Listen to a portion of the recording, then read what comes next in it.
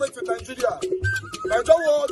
The only media that have been consistent speaking against the bad government and for the purpose for reformers. Nigeria what? Yo!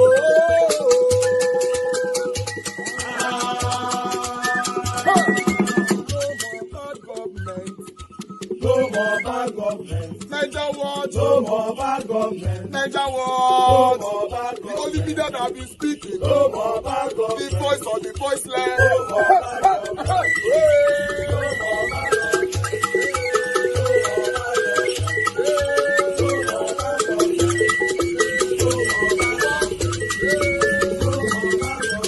Niger what? No more bad government. For the poor. No more bad government. Niger what? No more bad government. Niger what media? No more bad government. No more bad government. No more bad government. In Nigeria. No more bad government. No more bad government. No more bad government. The only media. No more bad government. The number one media in Nigeria. No more bad government. That have been speaking against government. No more bad government. Niger what? No more bad government.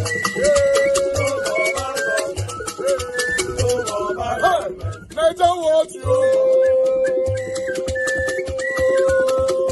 The voice of the voiceless. The voice of the voiceless.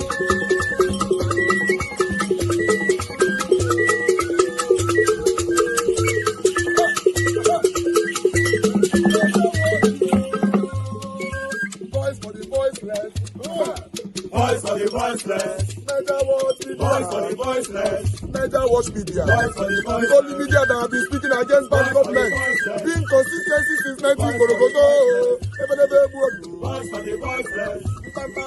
Voice for the voiceless. Umuwame. Voice for the voiceless. Umuwame. Voice for the voiceless. Voice for the voiceless. Voice for the voiceless. Voice for the voiceless. Voice for the voiceless. Voice for the voiceless. Niger watch you. We have been seeing all you guys have been doing. And he recommending to everyone in Nigeria, saying that you guys are the number one. Niger watch you.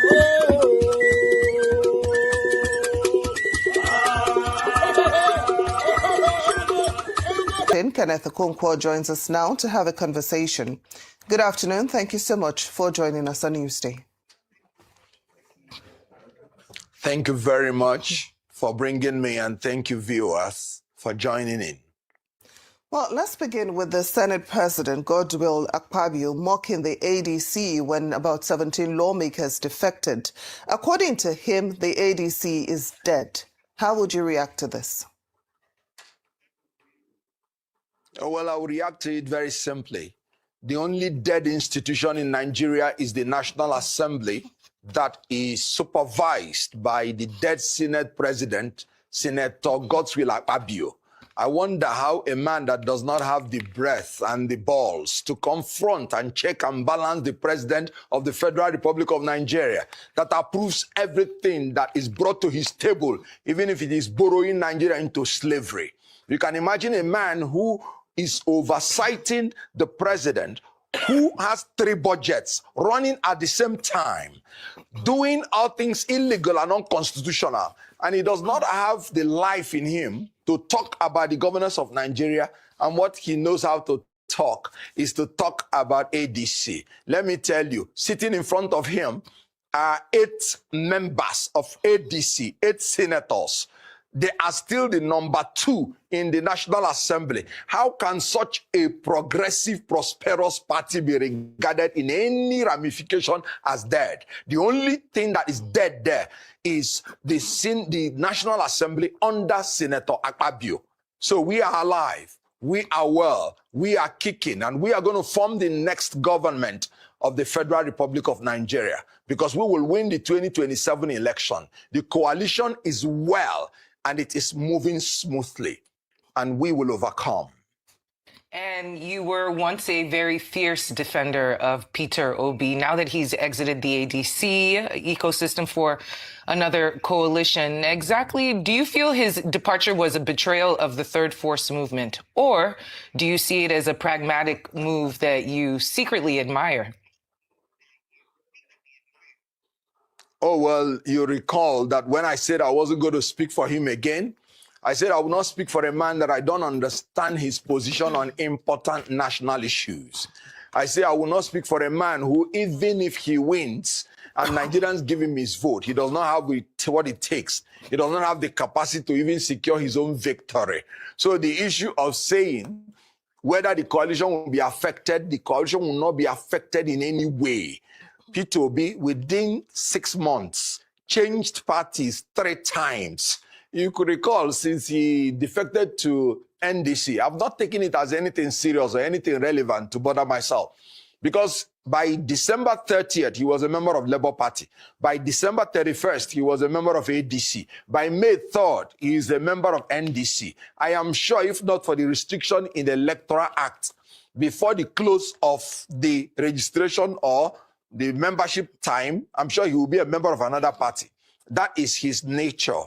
But let me say it, changing parties is not what questions your capacity, your competence, or your character. It is the reason that you adduced for changing the party. Peter Obi said, I don't have a problem with David Mark, meaning he didn't have a problem with the ADC. He said, I don't have a problem with Atiku Abubakar, meaning he does not have any problem with the aspirants. Then what is the reason he gave? He said, I don't like challenges. I don't like trouble. ADC is going through challenges, legal and otherwise. And I like to run away to where there is peace, to where there is no trouble. And I now ask, how can this same man ask Nigerians to entrust Nigeria in his care when Nigeria is the most challenged country in the world today? Nigeria is both physically and mentally challenged in all capacity. Nigeria is the 4th most terrorized nation on earth. Nigeria has borrowed itself to bankruptcy. Nigeria, as I'm talking to you, the bandits tie people on the tree and put fire under them to burn them in Kwara, in Kogi, in Niger. So how can a man who says running away from challenges be able to face the challenges we are facing in Nigeria today? I am sorry. The Peter Obi's temperament and his capacity is incompatible with the requirement of Nigeria of today. So the ADC cannot possibly be missing anything. Recall that before he came to ADC in December 31st, his political career was already dead. He was losing his polling unit in his own state by the gubernatorial candidate that he chose by himself. Recall that even when one member of the House of Assembly of Labour Party died, they fielded his widow to know whether they can get the sympathy of the people. But because of the rejection of Anambra people to Peter Obi's leadership star, they still voted against the innocent widow. So recall that before he entered ADC, his political career was already dead. So dead that he could not even enter ADC from his own state, Anambra State.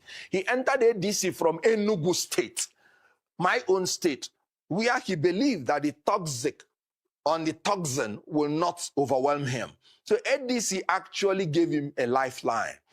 Peter Obi needed ADC. ADC did not need him because we were already moving on without him. So when he came into ADC with his normal toxic followers, with their own penchant of not wanting democracy at the primary level or at the secondary level, obviously, I knew he was going to go. Let me reveal one secret to you. The first day I was consulted in this coalition, and that was before the unveiling, they asked me, my people, hey God, when I hear the way Kenneth Okonkwo destroy Peter Obi, and not only Peter Obi, you and I that is supporting Peter Obi, calls us toxic followers. And he said Peter Obi's career, political career, was already dead before he moves to ADC. Then he calls you and I toxic followers. This is a very strong statement from Kenneth Okonkwo that we are going to be, analyzing very, very deep today. He said a lot. You are going to hear more. He said a lot. But this is shocking. Coming from Kenneth Okonkwo, what happened? What changed? The same Kenneth Okonkwo that campaigned heavily for Peter Obi 2023.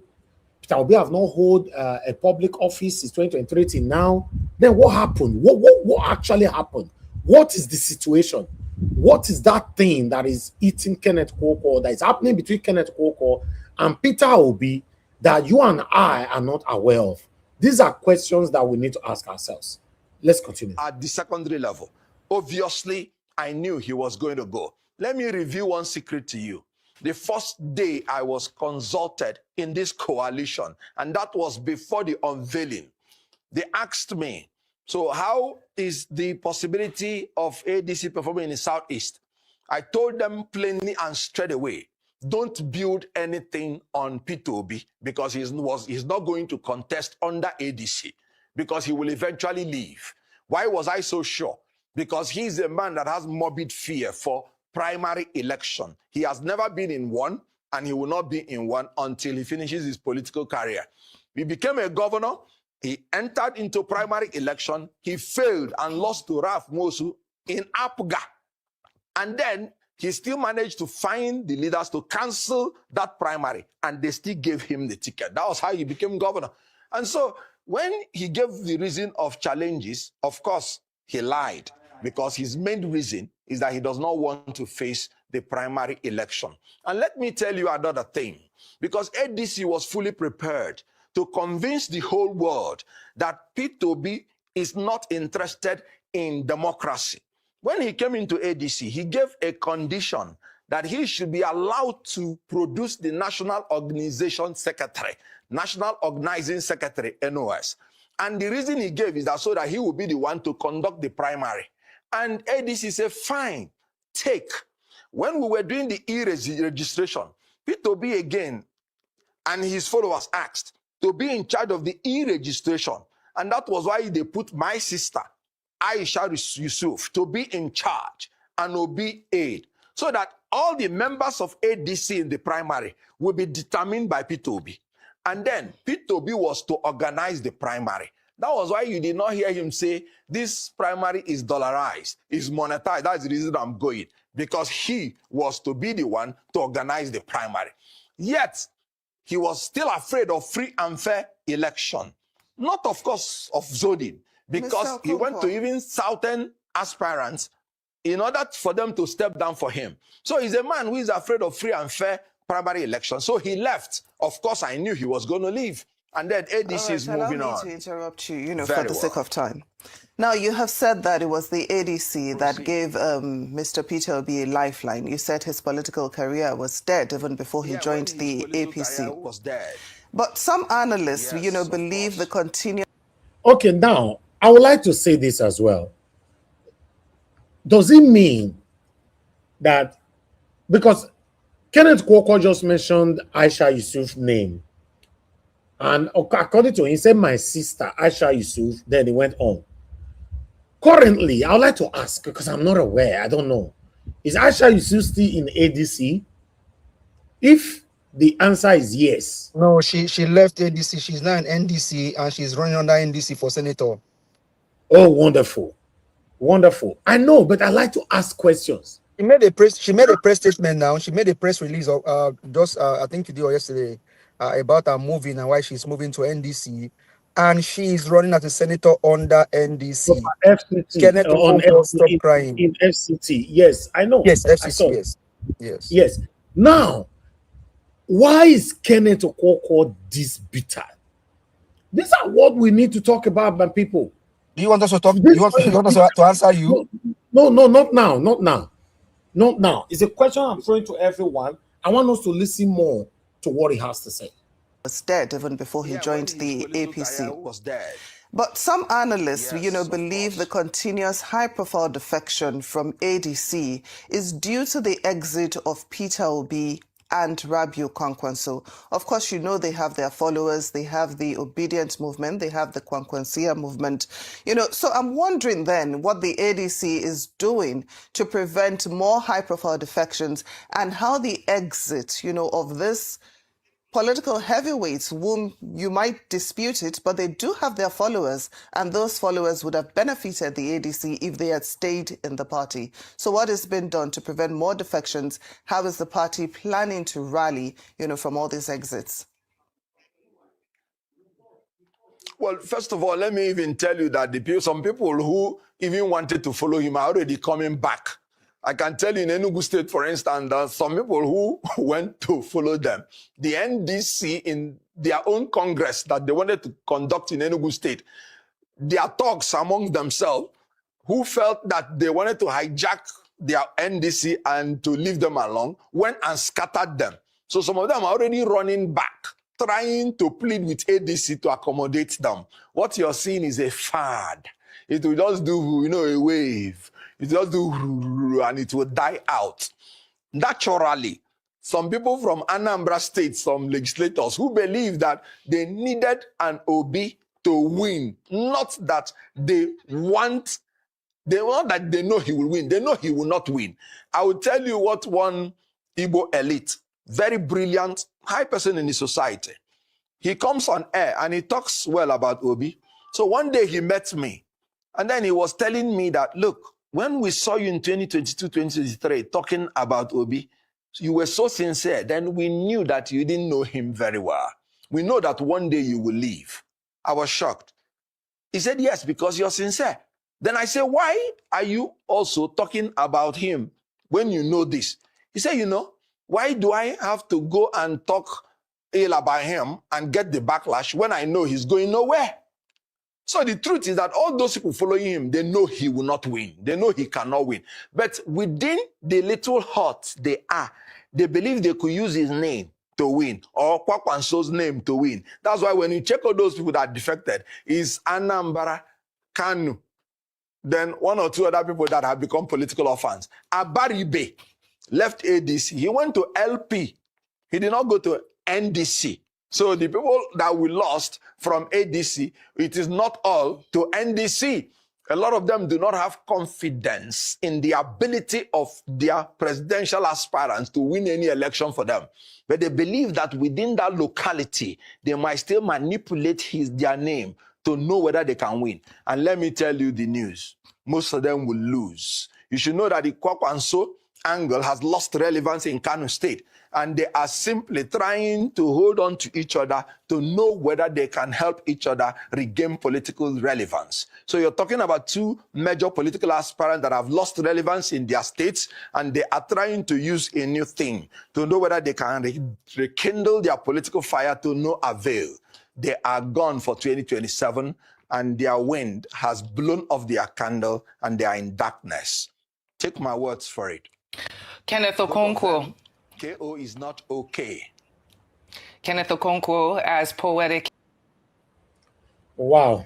My people, my presentation continues, but if you listen to what Kenneth Okonkwo is saying, if you have to compare to anybody that have talked down on Peter Obi, in my own experience, since I've been supporting Peter Obi since 2022 till date, Kenneth Okonkwo is the worst.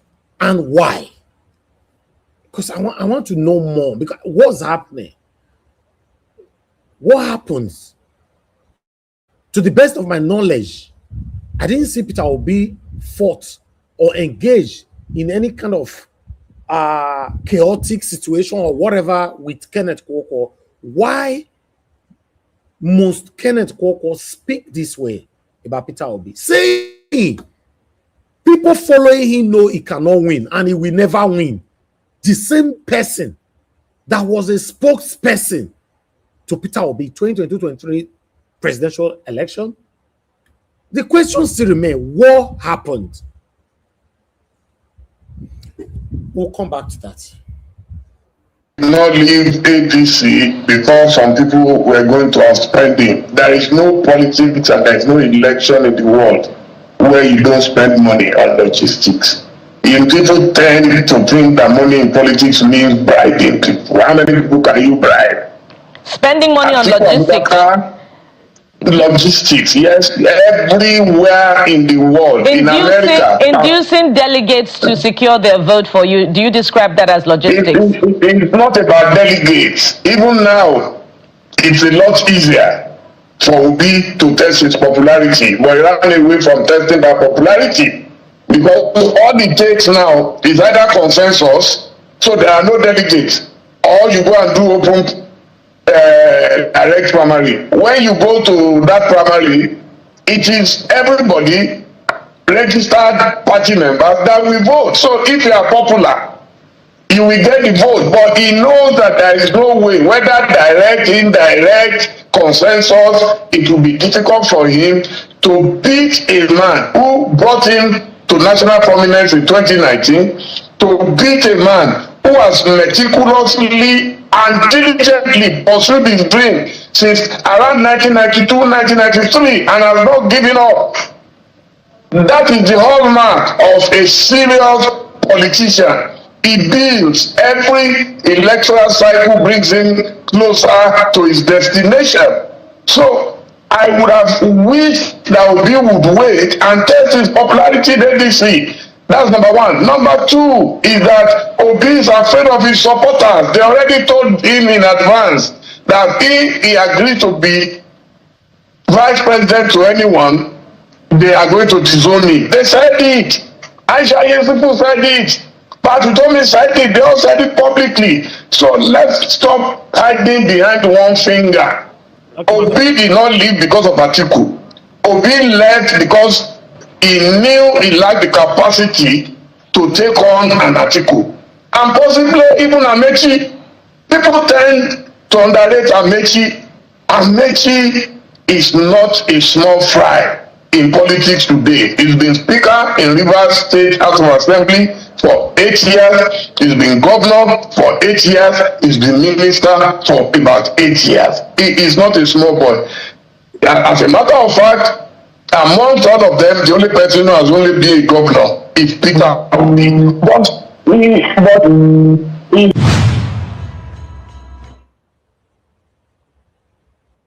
Now let me tell you what I don't like this school.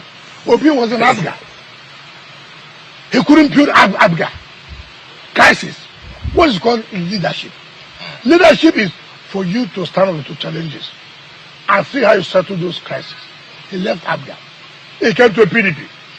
He ran away PDP. So there's one man in PDP who's dominating everything. He went to Labour. Labour had crisis. You couldn't also use your leadership skill, your leadership prowess to put Labour together. You ran away again from Labour. You went to ADC. Now ADC had problem. Oh, I don't know what's happening there. You ran away from ADC again. You are now in NDC. All you are looking for, food is ready.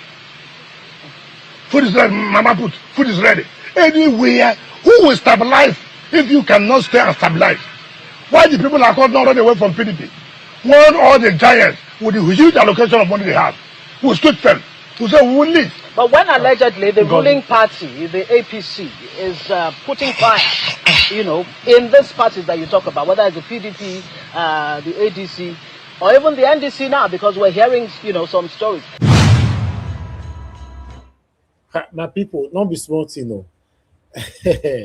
Don't be smart. Okay, I think because I have two segments about France. What's it called? Our brother that was arrested. What's his name again? I forgot his name. Justice Crack. I think we'll talk about that on second segment. Let's discuss this right now. Let's discuss this. Now wow. Kenneth Okonkwo shocked me though. Good morning, good afternoon, good evening to every one of you. I appreciate you all right there. Mother of Omami Diaspora, thank you very much, my lovely mother. Thanks for all that you do. My brother Abu Azi, thank you very much. Thanks for all that you do. Thank you, Mother Stella Masavedo, Mother Peggy Modi, Mother Eugenia. Thank you, my people. I appreciate you all. Thank you, Mr. Johnson Emmanuel, Michael and Amaro. I appreciate you all. Madam Amen Bright, I can see you in the building. Thank you very much, man. I appreciate you. Real me right there. Thank you. I appreciate you. For those of you who want to call in, this is the best time. If you want to talk, please call in now. Adewale, Babayale, I can see you. Thank you, thank you, thank you. Guys, press on the like, help us to share. Ziki in the building, thank you. I appreciate you all. Madarita, Oluwatosi, and many, many more. Thank you, Vitus Akwebele, Mike Akiombare, God's Grace, and many others. Light in the building as well. Okay, let me take this call. Mr. Joseph Oji, thank you very much, sir. Mr. Joseph Oji. Hello. I'm hearing your TV, sir. Okay, talk to us. What's happening that Mr. Elvis, let me greet you. Thank you for what you do. Thank everybody on the platform. Thank Mommy Diaspora. About this Kenneth Okonkwo, Mr. Elvis. I don't know why you are surprised. Look at if you look through his eyeballs, the guy is tearing up. These guys are paid. You know, throughout the morning, they've all distributed themselves. They've attended every studio in the whole country. Who are they talking about? Mr. Peter Obi. Look, these guys are totally paid. It's just unfortunate, you know. Sometimes I will say we'll blame Mr. Peter Obi for even going there in the first place. But if we don't go there, and these people, that's not that they are further, they have been exposed furtherly. You see, first of all, this Kenneth Okonkwo man, it is alleged by an insider. Immediately he discovered that Aburi was having duplexes in Abuja. He went and, after the court case, he approached Mr. Peter Obi. Said, okay, I want to make you get me a duplex. Mr. Peter Obi said, no, sorry, is it accommodation where you will stay in Abuja because you've been complaining that you've been spending too much money in the hotel. Mr. Peter Obi said, okay, don't worry, I can rent you a place at Abuja there. This guy said, well, he don't pass renting. That's what Kenneth told Mr. Peter Obi. He said, he don't pass renting. Make the guy buy him duplex. Mr. Peter Obi said, no, you're not there for that one. If you want an accommodation in Abuja, don't worry, I'll get you. If it's 3-bedroom for 4 bedroom, no matter the bedroom or flat that you are interested in it, I will pay for it. And that will be where you will be staying while you are in Abuja. This guy refused entirely. That was how he fell out with me totally, and with other issues. This is coming from an insider. All this thing is about money. I'm telling you. And by then, while he was saying all this, he has already had an offer. He has an offer already with Atiku. Atiku offer was already on the table for him. And you know Atiku's offer now? If you check Dele Mohamed Pass, the offer is always 20 billion. You know, it's not a small money. The same thing, this former senator, Dino, when they see that one, about that of Dino, they have personal relationship, himself and Atiku. You know what I mean? Bend down. I'm not lying to you.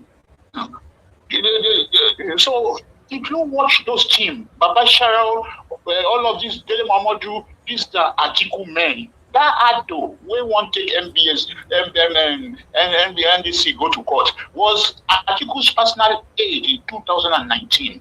If you Google it, Ado was Atiku direct personal aid 2019. These are Atiku men trying to cover up, to fight for Atiku.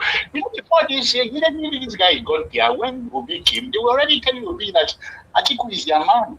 They were saying, even Kenneth Okonkwo was coming out to covers, this guy has forgotten the decency of this is the time of South. Oh, here was a man who was championing that cause flag selection against that. He was castigating Atiku. That Atiku couldn't respect that zoning thing. Now suddenly, he said, doesn't matter. Okay. It's only the life of Atiku that can outreach you. Let me tell you, these guys they are pain. You can see the tears in his eye. That is eyeballs. They are totally pain. You know, they just want. There's a Yoruba word that Ogo, Peter Obi. That's what they want to use. Okay. I'm telling you. That's what they want to use, and they have failed. Flatly, they have failed. Thank you, sir. Wow. Yeah, thank you, Mr. Elvis. Thank you, Mr. Joseph. Thank you, Mr. Yes, sir. Okay, callers, this is the best time, or this is the best time. If not, I will not take any call once my panelists start talking. So in case you want to contribute to this is the best time for you to call in. I'm not going to take any call once I start assigning my panelists. Madam Deborah, I would like you to talk to us. You know, guys, help us to press on the like, press on the $sign, encourage our works right there. If you can, God bless you. Madam Deborah, are you there? Yes, I am. Thank you, man. Talk to us. Good evening, Mr. Elvis. Yes, ma'am. Thank you. Good evening, everyone watching. You are welcome to today's program. Let me start first by addressing Kenneth Okonkwo. Maybe he still thinks he's acting a movie. I'm sure he still believes he's acting Hollywood movie. He doesn't believe because, that. What he's saying is damaging. No, we should say it how it is. It's not about Hollywood movie. You know, it's not a joking I'm matter. saying, how does somebody switch? Because I cannot believe that this same person was Peter Obi's spokesman in 2023 and defended him fearlessly. How people can just change without giving any concrete reason. Yeah, Boala also changed. Boala destroyed Tinubu. Now he's singing his praises. So we, you know, we're not surprised. Boala, Mr. Elvis, Boala, we all know that he has been a politician somehow. But Kenneth Okonkwo came out like somebody who has integrity.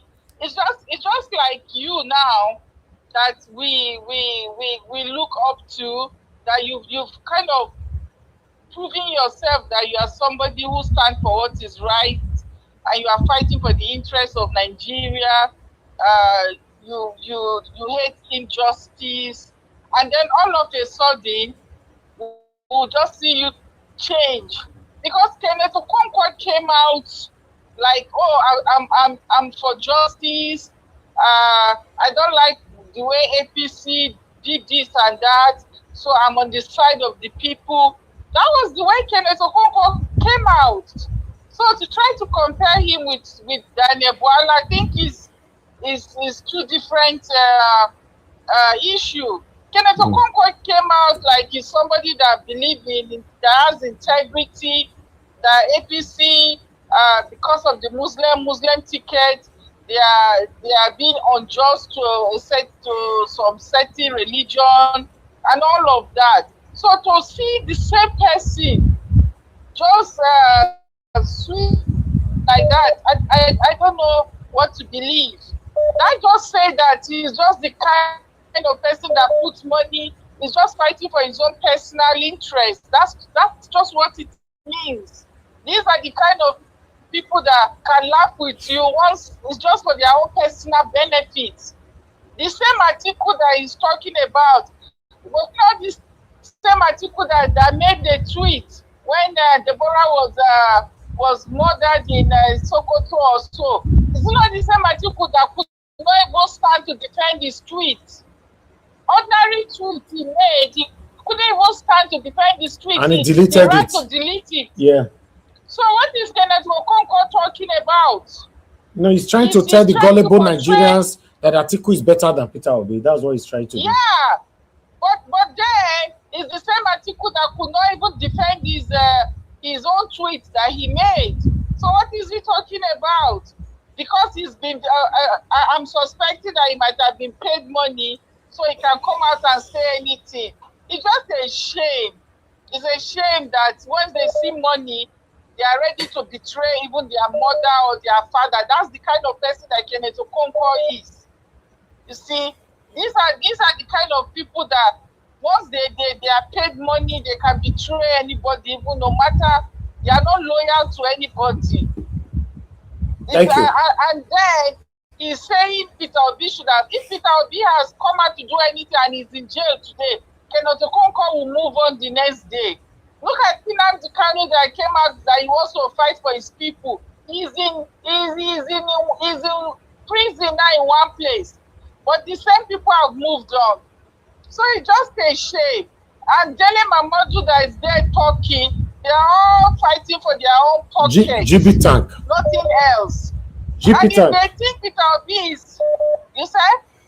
I mean, you mentioned a name, GP Tank. Abi, GP Tank that was talking just now. Yeah, he's just fighting for his own belly.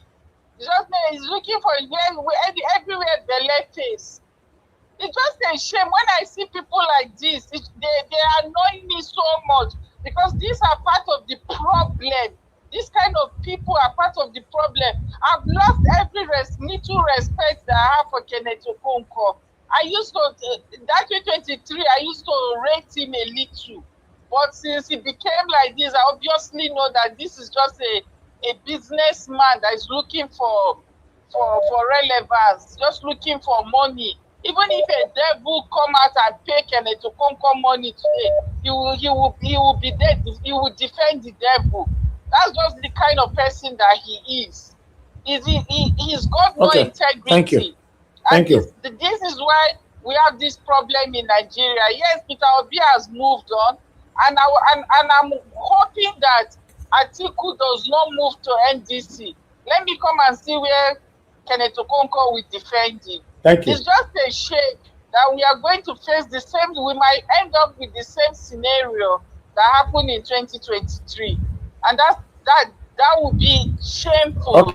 Okay. Thank you, man. Thank you. Again. Yes, ma'am. Yeah, thank you so much, Mr. Elvis. Thank you very much, man. Thank you. Hello, yeah. Talk to us, Mr. Bone. Hello. Yes, sir. Sabon Ibekwe. I have not called in for a while, and I'd like to give my ups to Mama Diaspora and to your good job that you're doing. Thank you, sir. I just want to say that I can ascertain from listening to your sound of your voice that you are a little bit jittery about what Kenneth Okonkwo is saying. But I want to tell you, I want to advise you, man. If I can call you my son, listen, don't be afraid what Kenneth Okonkwo's rhetoric is not going to even affect P2B in any way, shape, or form. Kenneth Okonkwo is just blabbling. That's all he's doing. He's blabbling. Think about it. At the same moment he was saying that P2B could not fight for his mandate, he's also saying that P2B cannot win. Does that make any sense to you? I don't think so. So how can somebody you say that won, but you say that he could not fight for his mandate? Now you are saying that he cannot win. Just look at it. Look at his, look at his body movement. You can tell that this is somebody who is very, very afraid. Look at all of them. They are so afraid because you know what? They have lost. They are nothing but sore losers. They have lost. That's why why you see them going from one TV station to another, attacking P2B. They're attacking P2B. Because they know that they have lost completely to P2B. Everybody in ADC has moved with P2B and Kwakwaso. They have done that. So that's the reason why Atiku know that he already lost. So he's now pushing all his dogs to go to stations and attack P2B. It's not going to work because the same people that are attacking him now were speaking very well about him just a few days ago when he was with them at ADC. So don't be afraid. Their words are just mere words. Thank you. It's not going to affect P2B in any way, shape, or form. Thank you. Thank you for giving me the time. Yes, Thank sir. you very much. Thank you, sir.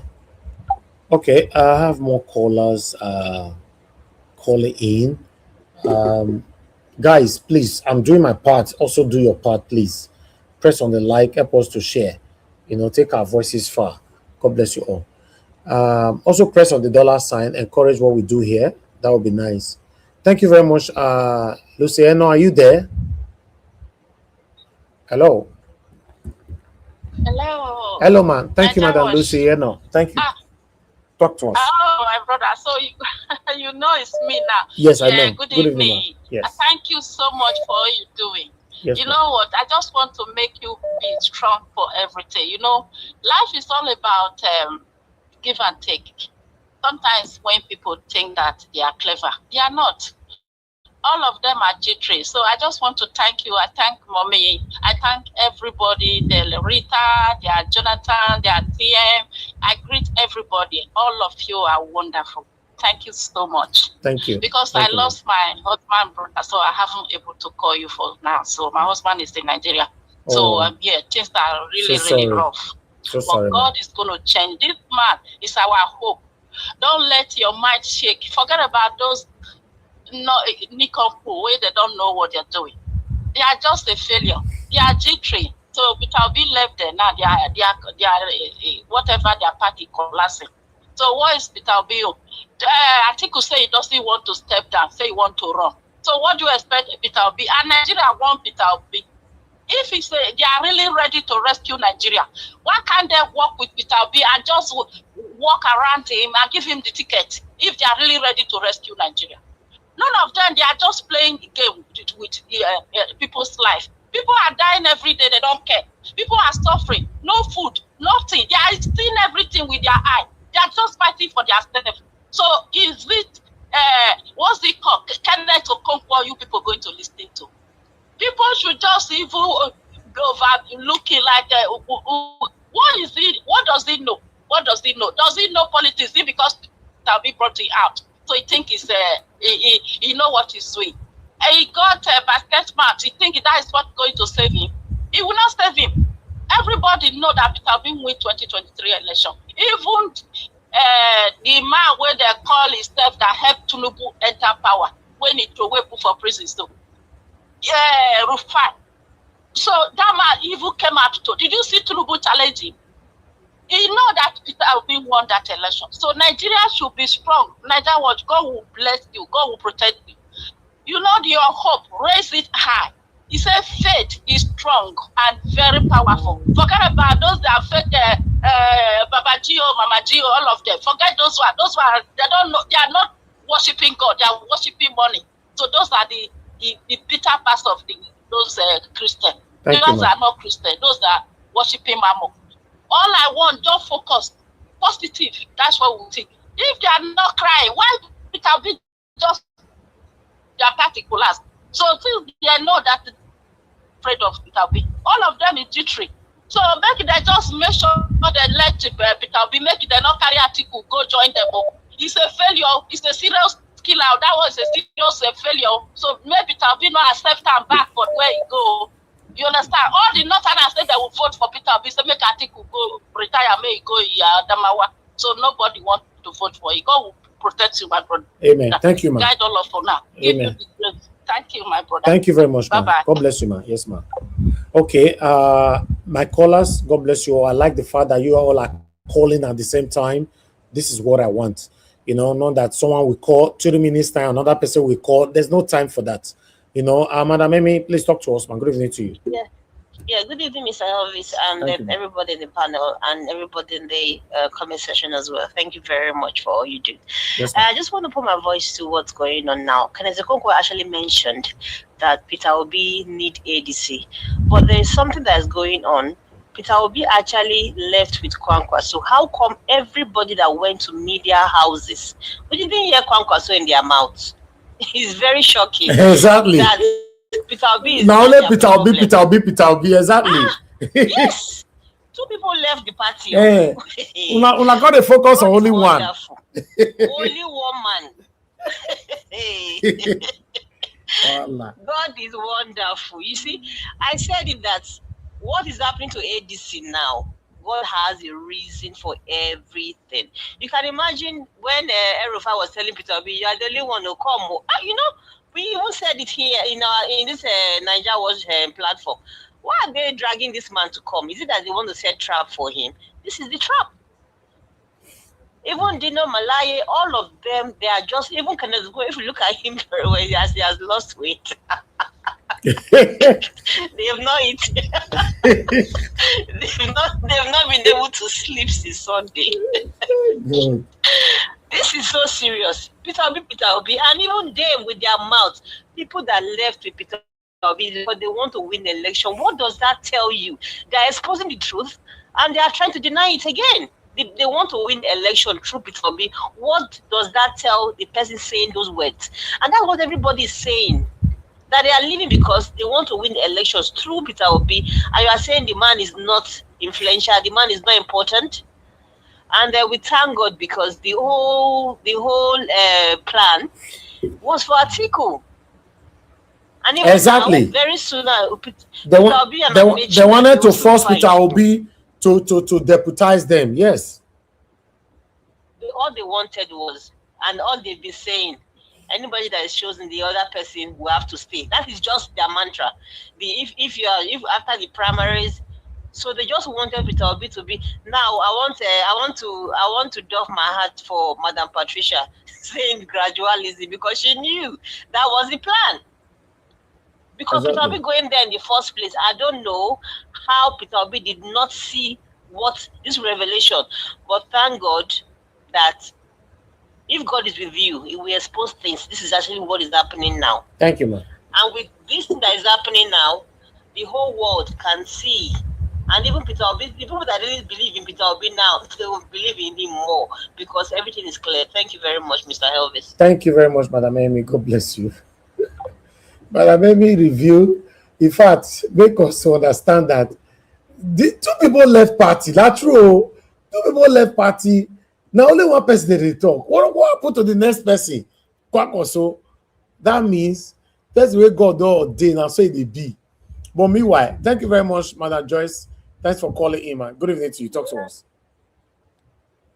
Hello. Madam Good Joyce. evening, Mr. Nigel. Yes, ma'am. Thank you, man. Talk to us. How are you doing today? I'm fine, Thank man. God Good for evening. your life. Thank you, man. I really thank God. I really appreciate you for all that you are doing. Thank you, man. And all the panelists. Mommy Diaspora, I greet you. I love you all. I said today, let me put my voice again. You see, all these things that is going on is just to show how we Nigerians behave. I like to take your mind to the Bible. It's a question: who killed Abel in the Bible? Is the brother? Is the brother who sold Joseph? The brothers. You see, and Jesus said that a man's enemy is those of his household. So the enemies, they are going to use the closest person to you. The closest person. You could see that, look at the wonderful work that Kenneth did during that election. I've known this Kenneth back in the days when he featured in Living in Bondage. This guy is a great guy. Or will I be saying he was used to be, you know, but now he has sold his soul to the devil by following Atiku. They are using him and he doesn't know. They are using you to destroy your brother. Okonkwo knew, or he knows, he's aware that this position, presidential candidate, you come from the South.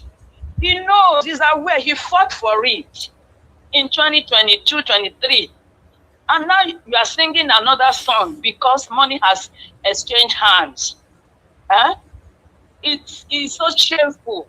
It's so shameful. But I can see, just like the past caller said, they are all jittery. Look at all of them running around, going to different stations, going to different channels because of Obi. It's the only Obi that left there. Obi left with Kwankwaso. Nobody is mentioning Kwankwaso, which means this man Obi is very, very important to them. It's important to them that without Obi, they are going nowhere. But my own thing is that I think we should begin to, on Niger Watch, we should begin to, that is, advertise all the virtues of Obi. All the virtues, all the things that he has done as a man. You know, a man that could forfeit so many things, even as an ex-governor.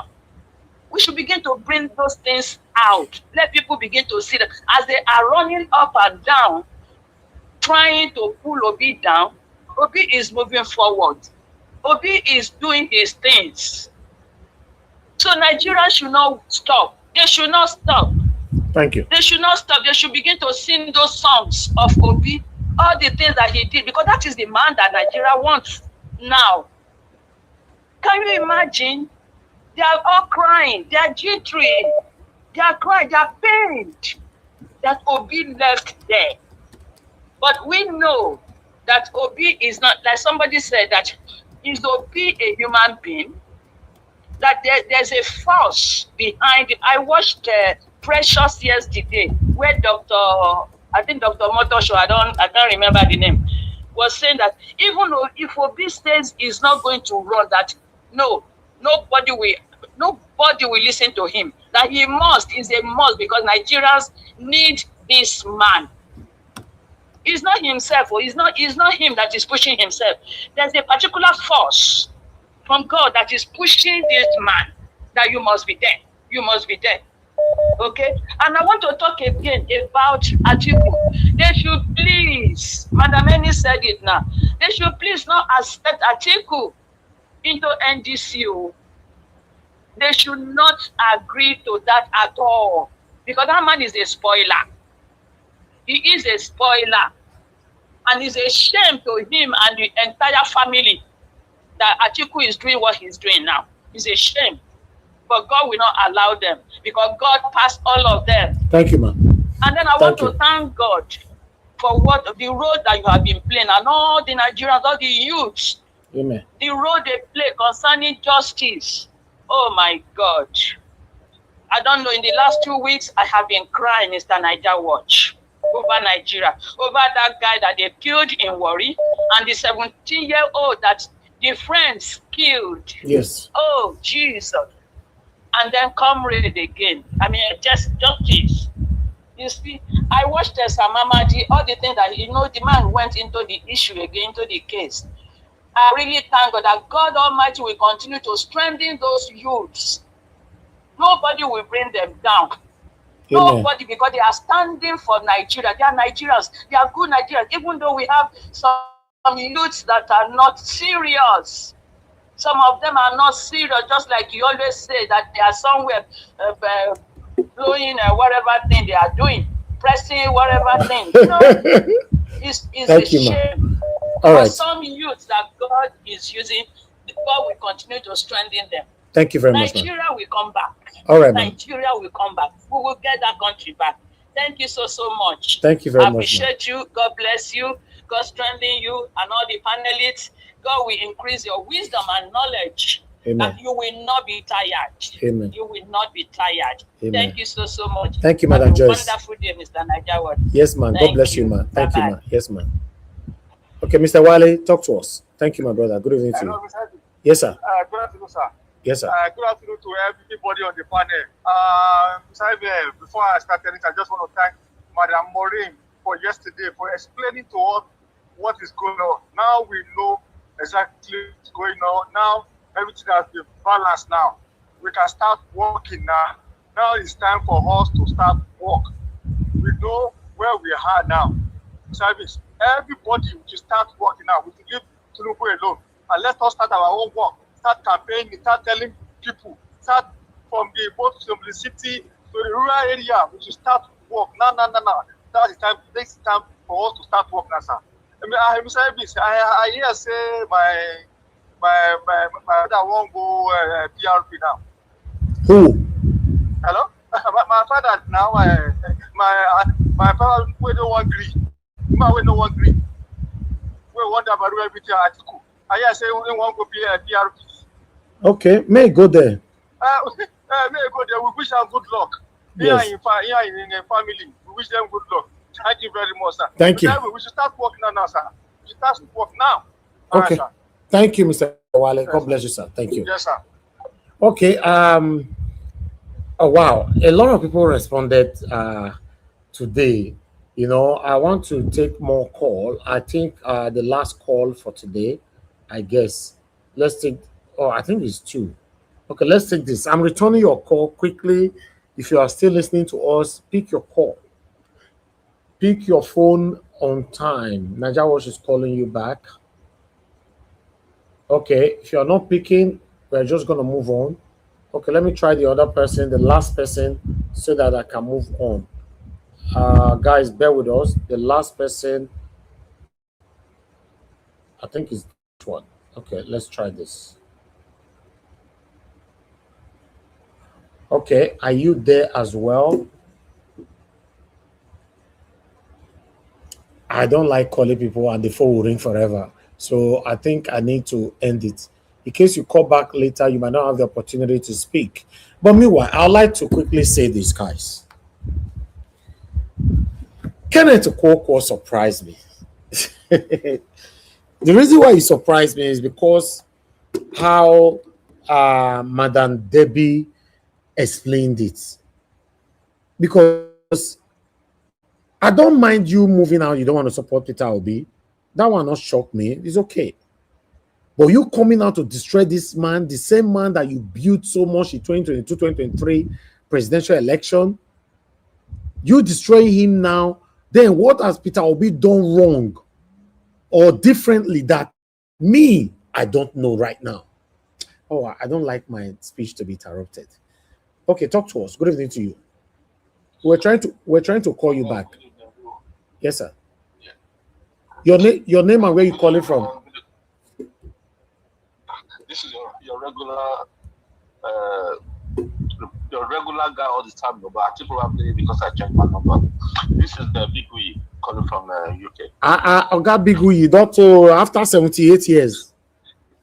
I understand. There's been changes of different activities, you know. Thank you, sir. Talk to us. Again anyway.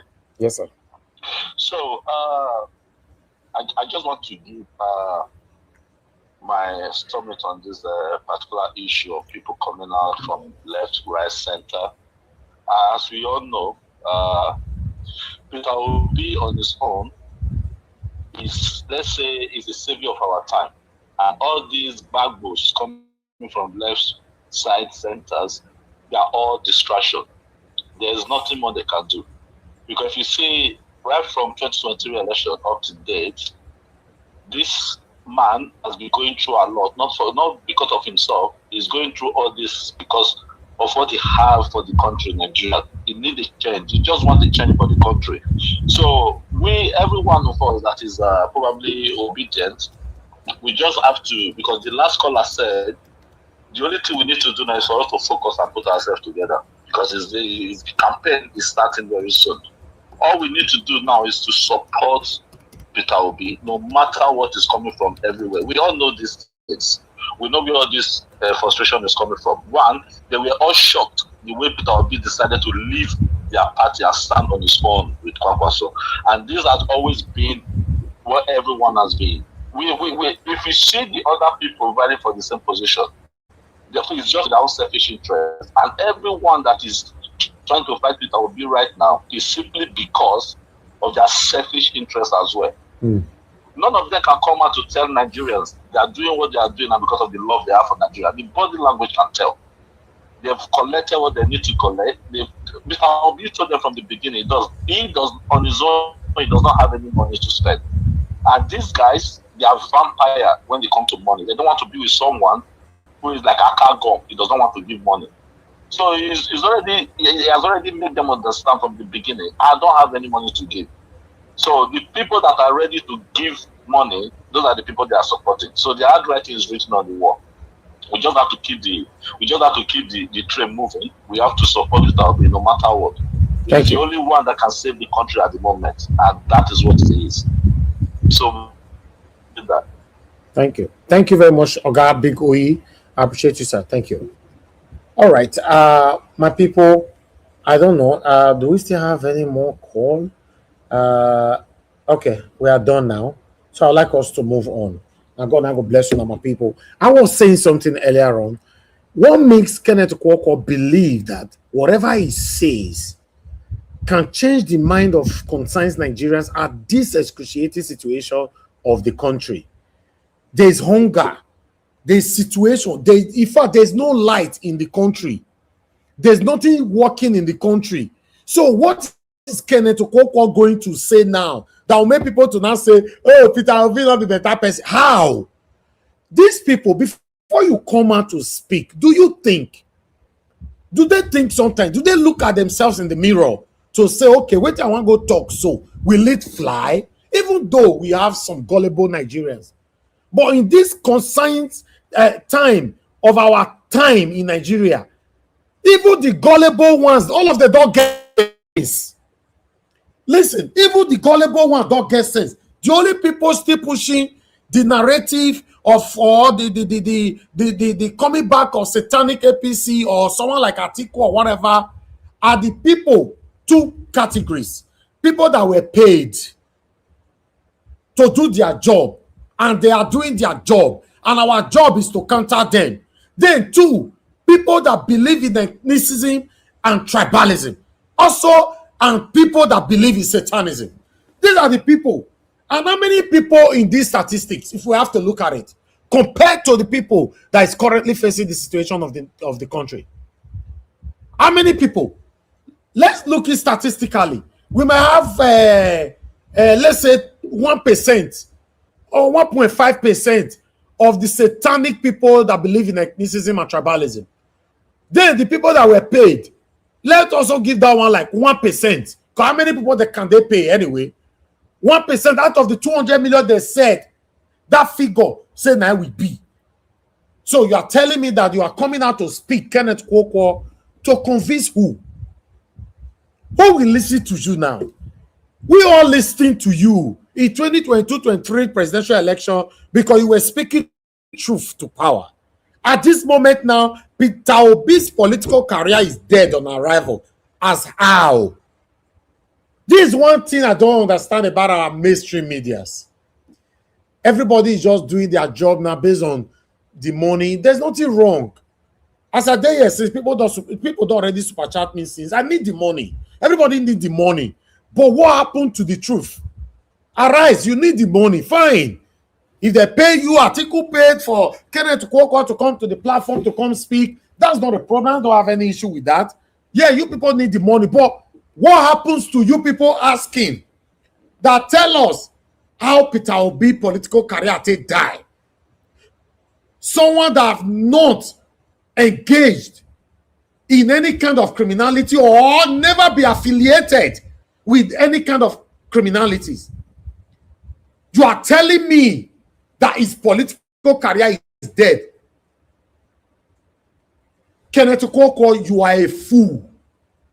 I have protected you enough. Even when people were destroying you on this platform, many other platforms, I comment, I speak to protect you, saying that you did a good one. I never know or knew that you are satanic. Kenneth Okonkwo, now God then go punish you. I will block you right now on my WhatsApp when I finish.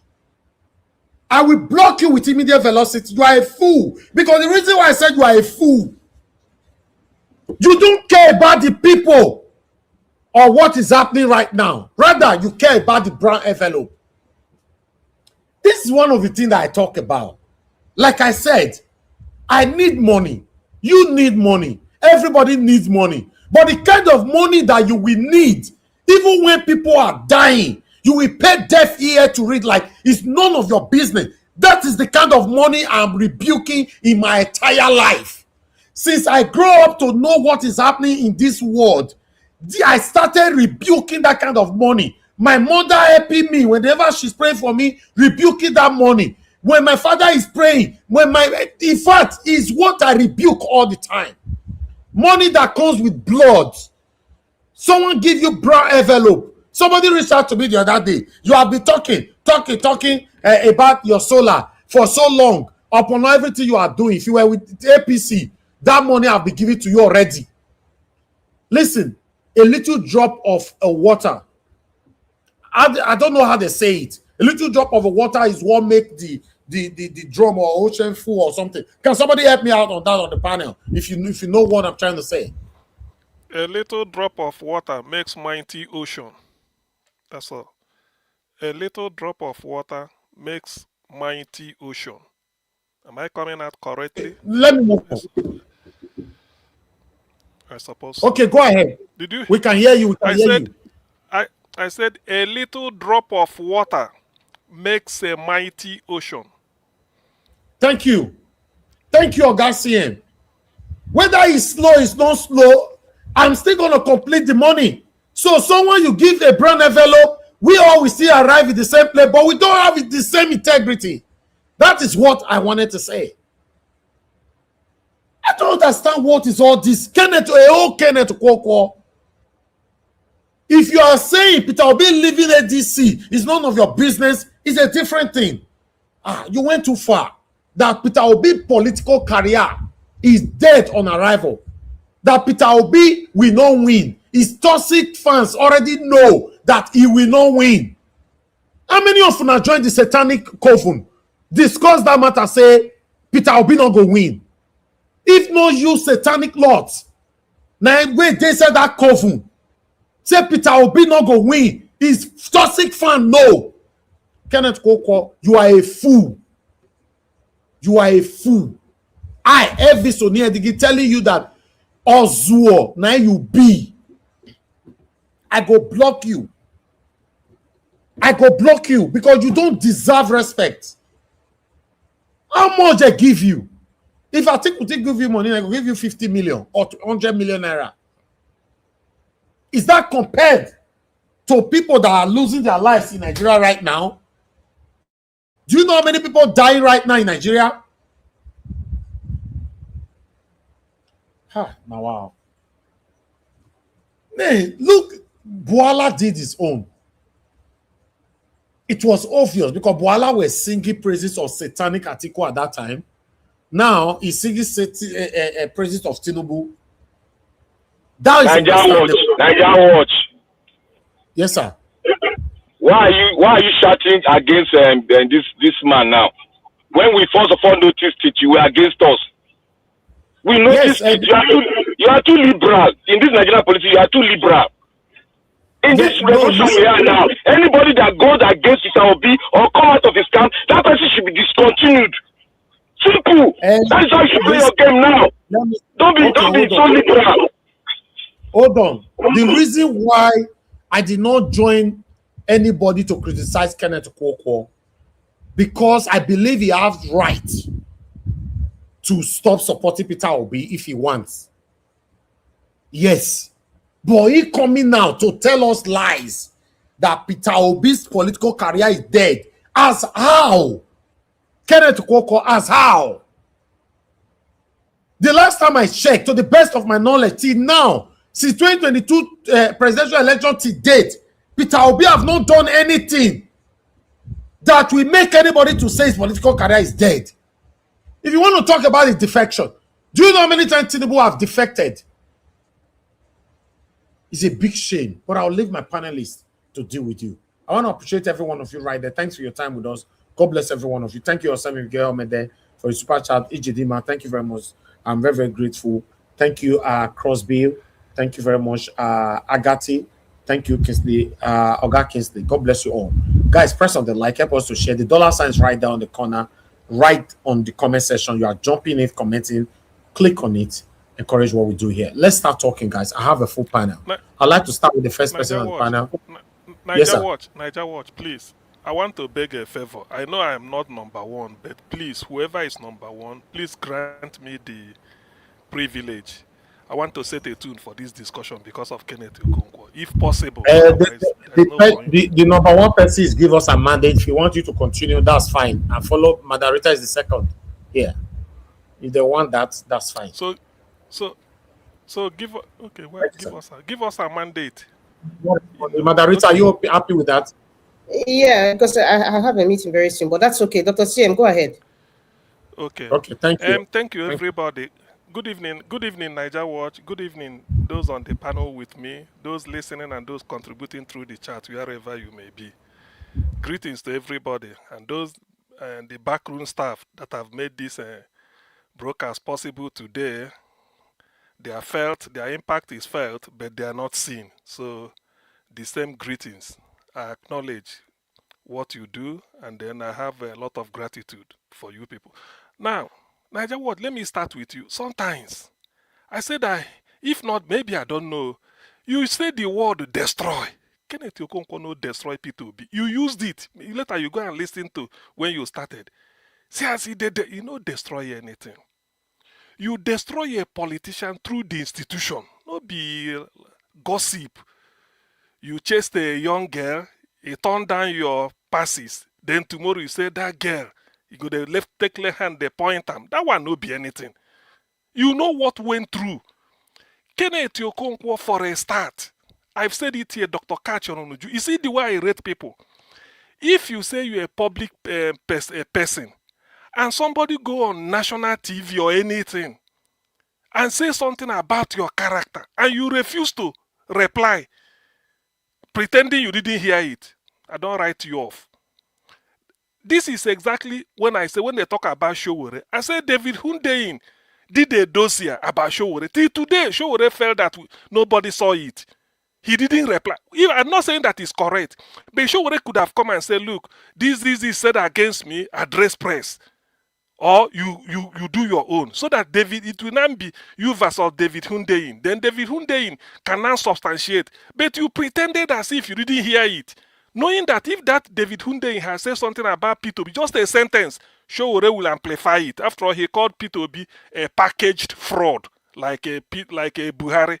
How P2B became a fraud till today, we don't know. Now, back to Kenneth Okonkwo. Who released this Kenneth Okonkwo? Let me also restate what I've said here before. In 2015, they were forming PDP. There's a man in Enugu State. You know, the way he talks, people will think that he has Enugu State in his pocket. Kenneth Okonkwo is nobody. Anyway, So there's a man called Ken Nnamani, former Senate president, who helped to, kill Totam. These were the people that left PDP because of Obasanjo then. They retire from politics, then they have to go into APC. Atiku just bring them to form this APC when they were forming it, because Atiku came from new PDP.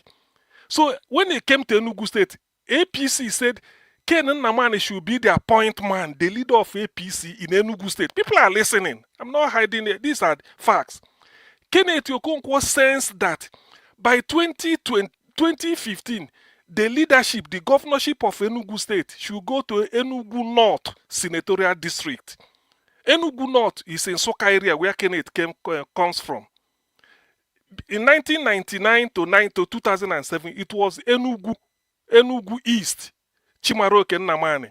By 2007 to 2015, it was Sullivan Chime, Enugu West Senatorial District. So they rotate it in the southeast. So by going to north by 2015, Kenneth Okonkwo knelt down openly in the to Ken Nnamani, holding just on his knees, holding the man, begged him, say please.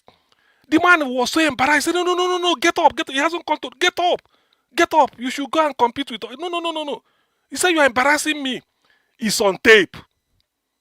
It is on tape. This is about Kenneth Okonkwo. Now, coming to issue of P2B, Kenneth Okonkwo P2B. Kenneth Okonkwo, according to Kachi Ononuju said him and the Doyi Okukpe started obedient. When Doyi came, telling him, because they knew since June 12, I didn't know they were best of friends. What is the name? Doyi Okukpe was a PRO of a National Republican Convention. Because of the way they behaved, he left NRC, said he wouldn't do anything again with them, that they are not democratic. So they knew each other. Doyi Okukpe, the late Doyi Okukpe, a surgeon, now went to Catch. He said, Pa Ayo Adebanjo told me, because this man wanted to run for presidency in 2023, Doyi Okukpe. Pa Adebanjo called him, said, Doyi, this thing you are trying to, because he's coming south, who do you think when he comes south, which people deserve him? Be honest. He said, na southeast. He said, then drop your ambition. Go and look for somebody in the southeast and join. It was there he went to Catch. They just to go and convince P2B. So two of them started this. That was why Doyi was the first director general of P2B's campaign. Before Tinubu just used EFCC, started chasing him, saying the thing where he do, he no do. The man just give way, resign before he died. So when they were doing this, Kenneth Okonkwo saw, he wasn't part of them. He saw what was going on because he's an opportunist. He came into Labour to come and join them, say he want to do this, and they're using Nollywood, everything. He does everything in Nollywood because he's already in films. People will know him. Yes, the dome is known. So when he was doing all this, he felt that, sometimes a butterfly go think say in an ego.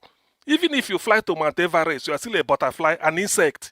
You are not you don't belong to that phylum or genus. They call it in biology. So it so happened that at a point, Kenneth Okonkwo, he doesn't know P2B. He said Peter that he want Peter to put word for him so that he will be the PRO of Labour Party.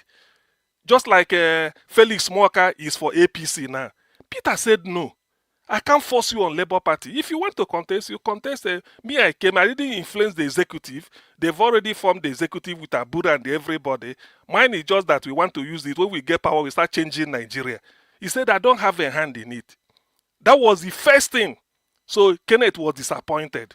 Now, all those things, you see, Kaki no be leather. Let me tell you, Kaki no be leather. Nothing goes for nothing to them. All those things he was saying, blowing grammar, Peter Obi this, APC, this. You know, thinking that later you will give Peter Obi bill to pay.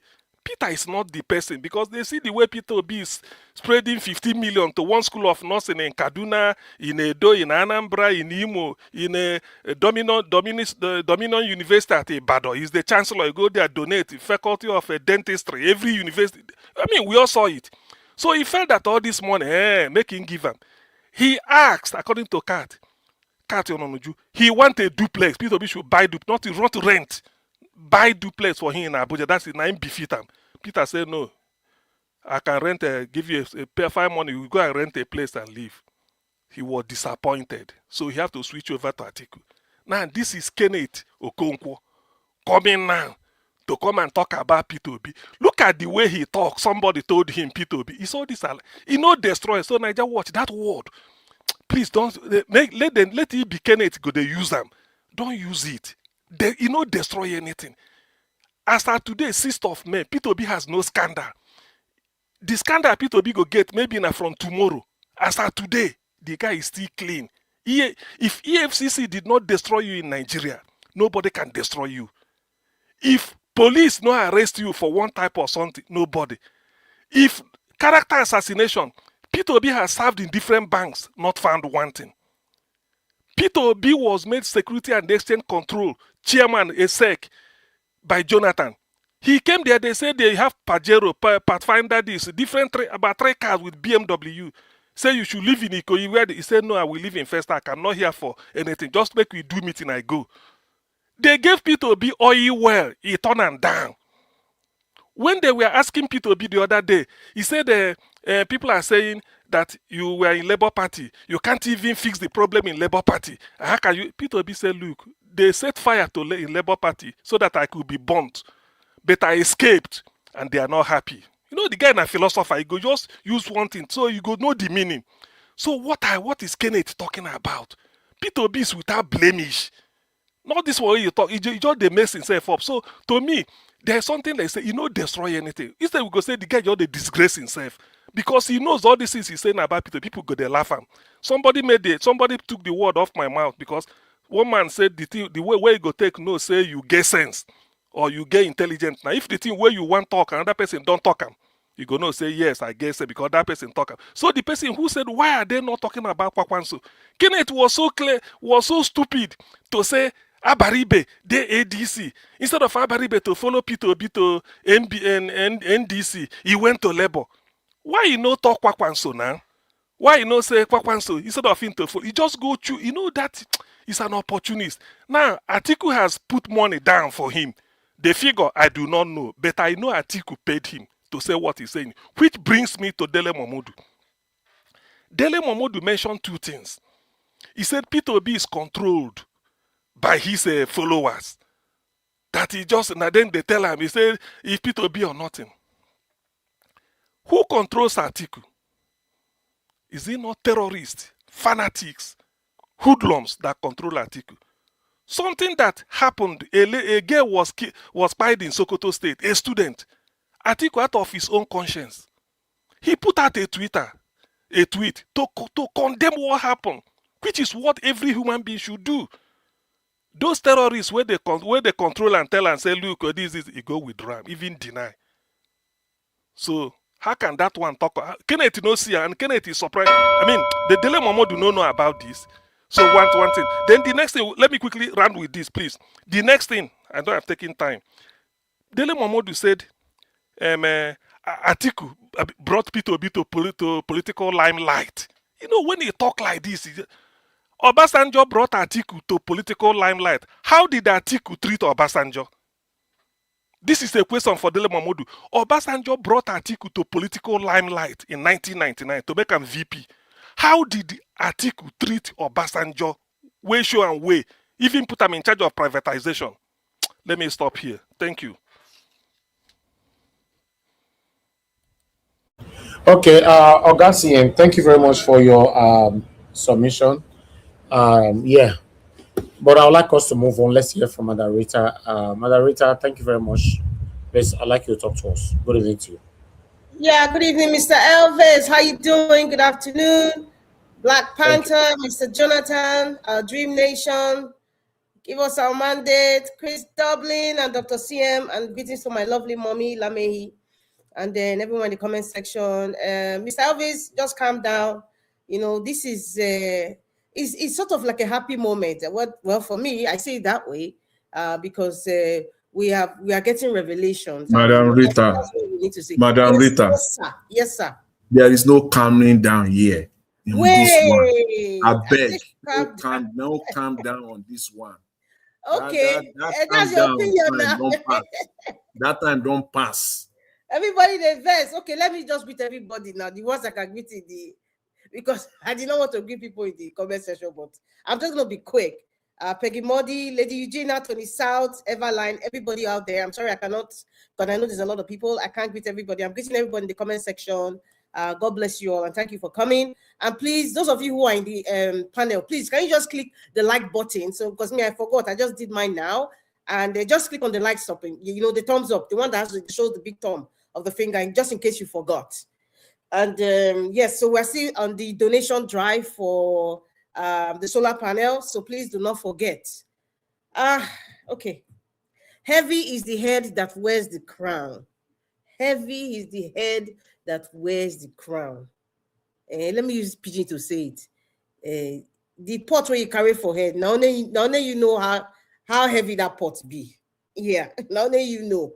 People might look and say, okay, it's heavy, it's not so heavy, but you, when they carry that pot, you know, say that pot, you know how heavy the pot be for your head, you know. So that's what interpretation of heavy is the crown, that heavy is the head that wears the crown.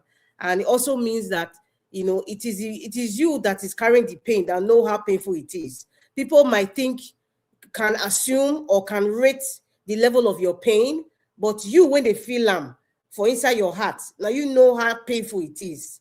And that's what, you know, that's statement also means. And it's kind of connected to, you know, when you are a leader, maybe when you are a senior, like Bini would say, or Modion, Atiku, no, like a senior child is dustbin. Let me put it that way. So I'm just going to break it down so people can really understand. And so Peter Obi, I would say heavy is the head that wears the crown. You see all these people coming out now. They have one mission because Peter Obi left. And what is the mission?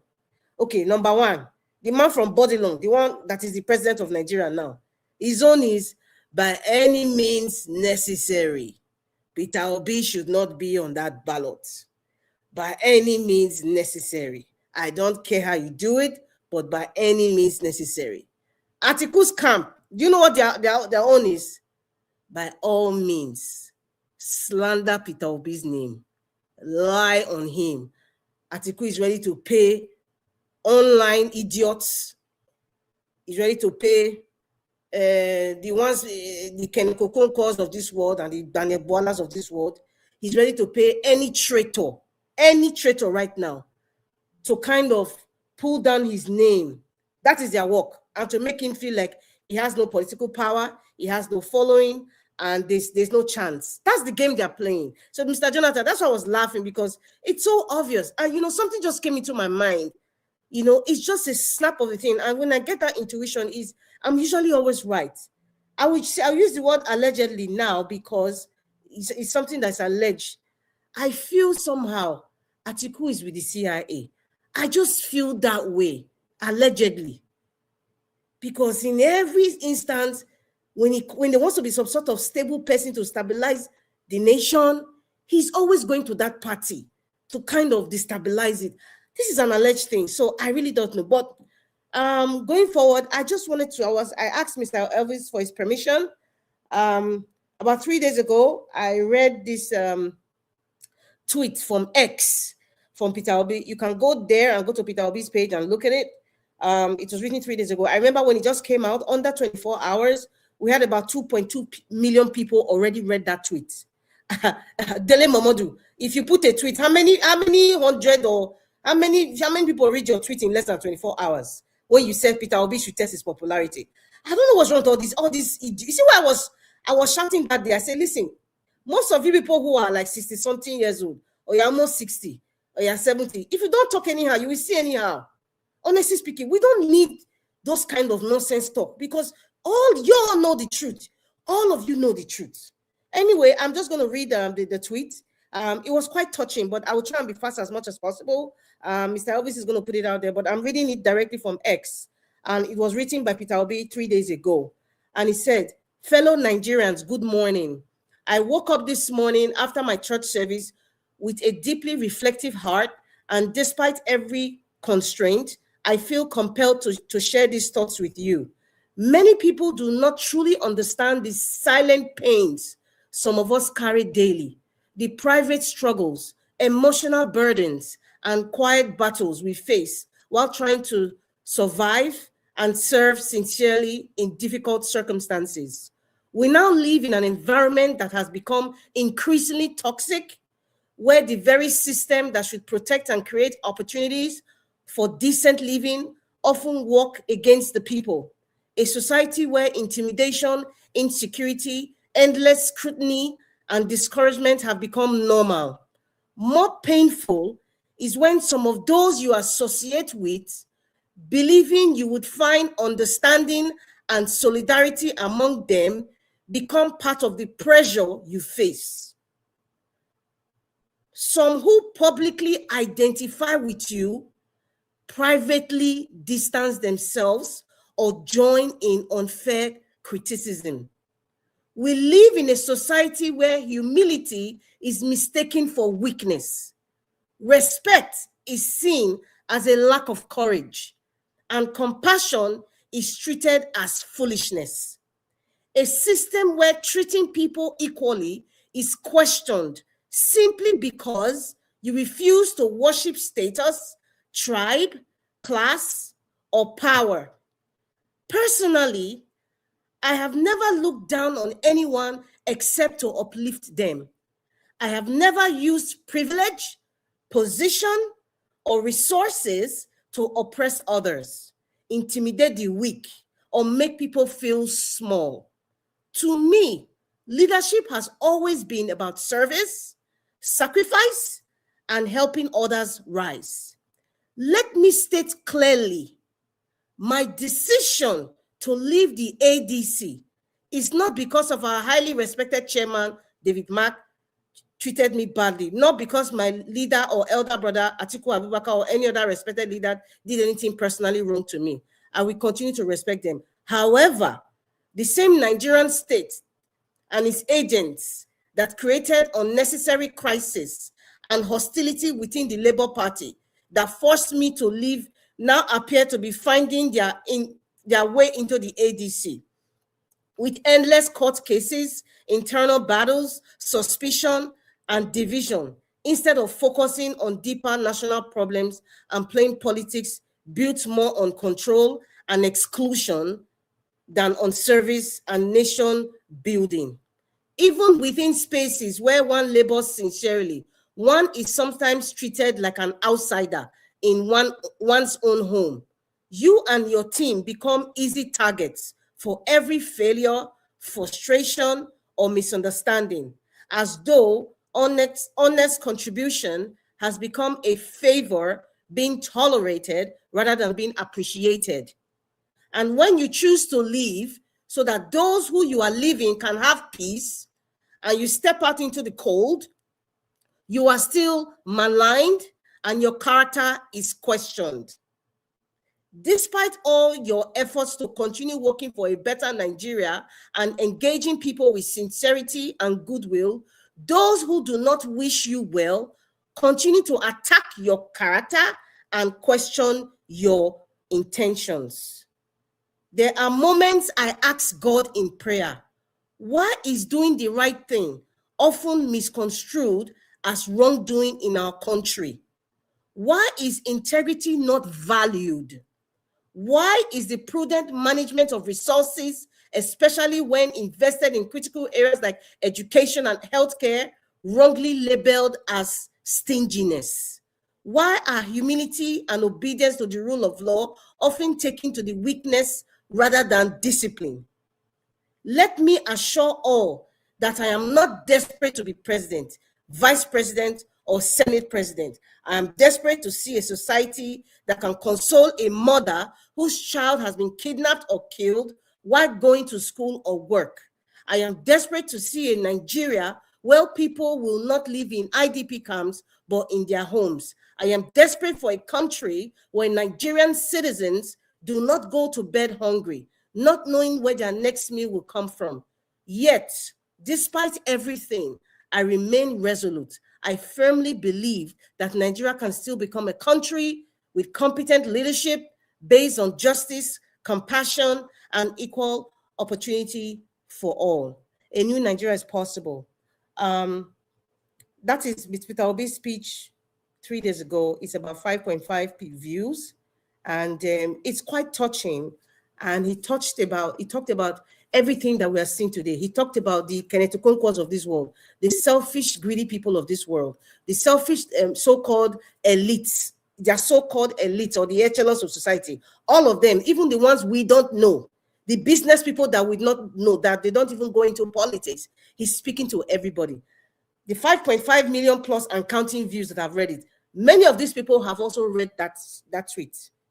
And, you know, like Madam Emmy said, I was laughing because, like, it just shows how great somebody is. It just shows how popular the person is. And that's why, you know, I feel it's so stupid for Dele Momodu to say Peter Obi should come out and test his popularity. Like what the hell? Like what the... Listen, we should start bashing these people. No. Forget about decorum right now. Because where we are right now, decorum can just sit on the table for now.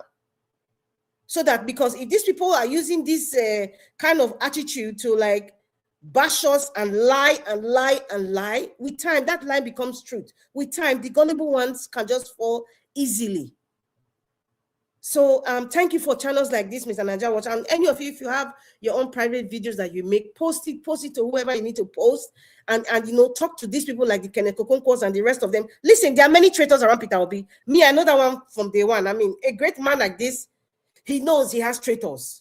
There's nobody he can confide in, because someone like Mr. Uwokobia during the Dosek election said, Peter Obi talked to me one-on-one, and then you came out. So you can't trust anybody. It's not about being educated. Some people, you can't just trust anybody. I see Peter Obi as, I don't know if you watched that movie, Wonder Woman. There's a whip. There's a mystical whip that she holds. That whip is a whip of truth. When you want to get the true character of a person, or you want to get the truth from something, if that whip goes around you and you lie and you pretend, it squeezes you in. It can even kill you.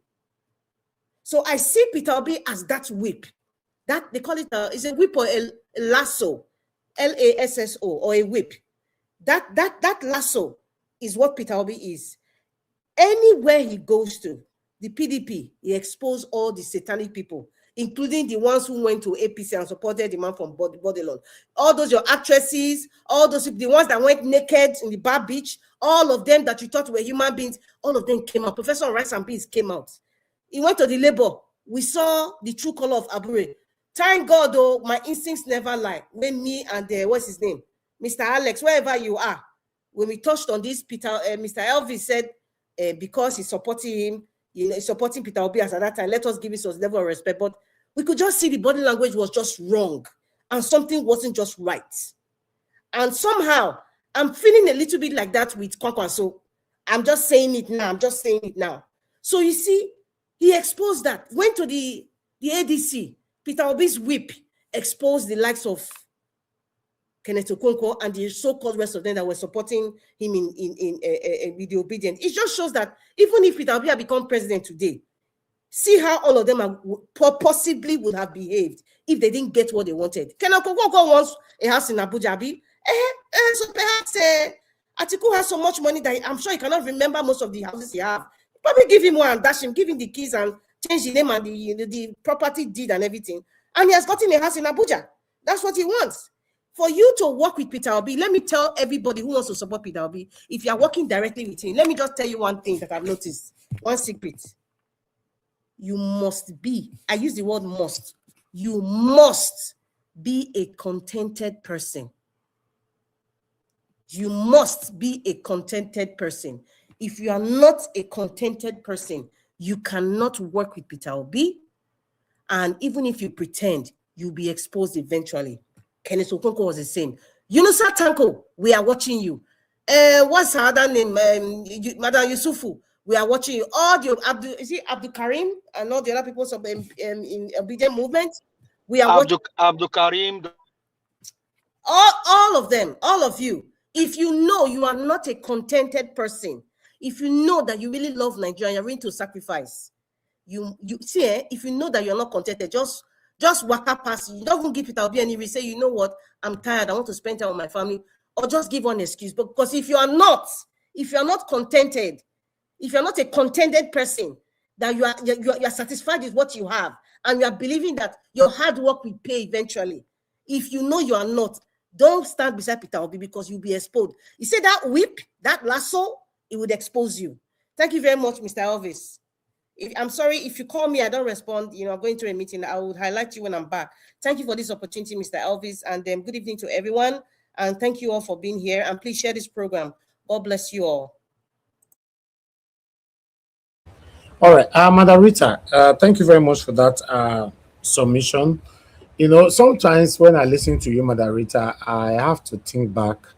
Many of us don't know on this platform that it took me more than a week, or I don't know, almost 2 weeks, to convince this woman, Madam Rita, to join me to promote Peter Obi on this platform. Yes, she's here now. It took me more than a week or 2 weeks to convince him, Mr. Alex, and many others that were on this platform to say, please, there's a man that I want us to promote on this platform.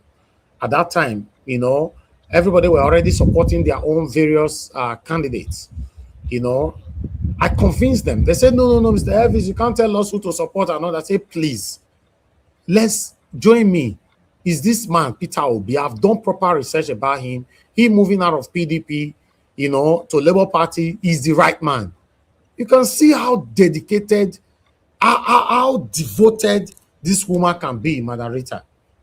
Many of you today. Yes, sir. What you said about Madam Rita now is same thing of me. Peter Obi is contagious. Somebody had to convince me also from Nigeria. And ever since then, it's like you take paracetamol of Peter Obi and you never recover from it. Somebody else can go, I'll come up. All right. So guys, when I see someone that I took time to convince to say this is the right thing, today she can see that I did not convince her for something wrong, but rather for something good. And she's speaking like this. She's a voice. Tomorrow, nobody can come up to say, but Rita did not. She's a big voice in this movement. Margarita, I want to say thank you for listening to me, and thank you for playing a major role, for being a voice to see how we can have a better Nigeria in our time. Thank you very much. God bless you all. I would like us to move on. Let me call on the next person to speak to us. Black Panther, it's good to have you on the show. Please talk to us. Good evening to you, my brother. My brother. No, Black Panther, you go hide. you say Atiku were planning something. I know hide. I did do my research. You say Atiku was planning. Say more. Yes. No?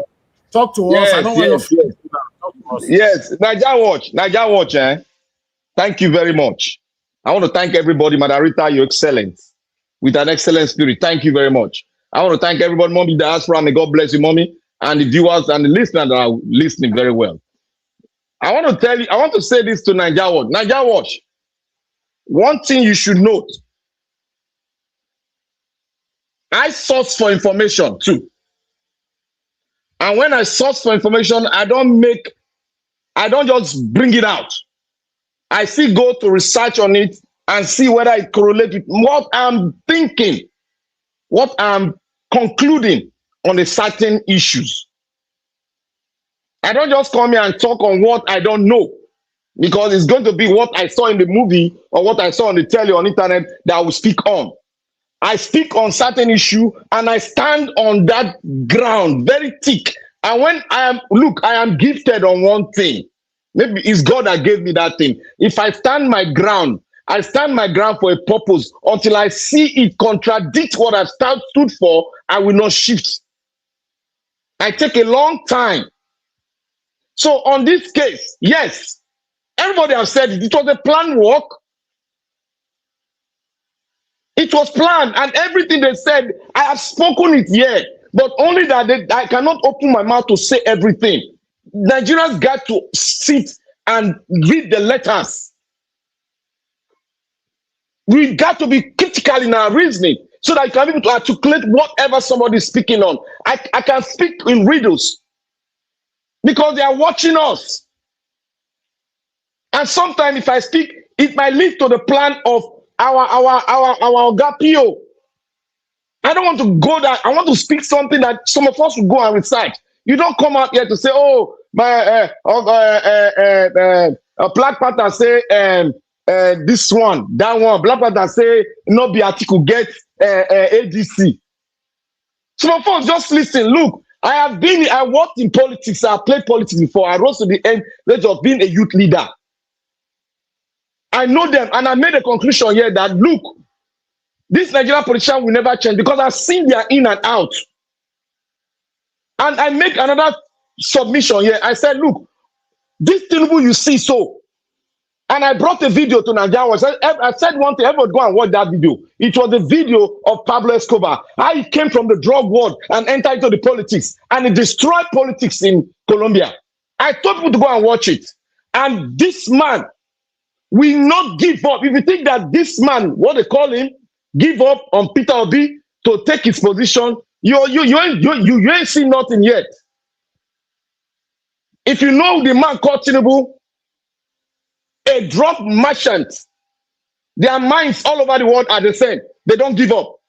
They spend money to persuade you. They spend more money. If you cannot persuade, they spend more money. And if you cannot move and they see that you cannot move, your security will not be granted. Will be a subject that they would look into. That is how they operate. And we have gotten to a position whereby everything, Peter Obi got to be security conscious, no, on 1000%. He knows what I'm saying. And every one of them listening to me, they know what I'm saying. And now, on the issue of the plan, yes, what brought Peter Obi into the coalition? We said it here, that coalition is the best way out. Some of you were saying, no, they have to do. Yes, it is right for Peter Obi to go into that coalition, to know them and see them. But we didn't know. What we didn't know, but we found out lately that Peter Obi has all his own backdoor plan. He had his backdoor plan, and there are two words he spoke to us. If I had got it, I didn't take that word so strong, but I kept it at a level. I didn't take it very strong. There are two words he said, and one word he said has been accomplished. He said, my name will be on the ballot, and he was very confident. You see, it shows on his face, in his face. He said, my name will be on the ballot. He was confident, and he was fidgeting when he was speaking. Go and watch the video. His face was filled with oil. He was speaking it with fact and full conviction. That's to tell you that that man has a bad plan for whatever he's doing, and is watching them closely. Now, Atiku understood coalition. But in a coalition, you don't go into primaries. I said it here. In a coalition, you go into consensusship. Atiku is one of the founding fathers of ADC. And the former Secretary of State, Nigeria, who was the secretary to, what's his name? Buhari, is also the founding father of ADC. And he was keeping that house for him. We know it. But because of the coalition, wanted to see how they can form that alliance. Because in politics, you work with the good, the bad, and the ugly. You can't run away from them. That was why we encouraged our Peter Obi to go in there. I wasn't against it. I was only saying that people should talk less on it, on the bad boys. Let us play it. Because we need the bad boys to push out, because Nigerian politics is not normal. Rigging is the part of the game. It's one fundamental part of the game. And if we can push our principal in and he gets the position, then we are free, because the election, all these men you see today, all of them will retire. All of them will retire. And Peter Obi has just made some of them to retire. That is why you see the vexation. All of them they are angry, because if Peter Obi has made all of them irrelevant in the political scene of Nigeria, that is why you see all of them speaking all sorts of rubbish. There was a back plan. It was the secretary to I forgot whether his name is Lawan, Babaka Shehu Lawan. He was the one that instigated Atiku. Atiku has an ambition, but Atiku brought a sort of a condition on the table, and that condition was to make sure that in the Ibadan stuff, in the Ibadan meeting, they were supposed to make sure that they say after the agreement that they say that, oh, they will zone it to the south. But Lawan refused, because Lawan did one thing that caused problem to it. Lawan took there was a position that was also given to the guy that is taking ADC to court. He said whether Buba or Bala, something like the man that took ADC to the court. They promised him that he was supposed to be the chairman, the vice president, vice chairman of Northeast. But Lawan took that from him and took the position, because he's always a kingmaker. In the Nigerian political scene, he has been a kingmaker all his life. He said, I cannot go and contest because I will lose. The position I am now is what I think. He said that during Buhari time. That is why I put my searchlight on him. And he has played the game, and the game is making them, and they will all retire, because Obi has broken their backbone. That was why I was excited. But in my excitement, I am looking at the game plan of Tinubu, because Tinubu is dangerous. If you don't, he cannot give up easily like that. That is why I said one thing. We are two people that are going to vote in this election. One, the international community and Nigerians. Obi have to play two sides. And thank God Obi is playing the game very well. The first thing he has done, he has retired these old politicians. Whether they are angry, don't listen to them. That is what, if you want to fall into the dish, you'll be shouting for help, come and rescue me. That is what they are doing now. Because as Peter Obi moved, he moved at the exact time on Sunday. That was the time that nobody can cough. When he moved, and that was all. Because they cannot move to Peter Obi again, because Nigerian politicians are filled with pride and corruption. And they know that the doors of corruption will be shut.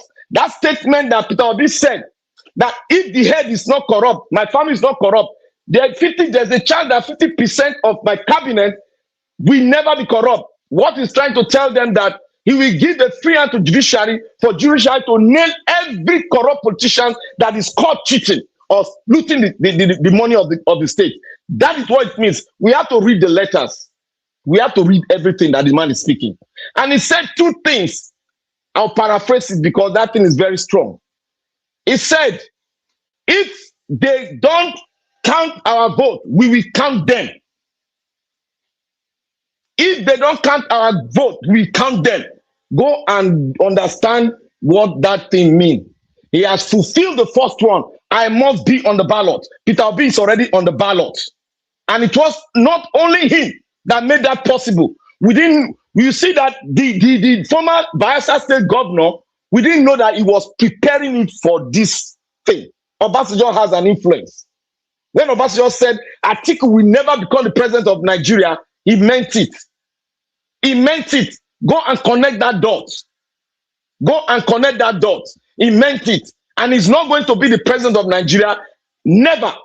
And on the issue of what Manarita said, that is suspecting, allegedly, he might be playing a game of, being a representative of some kind of forces from the outside world.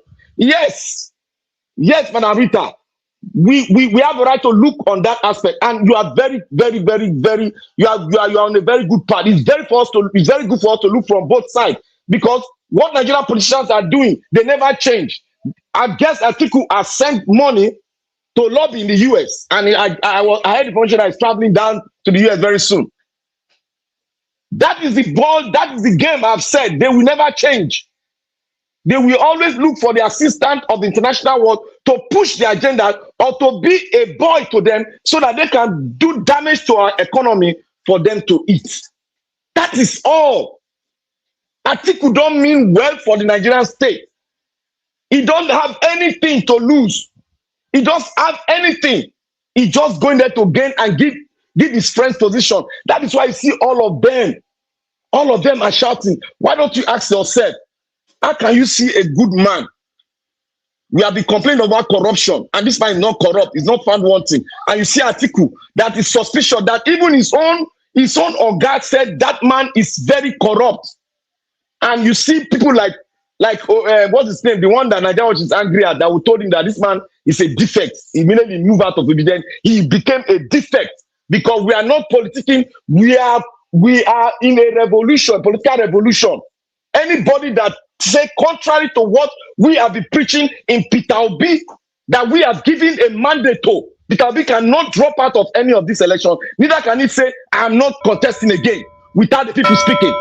So therefore, my people, we got to follow the latters. What Peter Obi has done, he has retired majority of the politicians. He has retired. A lot of them have ambition to become governor and senator. He has just retired them because they have no platform anymore. Thank you, Naija Watch. Okay, Black Panther, thank you very much for your submission. Thanks for your time. God bless you, my brother. Jim Nation, are you available to speak? Thank you, my brother. Thank God you. bless you. Good evening to you. Talk to us. Good evening, sir. For what you do, please put the account number. Be patient with us. I know, say you don't tire. I beg. Thank you, sir. Thank you for your patience with us. Don't worry, we will get there. The money remaining is nothing to you. You can add it and do it. Please don't add any money. Leave it. We will complete it. The panelists here can tax themselves and it will complete. Even one person can complete it. Please. It's a Nigeria project. Be patient with us. 1.something million remaining. Gradually, we will finish it. Nigerians, if you are just joining us, pardon me. The account number you are seeing there is for our solar for this platform. Please send in your £1. You can see what this platform stands for a better Nigeria. So, except you are enemy of Nigeria, you don't want a better Nigeria. You want to be like Kenneth Okonkwo and the rest. Please support this program. Support this platform by sending in £1, $1, $10, 50 cents, 1 pence, anything you can send. Safer you have, yen you have, anything you have, please. Mr. Naija Watch will appreciate it, and all of us. You are part of this success story. Do your part, and God bless everyone who have sent in their own, and God bless you who is still hoping to send. A new Nigeria is coming, and that new Nigeria is possible. Please, my people, good evening to everyone on the panel. Good evening to you, Mr. Naija Watch, for what you do, and God bless you for your steadfastness, for your humility, for keeping to what you stand for, and you've never changed from what you stand for. That is the spirit we need now. My brother Black Panther, welcome. I just want to appeal to you. Since 2022, some of us don't do the research. Research don't end now. No research again. This is time for us to promote our candidate. Please, no more research. This time around is for us to tell them who Peter Obi is. This is what he can do to Nigeria. The reason why Nigeria should support him. So let us keep the research now. Amomi Diaspora, we appreciate you. Everyone on the comment section, we appreciate every one of you. Nigerians, many of you, we are shouting, if Peter Obi had worked with Atiku joined their vote together, so if you have done this with Peter Obi, Tinubu wouldn't have won the 2023 election. He listened to you guys. He listened to Nigerians. He took a step and said, even the bad eggs, you can still have information to fix the country from them. They can tell you the reason why they fail, and how they fail. So everyone is useful for him to succeed as a president. When Shehu asked him on interview, why is he going to characters like Erofai and Malami? That is what he responded to Shehu. Today, Peter Obi was there in the ADC. I don't know how we feel to make this ADC, they even delete them. Tinubu, delete it now. If you can delete it, because the name is disturbing people. Every time I want to call NDC, ADC, they like saying the same thing. So that we can focus on the NDC that we have today. Peter Obi started this coalition and followed them step by step. But one man from behind, because of his greed, hijacked the process with his cronies. And he said, oh, he's the one. The secretary, whatever thing you're using, the party this, I sponsor, I do this, you can't come and take the party away from me. And you people can see now, if Peter Obi had not gone to join this coalition, he would say, hey, he doesn't want to work with them. Nobody can defend his vote. These people will do like this. I have told you guys, time without number. Last election was that he believed in the process of the judiciary. He thought he was still the one that brought him in 2003. That was what he thought. He thought it was the one that returned him in 2006. So he thought it's the same judiciary. But today, it is clear to Peter Obi, we don't have a system anymore. There is no judiciary. No institution is working. That is, he came out to tell Nigerians, he said, Nigeria, we will finish it at the polling unit. Those who will not allow your vote to be counted, that we will count them. What else do you want him to say? He has told you we are not going to court. We will end it at the polling unit. We are all carrying Peter Obi on our shoulder. So any of you choose to be distracted, Peter Obi alone is an elephant. We don't want to lose him using our legs, looking for snares, looking for small animal. If we do that, we're going to miss this man. And if we miss it today, it will be very difficult for us. In 60 years to come, you will be in your old age, in your grave, and you turn high and sit in Nigeria. One thing you don't understand about this elite, they don't care about what will happen in Nigeria. They believe this is opportunity for them.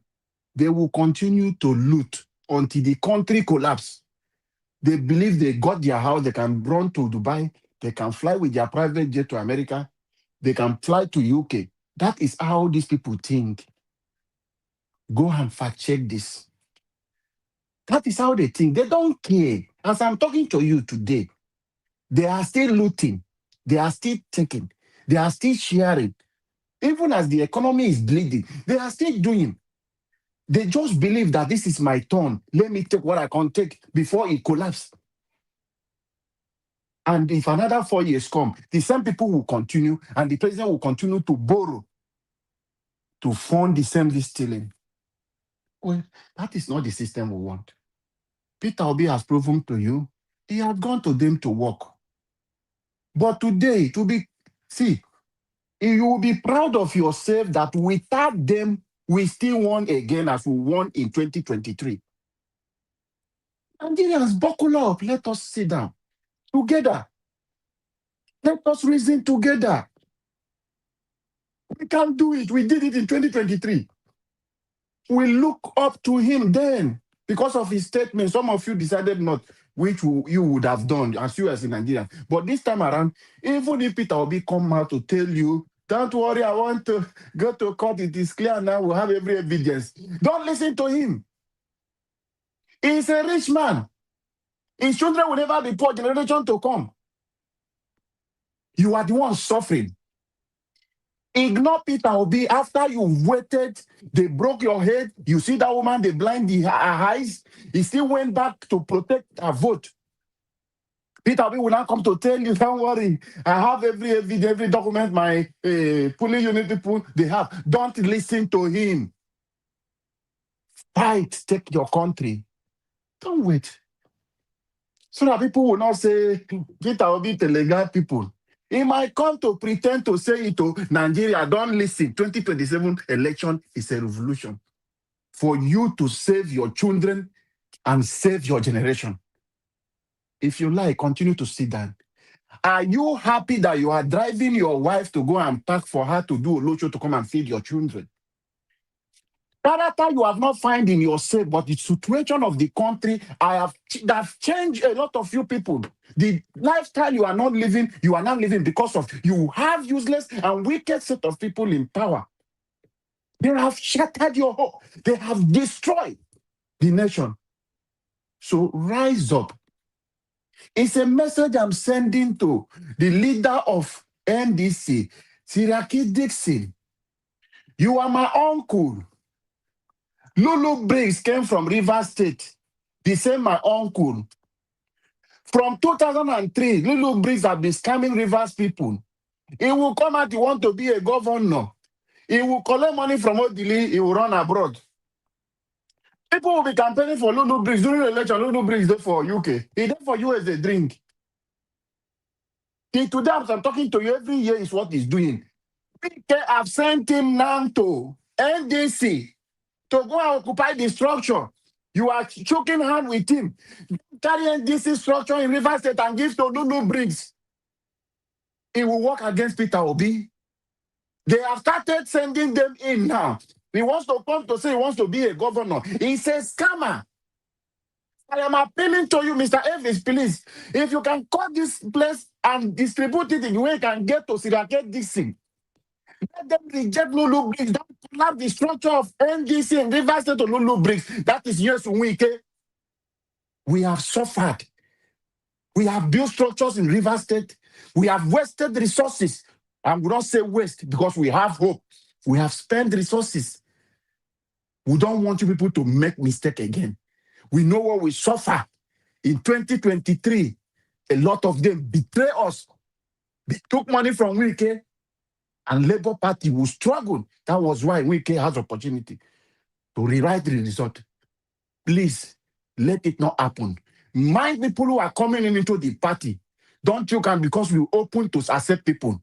Please, even if they come in, do not collapse any structure for them. Do not give them space to have any place.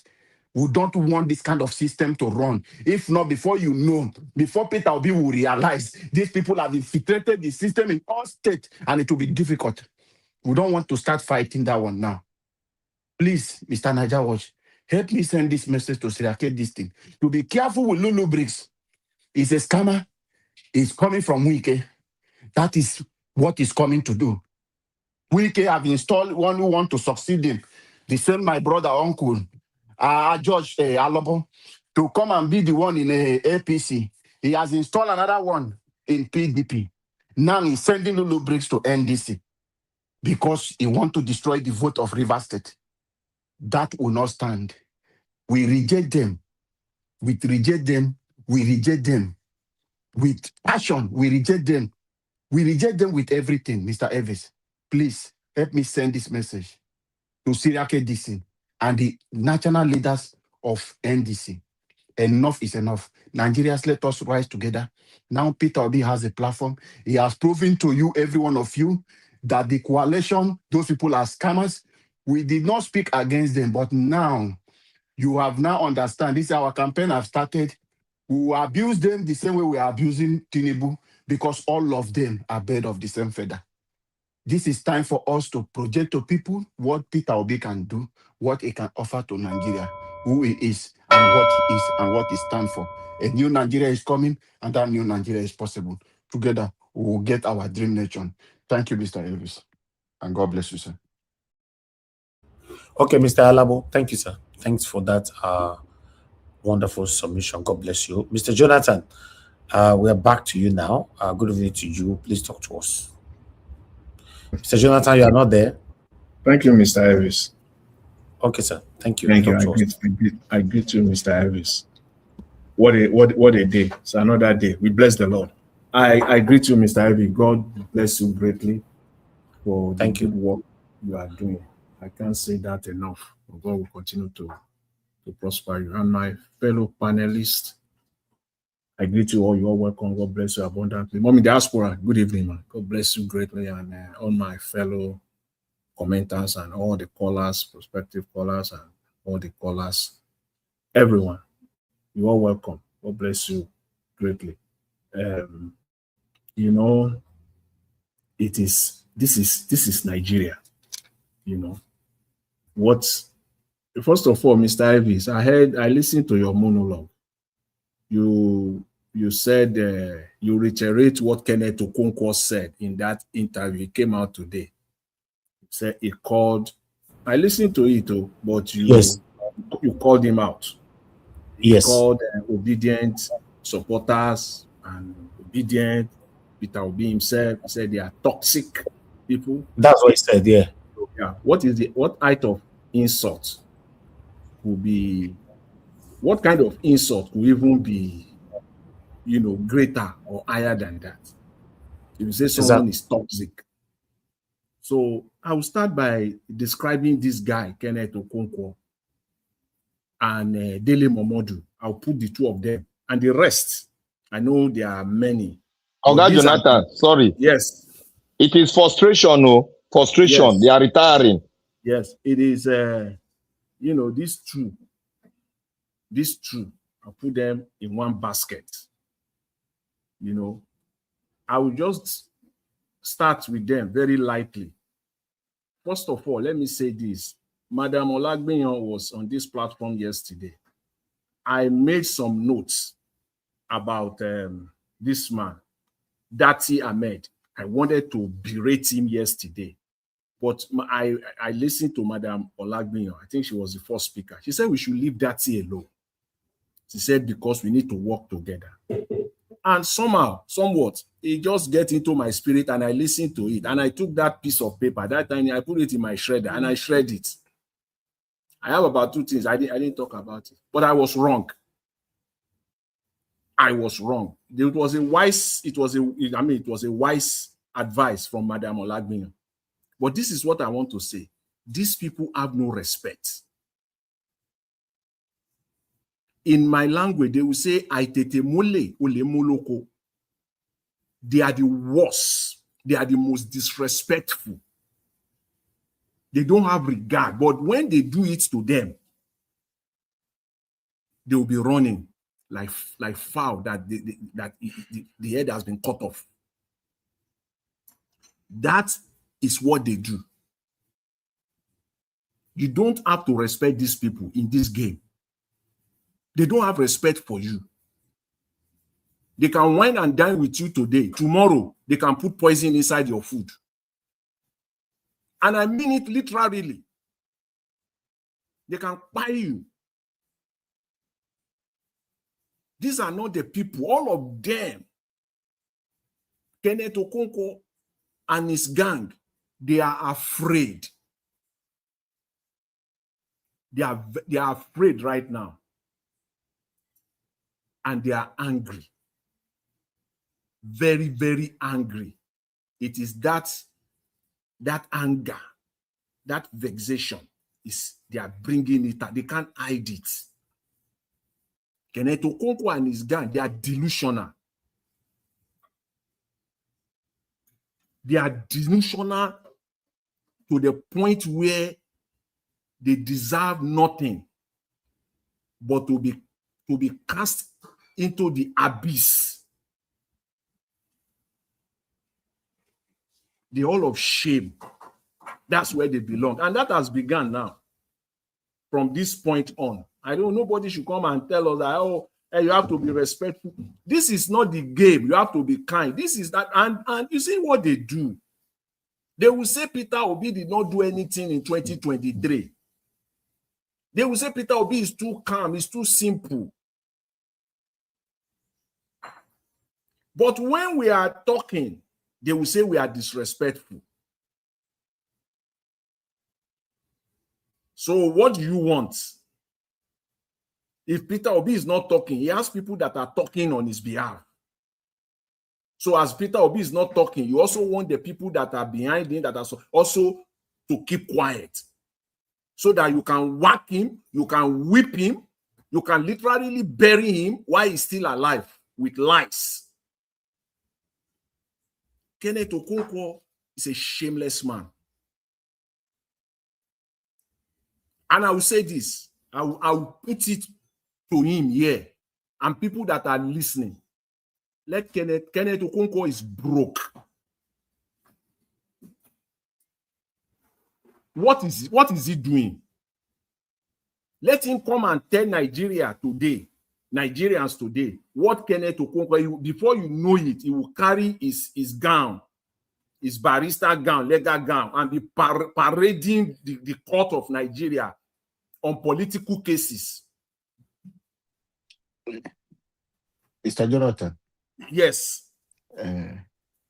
We picked him that time. At last year, I mentioned that we are spoke just to starting. him. Atiku settled him with a contract of supplying something to a company. With them.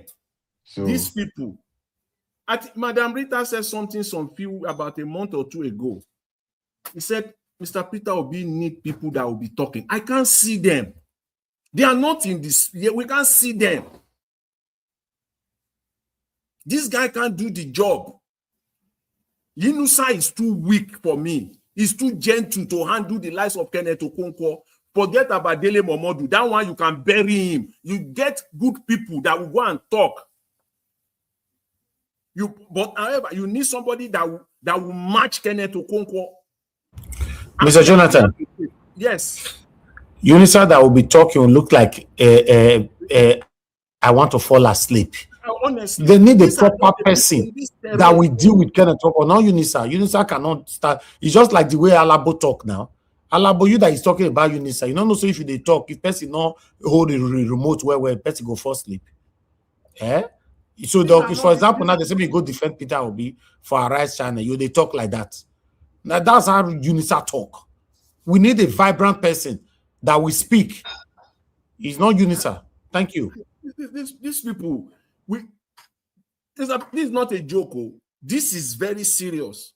Peter Obi need at least 3 that will man the mainstream media, and then you need an army on the social media, an army of speakers on the social media. But at least minimum 3 that will handle the Nigerian mainstream media. The way Kenneth Okonkwo came out now and run his mouth. You need somebody to have countered him today, because that interview was in the morning. Before the end of today, one of your men must have manned one of those stations to counter him down. Or latest tomorrow morning, the morning show, or the morning net programs. It has to be done. This is not the time to be playing around, because these people want to bury you alive, and they don't care. Mr. Jonathan. Yes. Why can't they get somebody like Peter Haka? I don't understand. Exactly. Yes, Peter for Nigeria. Very, very eloquent. Peter for Nigeria. Exactly. Yes. You need somebody like that. Talk about Yunusa. Yunusa, we're going to talk person the dream about how Tinubu to destroy Nigeria.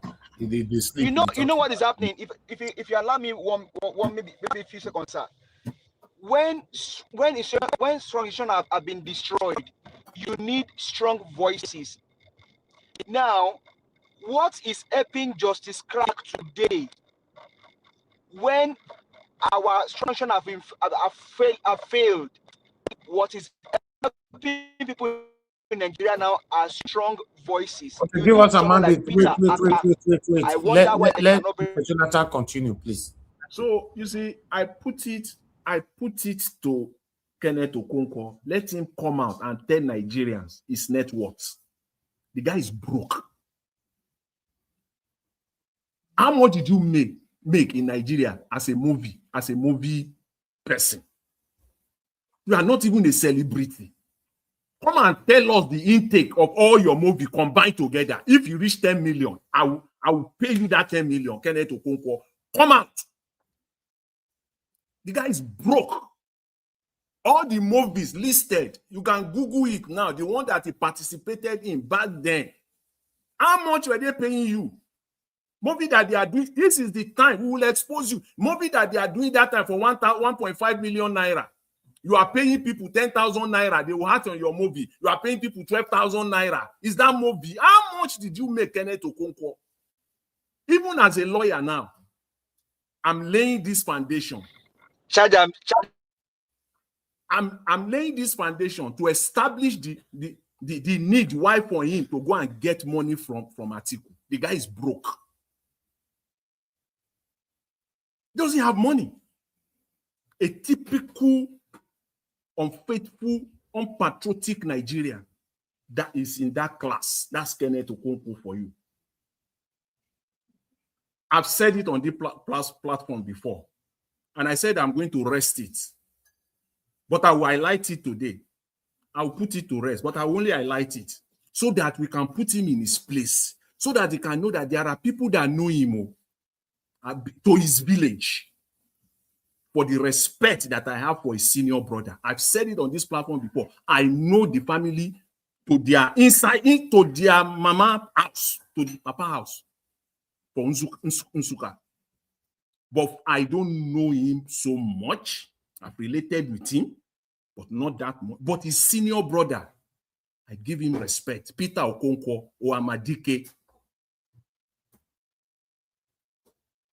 Yes. Back then in the between 2008 to 2010-11, I in Parkview in Ikoyi, Kenneth Okonkwo. This is Jonathan speaking, just to put you in your place. That's where I stay, in Parkview in Ikoyi, Lagos. Kenneth Okonkwo is broke. He's so broke. In all he does is that when it comes to election, he will say he want to run. He will come out and say he wants to run. That's what he will say. He will say he wants to run. He will gather money here, gather money there. He can't win. Dr. CM have done a lot on that already. In 2014, he contested under PDP to be a house rep. They wipe him, they whack him and wipe him out. He moved to PDP in his widest imagination. So proud, very proud person, if you know this guy. Very, very proud. Total disrespect to his senior brother, Peter Okonkwo. So proud. And that's what he brought to his political life. That's why he can't win. Let Kenneth Okonkwo go and contest for councillor in Nsuka. In this area, they call it Bese or something like that, in Nsuka. I've been to their house in Nsuka there. Respect I have for his senior brother and for their mother. I will leave that part. So proud, this guy is so proud that even within his family, so much acrimony because of him. You always want to be at the top. And I will say it again. This guy is broke. If he's not broke, come and tell us your net worth. That house that you always sit down there in Abuja, what is it? What is it to build a house in Abuja? You are just... See. Mr. Jonathan, I'm sorry, Yes. sir. Sorry for Yes. cutting you off, sir. I respect what you're saying. Please, anything we are saying, please, can we use the word allegedly so that we don't get ourselves in trouble, please? Wait I now, wait. understand you know the family on a Which personal area do you note. want me to use allegedly? Please And tell when me. you say he's broke, because guess what? Our politicians have a way of moving money without any one of us See being now, able wait, to, see, yes. So madam, can we use Okonkwo is not a madam, politician. No, Okonkwo is not a politician. wait. Let him. When he said I am toxic, did he use allegedly? Oh, all I'm saying when it comes to his finances, please I'm let's not use the see. word Wait now, Madam allegedly. Amaka, I No, respect your thoughts. And Adama. Madam Thank you, Adama, sir, I Mr. respect Jonathan. I Madam respect you as Adama. well. Sorry, I respect your thoughts and your advice. But on this one, please, this is not the man. He set the fire now. He set on the fire. When you said alleged, everything I'm saying about him, I can't put allegedly. Everything I have said about on his family side, I can't put allegedly. I didn't read it on a newspaper. I lived through it.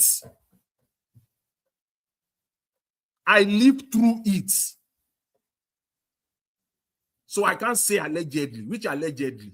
I'm talking about his personal finance. When you say he's broke, When I that say we, yes, on the record, we're on a live, we're on a live, and we cannot, we don't Madama, have access. Yes, please Madama, let can me you listen finish. to me? Can you hear me? I will listen to you, Black Panther. I respect everyone on this See, platform. But this one let thing me I state want this. us to Let me do state it so you is understand it. I understand what you're saying. Please let me Are you finish. maybe you What are I'm saying trying it to say. for my own? You are saying it that to Yes, I'm protect looking me. out for For Mr. me, Jonathan. right? For me, right? Yes, You don't on this thank one, you, sir. Madam. No, on this one, I am okay. I'm telling you, I am okay.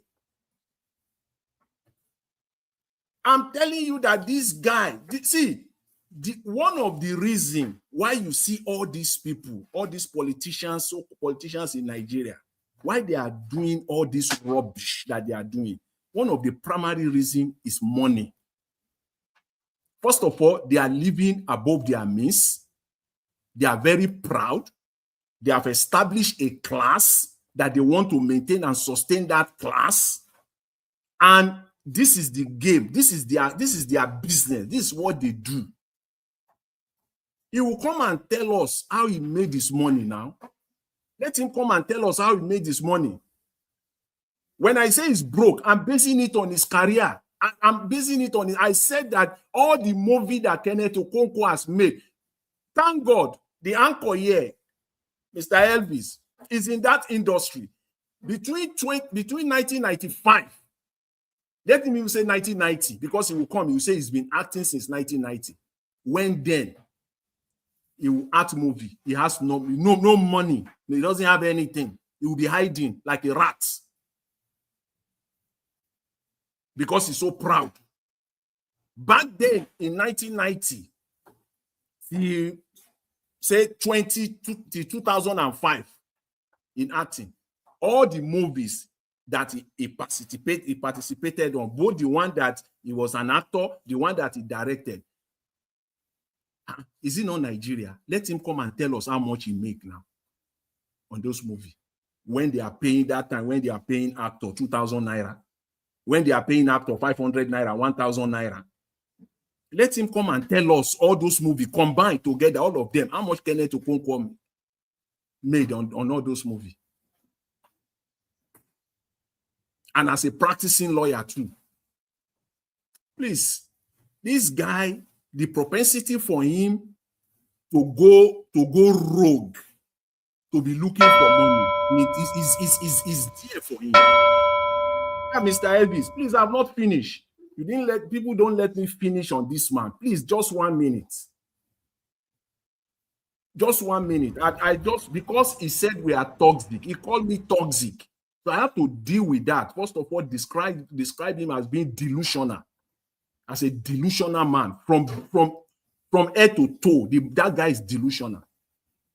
That is on character level, on personal level. But to go to politics, I've not even talked about that. All the lies that he threw out there. All the lies that he threw out there.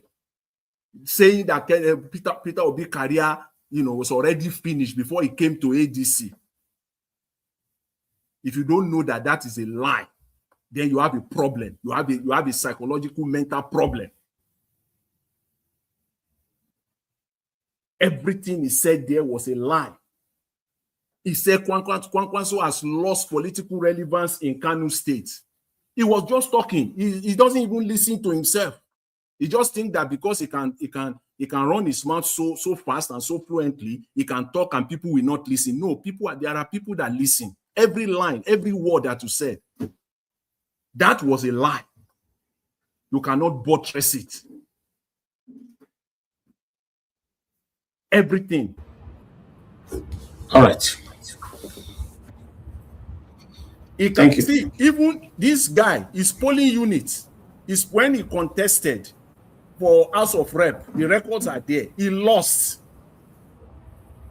In his widest imagination, in 2019, he said he wants to be governor of Enugu State. Look at a dreamer. Look at it. 10 times you, Kenneth Okonkwo, cannot get to the House of Rep. If you know you can, carry ballots now. Go now, carry form. Say you under your ADC there. If you will win your polling unit, talk less of you winning the election. All right, thank you, Mr. Jonathan. One of them said Atiku will beat Peter Obi any day. I don't know. Thank you. They are delusional. They are angry. Just know that where they are coming from. That is where they are coming from. They are delusional and they are angry men. Angry men, delusional angry men. That's who they are. Thank you, Mr. Elvis. I'll leave you there for now. I appreciate it. Thank you. You've dealt with him. I'm very, very satisfied. Thank you very much. Madam Adama, I understand you were trying to protect Mr. Jonathan, when he said he's broke.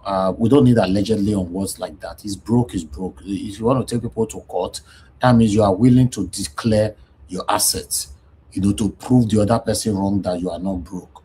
And while you are declaring your asset, you have to also declare the source of those assets and the fund in your account. So I would join Mr. Jonathan to say that he's a broke man and he's Ojibole. Ojibole has collected. I will support that addendum. I refuse that. If I have to become a lawyer tonight, I'll represent Mr. Jonathan and you, please. Oh, yeah, sue us to court now. Now, criminal offense. To say somebody's broke. Sue us to court now. Is broke, is Ojibole. He's broke, he's broke.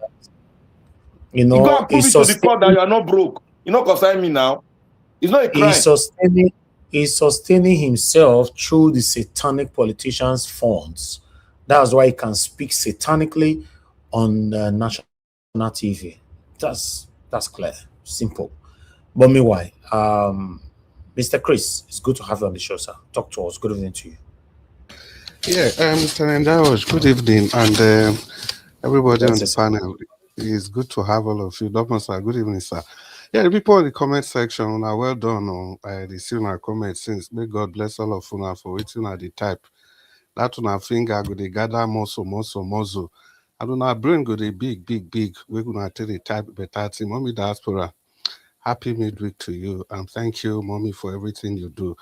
And everybody on the panel, I can see Rita Adams, Black Panther, our Dream Nation. Who did it again? Dr. C. and Paul Dua. Oga Jonathan, give us our mandates, Madam Adama. I also see Akpabio and Oshomole on the panel. Yes,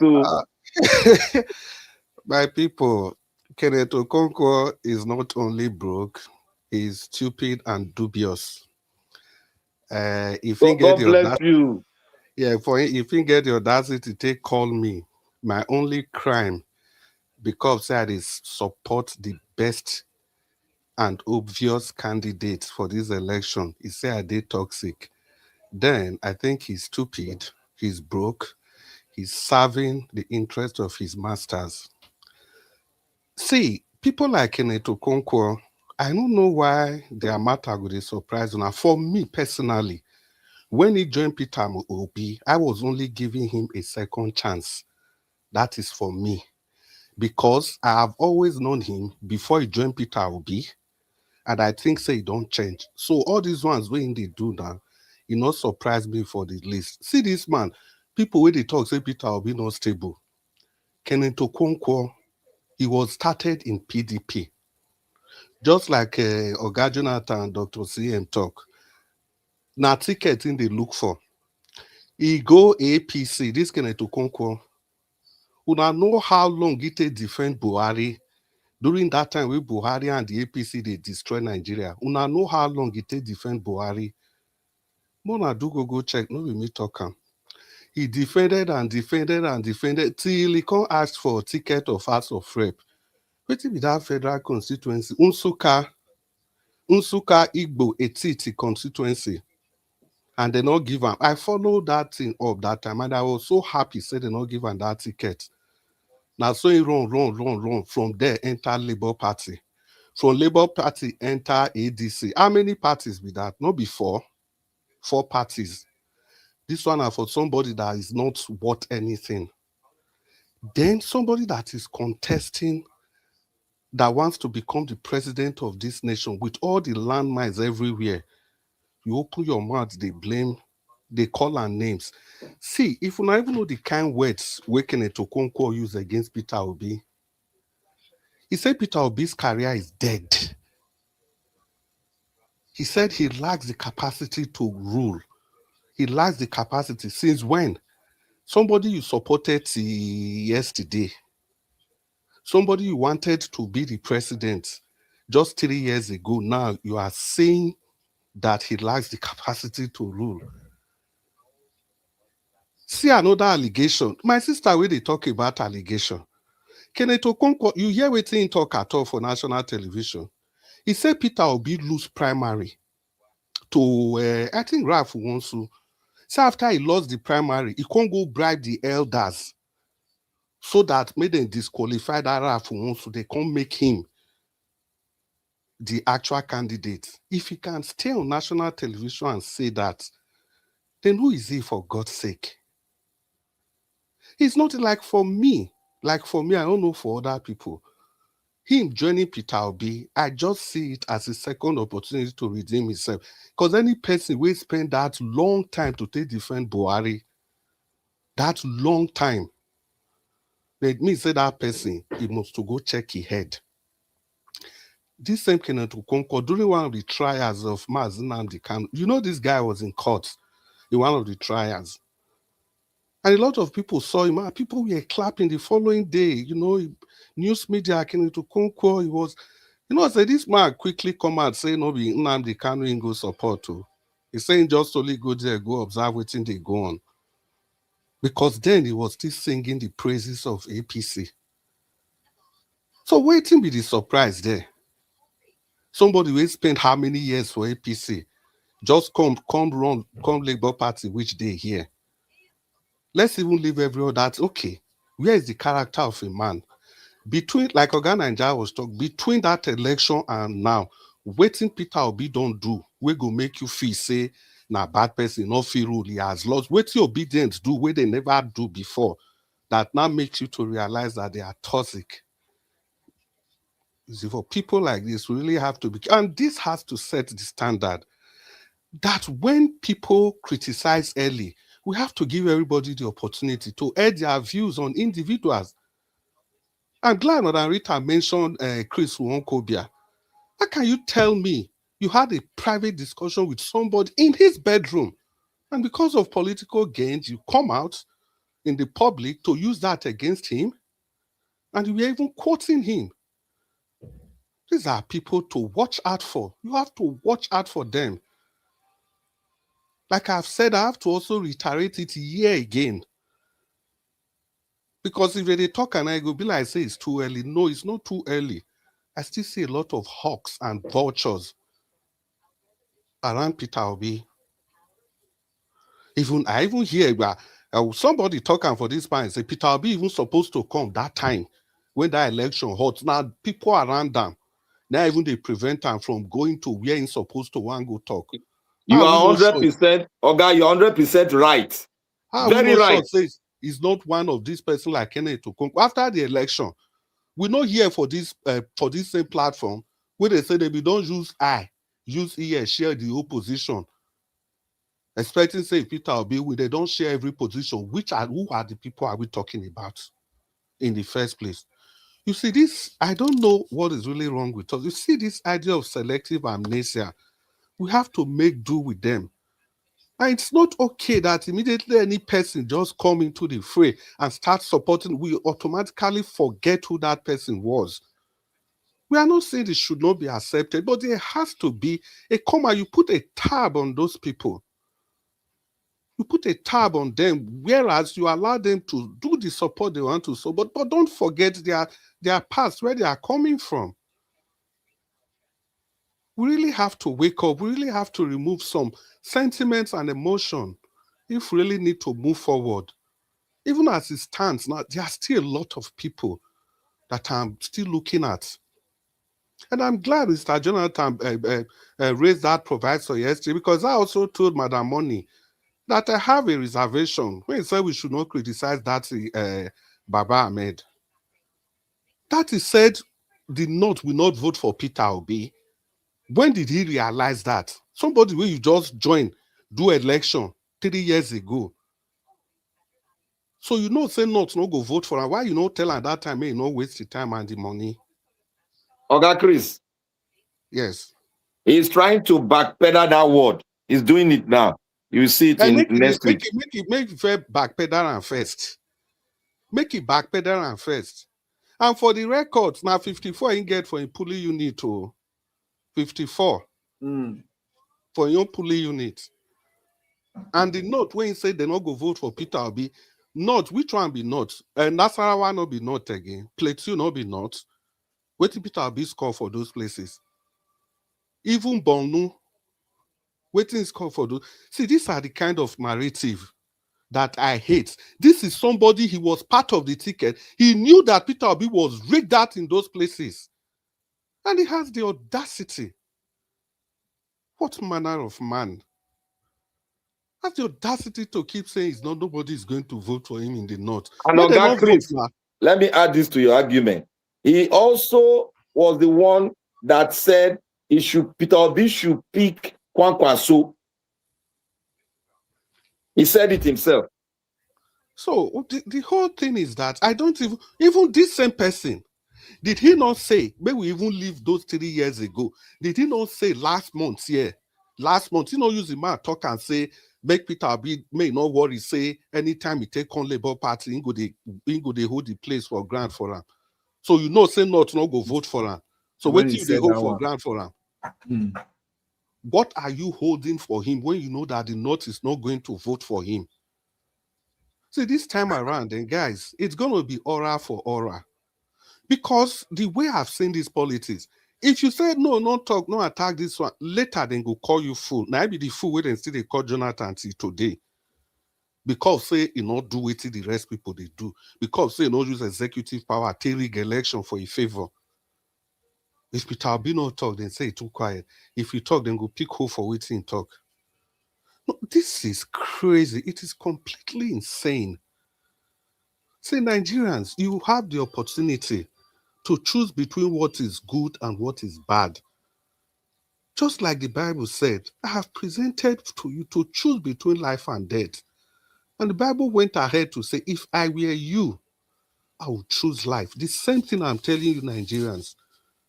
You have the opportunity to choose between good and bad. And if I were you, I would choose good. For me and the numerous obedience all over the world, we have chosen good. We have chosen the right thing.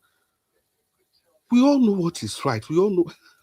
In fact, may I just leave Kenneth Okonkwo. The space is open. And Kenneth Okonkwo, please, you are broke. A lawsuit will be very fine. It will be very fine. If you are ready, you let us know. Present my identities, everything to you, okay?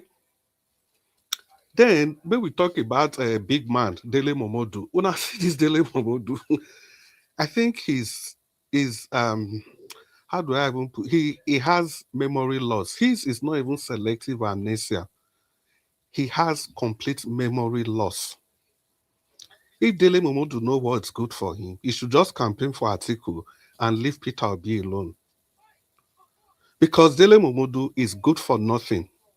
He prides himself as having the penchant to be able to pick good candidates. See, make una go read The Pendulum. Make una see the whole way where Dele Momodu take portray Buhari. He praised this man every Saturday. The Guardian newspaper, the back, Pendulum, every Saturday. We follow Dele Momodu, argue. There was no good thing he didn't say about Buhari. And Buhari come disgrace all of them. You know, even reach 1 month where Buhari enter power before they just carry back, face this Dele Momodu. Since then, he has not been able to recover. He made a very bad gamble. Now, as if that's not enough, the next person you are picking Atiku, and you are trying to tell us that you are so intelligent, you know how a leader will perform, you have the indices to be able to predict what a leader would do. He claims clairvoyancy, whereas he's complete non-entity. It's so sad that in our nation, thieves have become chiefs. That's the likes of Dele Momodu. He doesn't know what he's saying at all. He doesn't know what he's saying. He doesn't even know what he's doing. He's just going after the money, where the money is, where the influence is. That's Mr. where Chris, they are all going to. Yes. Mr. Chris, can you allow me to make one request from Mr. Elvis? Mr. Elvis, please give my time to Dr. CM. I know he still has something to say about Kenneth Okonkwo. Share my time between Dr. CM and then Mr. Jonathan, please. Thank you very much. Okay. So I hope Mr. Naija will share that one. So that's just it about Dele Momodu. Now let's go to South Africa. You see, people. Now wait till you try to talk. I remember the day when the South Africa matter come up. I think I was not on the panel, but I heard some things. And it was also very heartbroken when we think, say, maybe because say the way we Nigerians say they behave for South Africa. But we forget, so no be only Nigerians that they deal with. Now anything black. Tanzania, Mozambique, everybody, Botswana. Even as we talk now, at least 3 nations don't come against that same South Africa. Botswana don't come against for the Tanzania, the same thing. Nobody is talking about how people don't behave where they also so and so. This has been South Africa. If you watch, it is cyclical. Every time when an election is coming, it's what their politicians do. They blame everything on foreigners in South Africa. And the stupid people, half-educated blacks there, what do? They turn against their own black brothers and sisters. What about Ghanaians? Did they not do the same thing to Ghanaians? Ghanaian people, did you hear any person was trying to make any person chief in chief of Ghana or chief of Tanzania or chief of Mozambique or chief of Botswana or chief of Zimbabwe? These guys, they keep looking for any trigger at all to do whatever they want to do. This is the kind of continent that we have found ourselves. It's so crazy. I don't really know how we got here at all. I don't really know how we got here. So people, well, I hope I'll be it is bad. Religion make us to be there. I hope believe on another man God. The second time. So it is not about religion, it's about bad leadership, bad leaders. Okay, let's move on. Okay. Thank you, Mr. Naija. Thank you, everybody. Thank you, Oga Chris. Thank you very much, sir.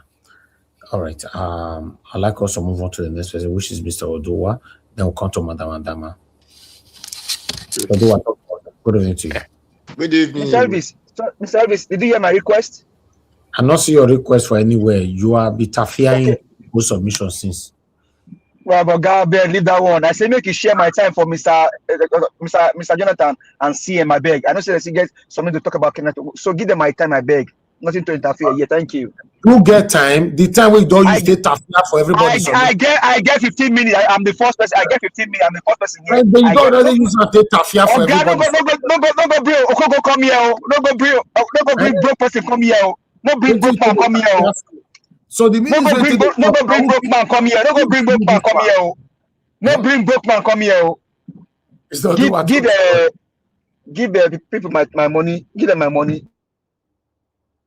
Okay, thank you, Mr. Naija. Thank you very much. Good evening, and God bless you.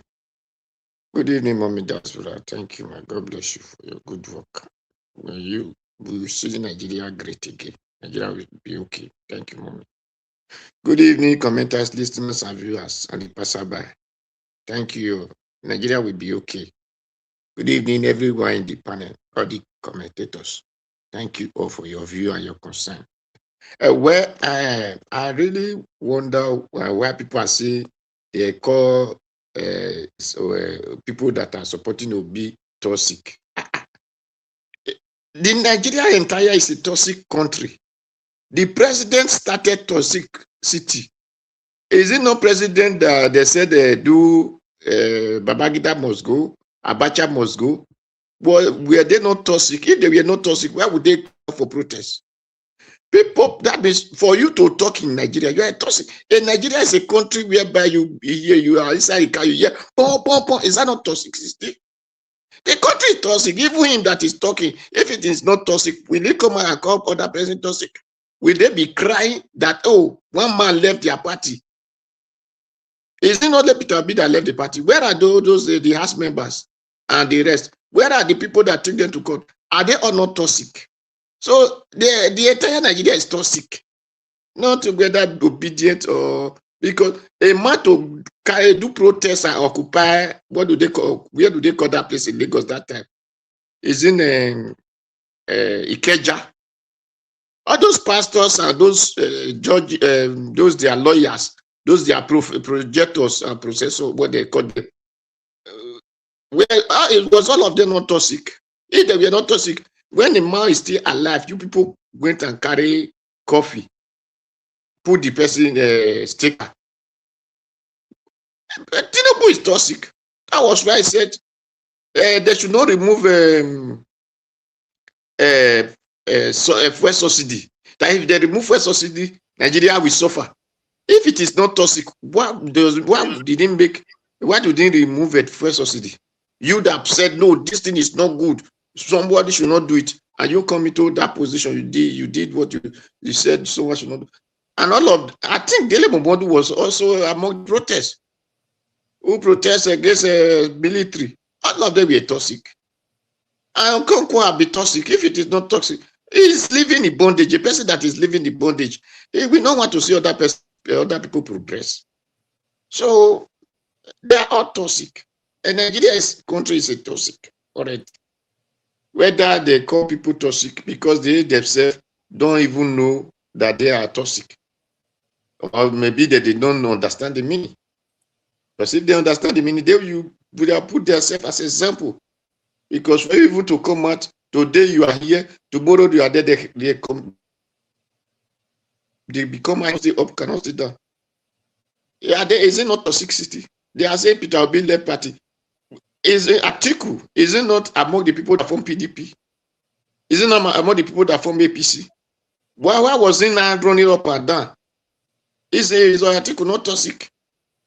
If he were not toxic, why did he destroy PDP in when this man wanted to contest 3 times?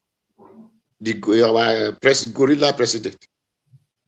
If you form APC, later you return back to PDP, you come back to APC, you go back to PDP. Now you are now in ADC. So all of them are toxic. So that is for that. And people wonder why are they crying? Why would they cry? You know, if the people that go to farm, there is something they call a fly. If a fly bite you and you catch that as a fly, you thought you have catch him. The moment you wanted to see if you catch him, you open your hand, this is a fly. You wish, oh, that is the pain they are today. All of them, they thought they have catch Obi, that they have got all the followers. That those followers will now support their evil agenda. So automatically that the person they thought they have caught escape from them. They have to be in pain. They are in pain. The only thing we need to be telling them is, don't worry, we can help you to apply medicine so that your pain will release. We reduce, not to finish. We reduce, and we will be giving them those medicines. to let them know that the ADC doesn't need Peter Obi. We agree to it. And that is why Peter Obi have to go to the party that need him, like the NDC. So the NDC need Peter Obi, and that is why we are there. Because according to the Bible, Jesus Christ sent his disciples and said, go and give people a good life. But any house you enter, they did not want you. Take your good life away from them. That's what Peter Obi did. Peter Obi just take a good life away that he wanted them to benefit from. Since they said they don't want it, you have to take it to people that want it. And that is the NDC. So that is where we, that the obedient and Kwankwasia, we are there. And the NDC welcome us with a full hand. And that is why we declare peace of the Lord be unto the NDC. And the NDC have received the momentum. People who do not even expect that they will have up to 4 billion or 2 million. They have more than up to 10 million or more than 10 million now. In just within 2 days or 3 days. So that is peace that the Bible said give. That Peter Obi give to NDC. And it will be in the pilot. I thank God that Abdele Momodu said, if Peter Obi feel popular, they should wait and try their popularity. That is it. We are all trying the popularity today.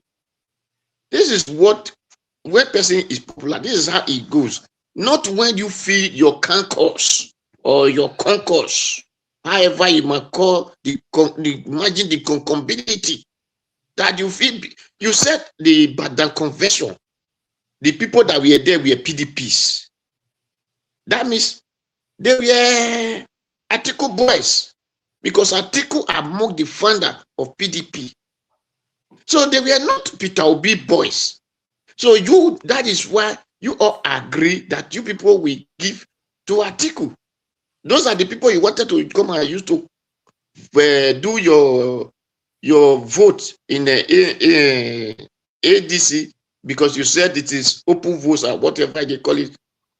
Now, because you know that is not Peter Obi people. So Peter Obi will not get vote when you people do the open vote. Or because if not, you will not open your mouth to say something that the Badan Convention was PDP people. You did not say it was Nigeria people. You said it was PDP. So it was for Atiku consensus. You people plan. Thank God that Peter Obi, with his wisdom and with the wisdom of Nigerians who want a better life, and said, no, we don't want to consent to this. We will not concur to those their evil, but whatever this thing they did. So people should not get too much angry. Anyone say they are toxic, tell them that they start toxicity because Tinubu, all of them who did protest against Babangida, who did protest against Abacha, who did protest against Goodluck Jonathan, they are all toxic people. Then let the man who call you toxic as if he is not among those people. So it is what he gave birth to that is now seeing it before his eye. So you should take it and just accept it that way. So that is it.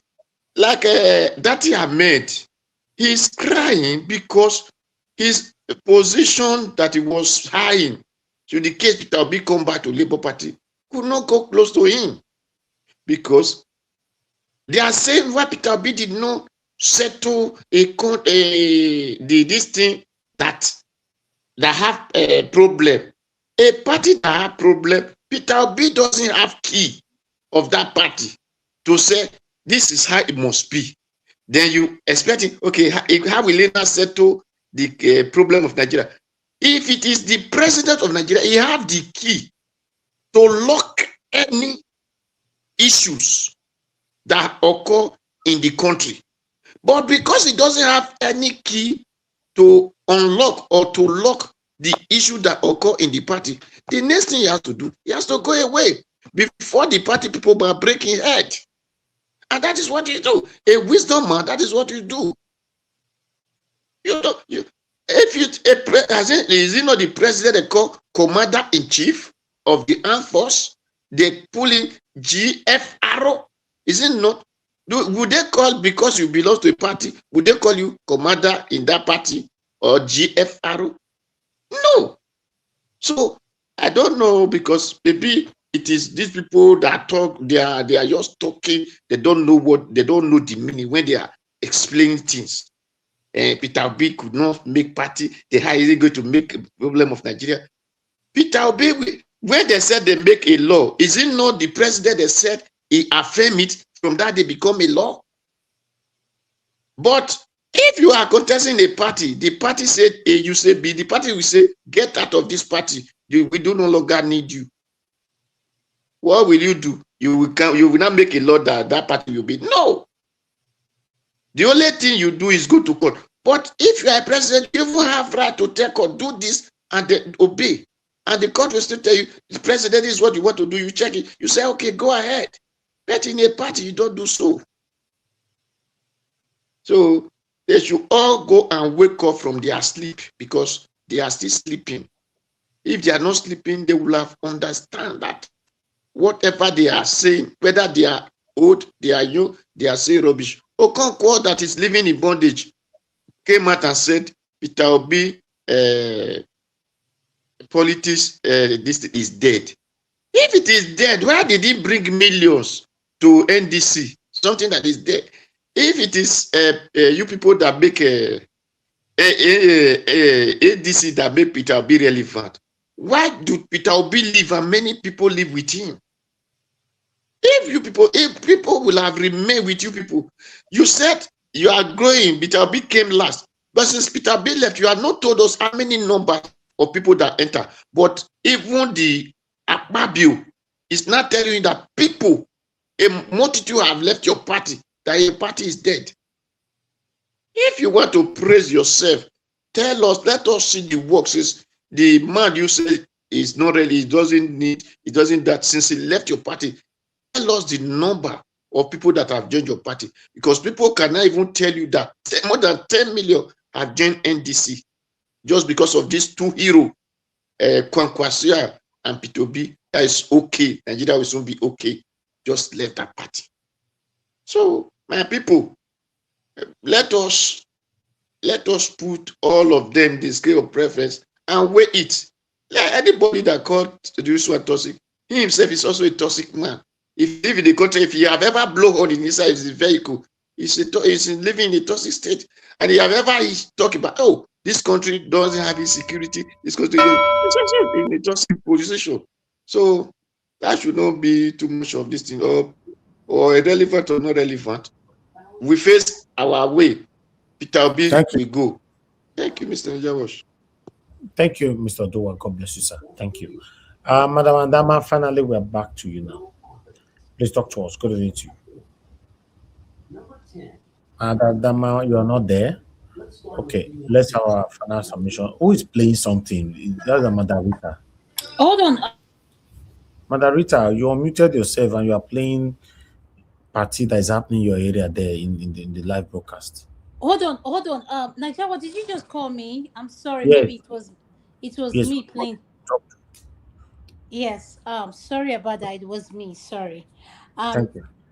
Greetings to all the panelists, Madam Rita, Black Panther, our Dream Nation, Mr. Jonathan, Mr. Chris. I'm so glad you're back. Dr. CM, Ndewusa, Mr. Odua, give us our mandates, and Niger Watch. I just want to say thank you for all you do. I appreciate you.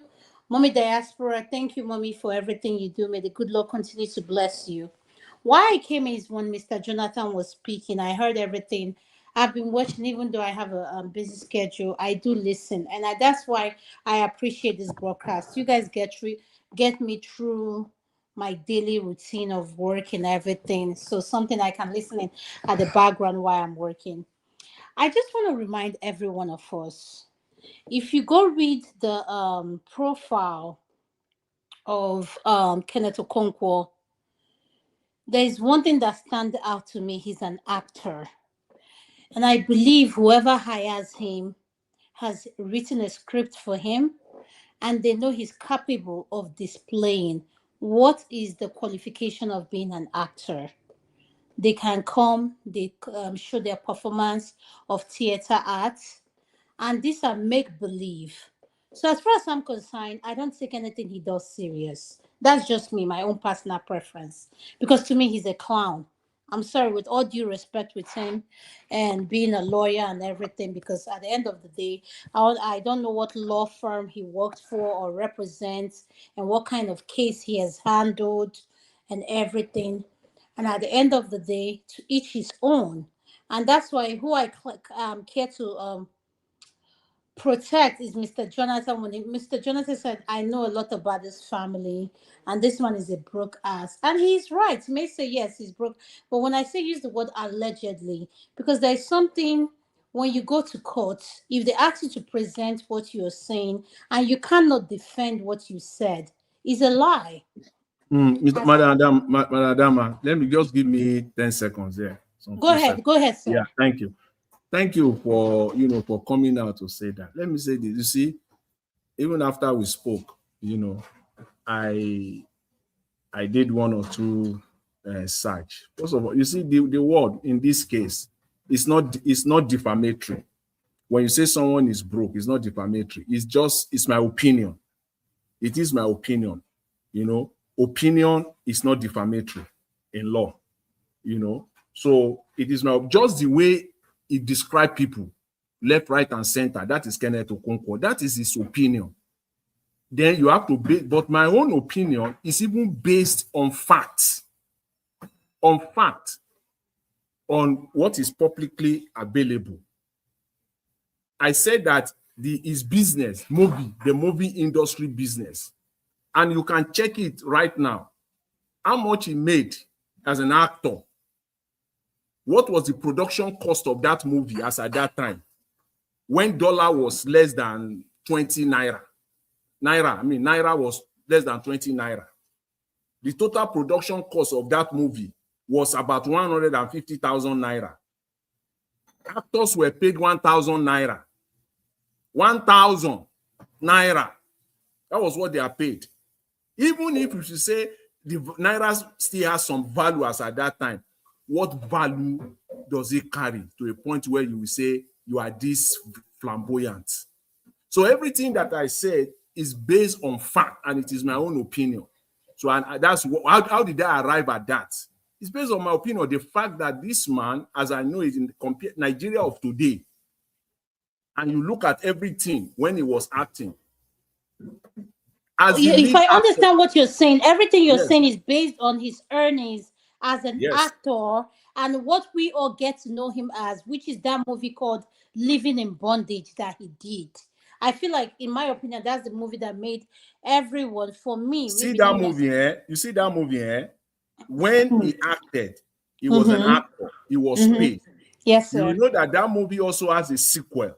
They reproduced it, I think, around 2018, 2019. Yes. The money there, it will be paid. It belongs to the owner of that movie. Mr. Elvis, please buttress me if I'm right or wrong. Please don't put Elvis to it. Please, he will take my minutes. But Mr. Jonathan, no be Kenneth Okonkwo get that money. That time they said they made, as at that time, they said they made over 100 million. And not just that, Kanaya was in that movie. Those are the people that earn that money. All right.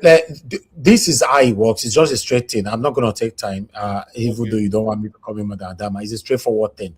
Kenneth Okonkwo was hired as an actor to act on that movie, and he was paid. It is called pay as you go. You are done and dusted. Even though that movie now later what is pay as you go? For those of us that don't know.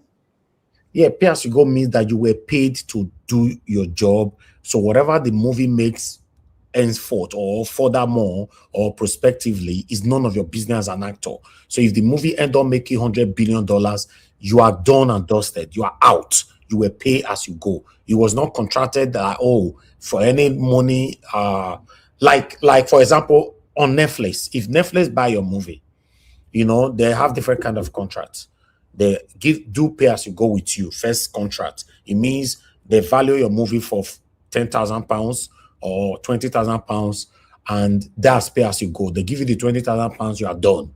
Or they have another contract, which means, we are giving you 15,000 pounds, but for any reason your movie make more than 100,000 pounds, any money after 100,000 pounds, you'll be getting 15% of it for life. You get that? So that's another contract. Or we just pay you 20,000 pounds now, and then you forget about it and all that. Some people take that money based on greed. For me to take 10,000 or 15,000 pounds now, and I'll be hoping if this movie can make more than 100,000, who know whether I go make.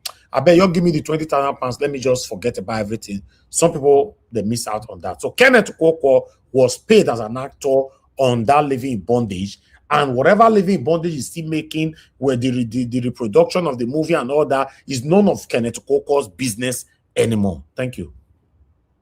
Thank you, sir, for explaining. I appreciate it. That's why I say when you come to this platform, for someone like me, I come in to learn. And what Mr. Jonathan said, I just want to listen, because what I don't know, I don't know. Because at the end of the day, you come in with, you keep an open mind and you just learn from it. And Mr. Jonathan, I agree with everything you said. For me, just to add what you said, opinion is an ass. Everybody has one. So Kenneth Okonkwo, go ahead, call us whatever you want to call us. Whereas for me, I want to tell you, I'm looking at you as a performance theater arts student. And not just that, you are a master, you've mastered the script. Anything you're doing it because you want to do it the way you see. Whatever contract you signed with anyone, I'm not interested, but you're doing the job you're contracted for. And the issue of P2B, this is the problem I have with P2B. Going from a party to this party, and this is for me, please, and I'm saying this, please, let's respect people's opinion. You may not like my opinion, does not mean that I disagree with what Peter B is saying, but let me be able to express my opinion. And you don't look at me as an Adama saying that. Look at what I'm saying and say is Adama making sense. Take my word and not the person saying that. So please, let's keep an open mind. When people come into this platform, express how they feel, take what they are saying and don't look at who is saying that. The problem I have with what Peter B did from going to this party to another party is, if Nigeria is put in a situation of whatever, he has to figure things out. What is he going to do when the cards are lined up against him? Jumping from one party to the other, for me, it doesn't sit well. That's just me. That's my own preference. I believe in, I'm going to use myself as an example. When I opened a business and I know how much I poured into that business, I knew that business was not going to make any money for the next 5 years. People thought I was stupid. People said all kind of things. And I ignored it. And I just poured in my sweat into it. And at the end of the day, if I tell you what that business has made for my family, you'll be shocked. Why am I saying that? There's some situation you find yourself in life, you just tough it out, even though you know it's hurting you. I want to understand. If I was to see Peter B face to face, I want to understand why he went from this party to this party, from this party to this party, because he's coming across to me as someone who is not consistent. Because there's something we say in the medical field. If you've worked in all these major hospitals, what makes this hospital you're working now the best hospital? So if another hospital makes you an offer that suits you, you're going to ditch us and go to that hospital. That is just my own opinion, the way I assess things and look at it. And for me, that is a struggle for me. And why do I say that? It may make sense to a lot of people, but it doesn't make sense to me. I believe in, there's something we say about marriage, for better, for worse. But I'm of the opinion, when it gets worse and your mental health is in question, and you know this thing you're fighting for, you can no longer fight for it. Know when to throw in the towel, like know when to do like this. I'm done. I'm walking away. So for Peter B now, how do I say, what can I say he has done for ADC that he walked away. Atiku Abubakar is his a competitor in every market you have. Amazon is a competitor for Alibaba. If you know how the internet works in shopping online, Alibaba is someone. Let me tell you, I'm not going to say it here, but let me keep it what I know. The point I'm making is Amazon has a big competitor that people don't know about. Temu is one of them. Temu is competing with Amazon. So in everything we do in life, there is someone that is going to come out and say, I'm going to do that thing better than you do. So I want you guys to help me understand, why is Peter B jumping from one party to the other, from one party? I'm not saying what he's doing is not making sense. But for me as a voter who doesn't know the voting system in Nigeria, who is just listening in, and if I find myself in Nigeria tomorrow and you say cast your vote, these are things that are important to me. So that's all I have to say. Thank you so much, Nigeria Watch, for having me. Madam Adama. All right, hold on. Before you respond to Madam Adama, please. All this corner, one of the pass on. It's my turn to speak now. Abi? I am sorry, I was in a meeting. I just finished the meeting now, so I was listening when Mr. Adama was talking, so I missed a lot. Okay, let me say this quickly. Madam Adama, thanks for your submission. We're going to have our final submission now. So I'm giving 40 minutes for everybody to talk within themselves, starting with Madam Rita. Thank you very much. Thank you, Mr. Elvis. Madam Adama, it's good to see you. Good evening. Good evening, my darling sis. I miss you. I love you. I love you too. At least we express love here, unlike some people that are ashamed to express love. Anyway, Madam Adama, first of all, I think you don't understand. I don't think you understand what is really going on politically in Nigeria. And number two, I think you were contradicting yourself when you said like you don't see anything wrong with Peter Obi moving, but when you say but, you have the issue of him, switching political parties. So that's like a sort of contradiction. I mean, from the receiving end, I'm listening. But one thing you need to understand is one, Nigeria is not a normal country. I think Mr. Jonathan has made us understand that Nigeria is not a normal country. Nigerian political system, in fact, anything that concerns Nigeria, from banking, health, education, politics, it doesn't, I repeat, it doesn't work like the way it works in the diaspora. It doesn't. Processes are not followed. Nigeria system is, you be strong man, you get connection, you get money, you can jump and pass everything written in the constitution or the book. That's how Nigerian functions. So far, if you look at the evolution of how Peter Obi has moved from APGA to where we are today, 2026 NDC, you would understand why it seems like, why is he changing parties? When I hear anybody talk like that, why is he changing parties? What you are telling me is that you don't know what's going on. Or maybe you haven't noticed what is going on. Or maybe you don't have an understanding of the satanic, dark, D-A-R-K, dark entities that has enveloped Nigeria's system, the political system. You have dark entities in Nigerian political system. So when you have dark entities, don't expect anything to be normal. Don't expect anything to be normal politically. Peter Obi had the same fate, like the way you're talking now, but Peter Obi has come to realize there's a game. Let me just give you one simple sentence. The game is all other parties, all other political parties, especially the APC, do not, I repeat, do not want Peter Obi's name to be on the ballot.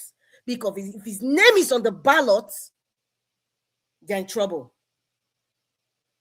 And so that's why when it goes to any political party, they infiltrate that place, they poison it with court cases, with fights, fiscal division, separation, and then you have different bits and pieces, of that party.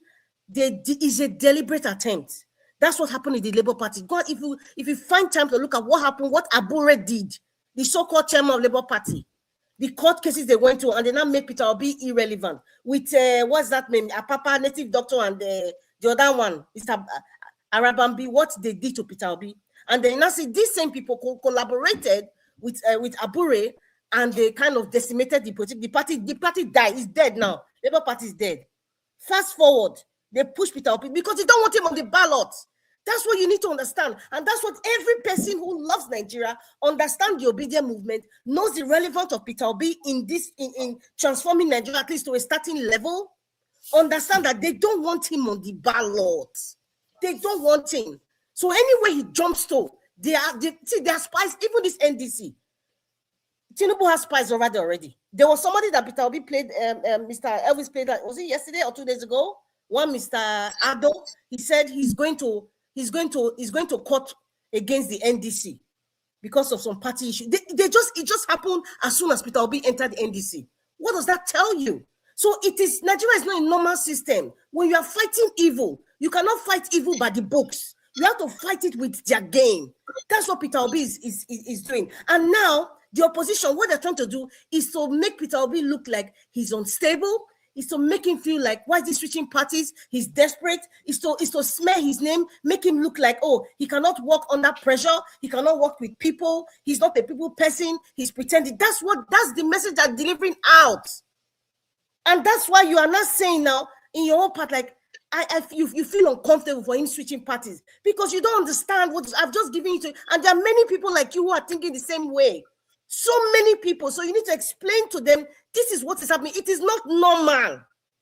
The man from Bodilo, the political system in Nigeria right now is not normal. What the National Assembly has done to the Electoral Act and the provisions is not normal. How can they tell you that you cannot challenge the certificate of anybody that's going for this kind of position? They tweak everything just to suit people. Everything is tweaked.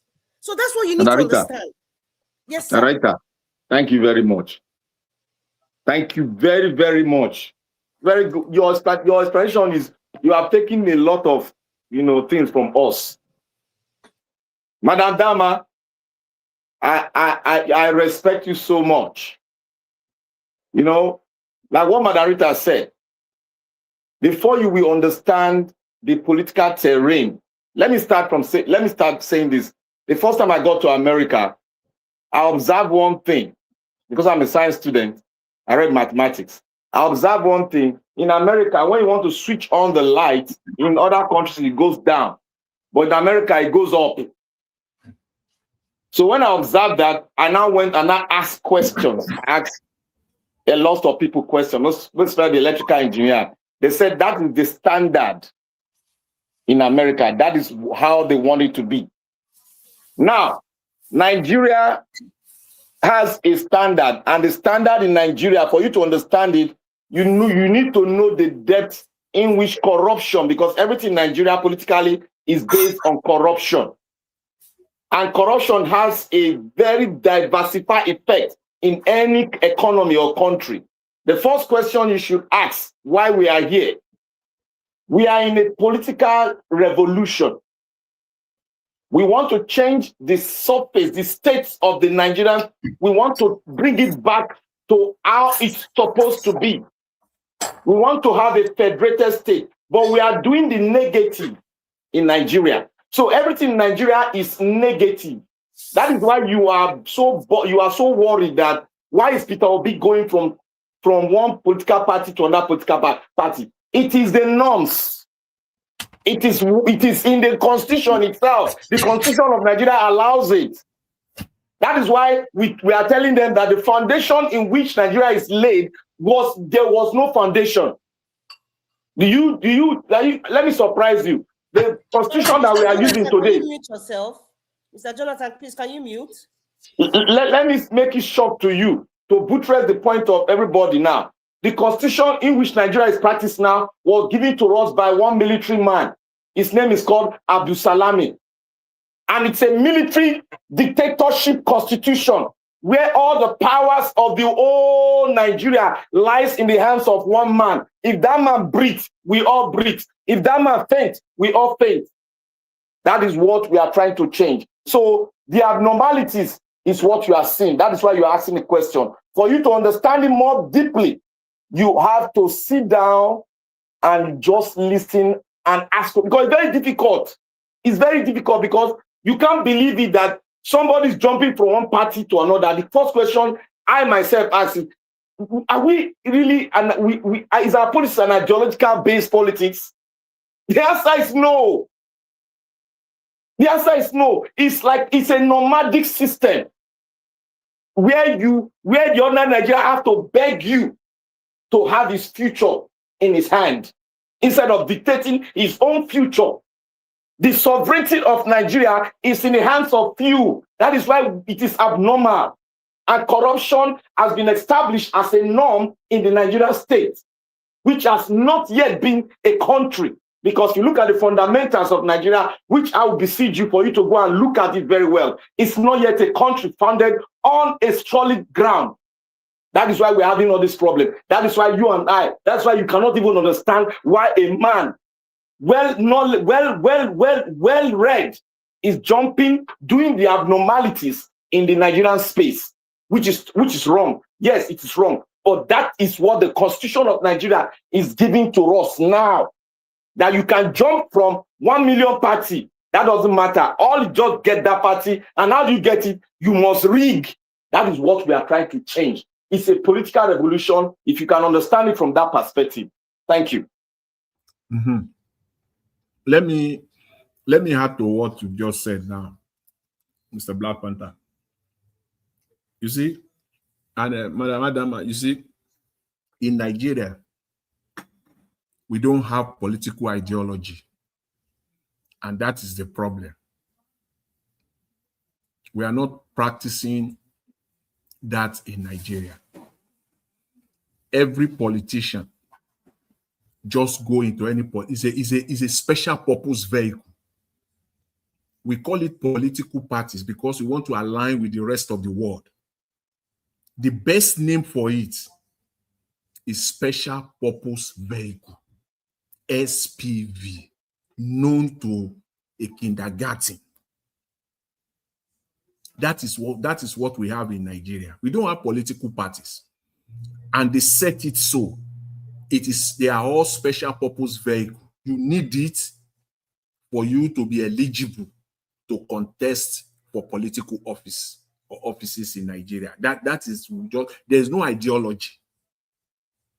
That is the reason why somebody can find it so convenient, so convenient to join a party today in the Southeast, and then tomorrow he can move to another political party whose base is in the Northwest Nigeria.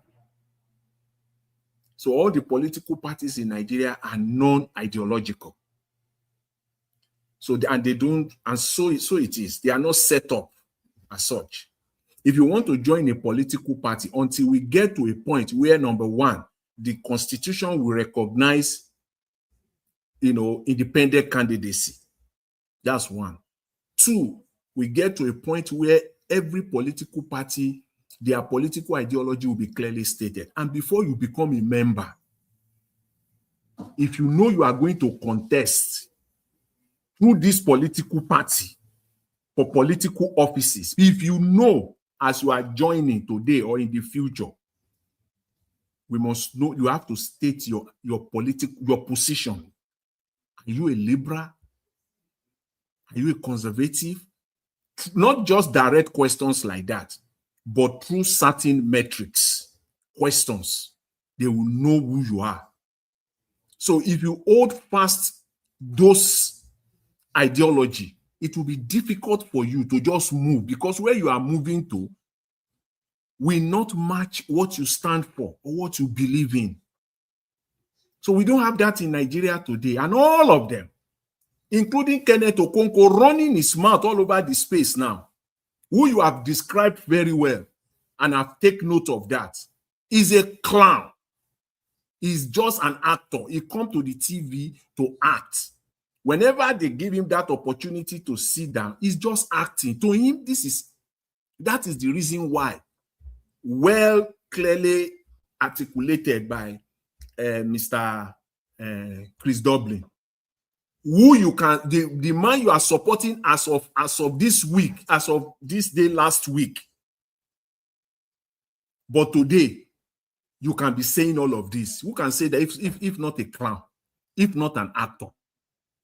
So whenever you see him, you know that you are ready to listen. Once you switch on your system, either your phone, your laptop, or your TV, and you see you're about to click on Kenneth Okonkwo, just consider it that you are about to watch a movie.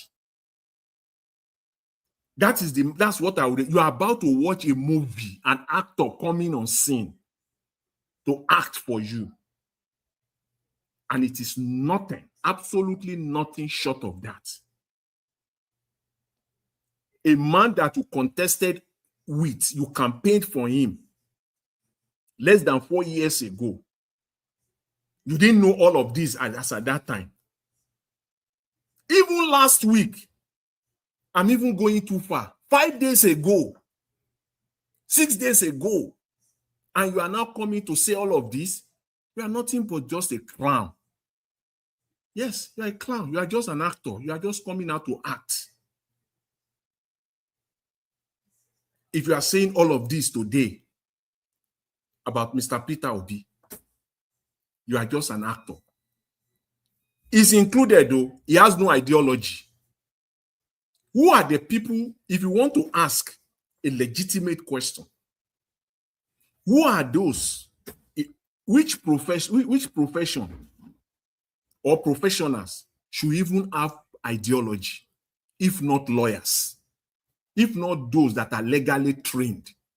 Those are the ones that should have ideological minds, but not in Nigeria. Hence, Mikey Guinness said, if Nigeria will collapse, it will come from the judiciary. They are the one playing the major role, bringing Nigeria down each and every day, further and further down into the abyss. They are the ones. Because they don't even have idea. Which law school did all these people go? The moment they enter Nigeria, they lost everything. Even those that studied in Harvard, even those that studied in respected institutions outside Nigeria, they still come back there and start behaving like clowns. And it is nothing. I will be self-indictive. I will be self-indicting. I will be indicting myself if I say it is not because of money. It is all because of money. Because I don't understand someone. Oxford trained, Harvard trained. Jonathan, yes. Give Madam the example where a Nigerian who's living abroad came with a fake certificate of NYC. Tell her now. Yes, now someone who lived one. Yeah, the former. That's Adeosun. He became a substantive minister of finance. Finance. And she's coming back to be governor. She's going for governor and now. You see now. She's back in Nigeria now. I know she's back, and she wants to be governor or senator now. Seen her face for some time now. Yes, that is Nigeria for you. People that are trained outside Nigeria in respected institutions, and they come back there. No ideology, nothing like that. We don't have political ideology in Nigeria, because if we do, you will not just join a political party. You can be a member, ordinary member. You just join the political party, ordinary member, card-carrying member. You can switch. But if you know that you are going to run for an office, because we don't want people that will get elected into the House as member of the House of Rep or into the Senate, and they will jump ship tomorrow, or they will buy them SUV, and they will become something else. They will buy them houses, and no. You will hold to the ideology of that political party under which you are elected. You can't just switch like that. That is why in Nigeria, you cannot see what we call caucus. They just call it by name. Real political caucus, that they will form their caucus. The Labour Party had 37 House of Rep members as at the beginning of this 10th assembly. 37. It is enough to give the executive headache. Those 37 are enough to give Tinubu headache. But where are they today? They started with 8 senators.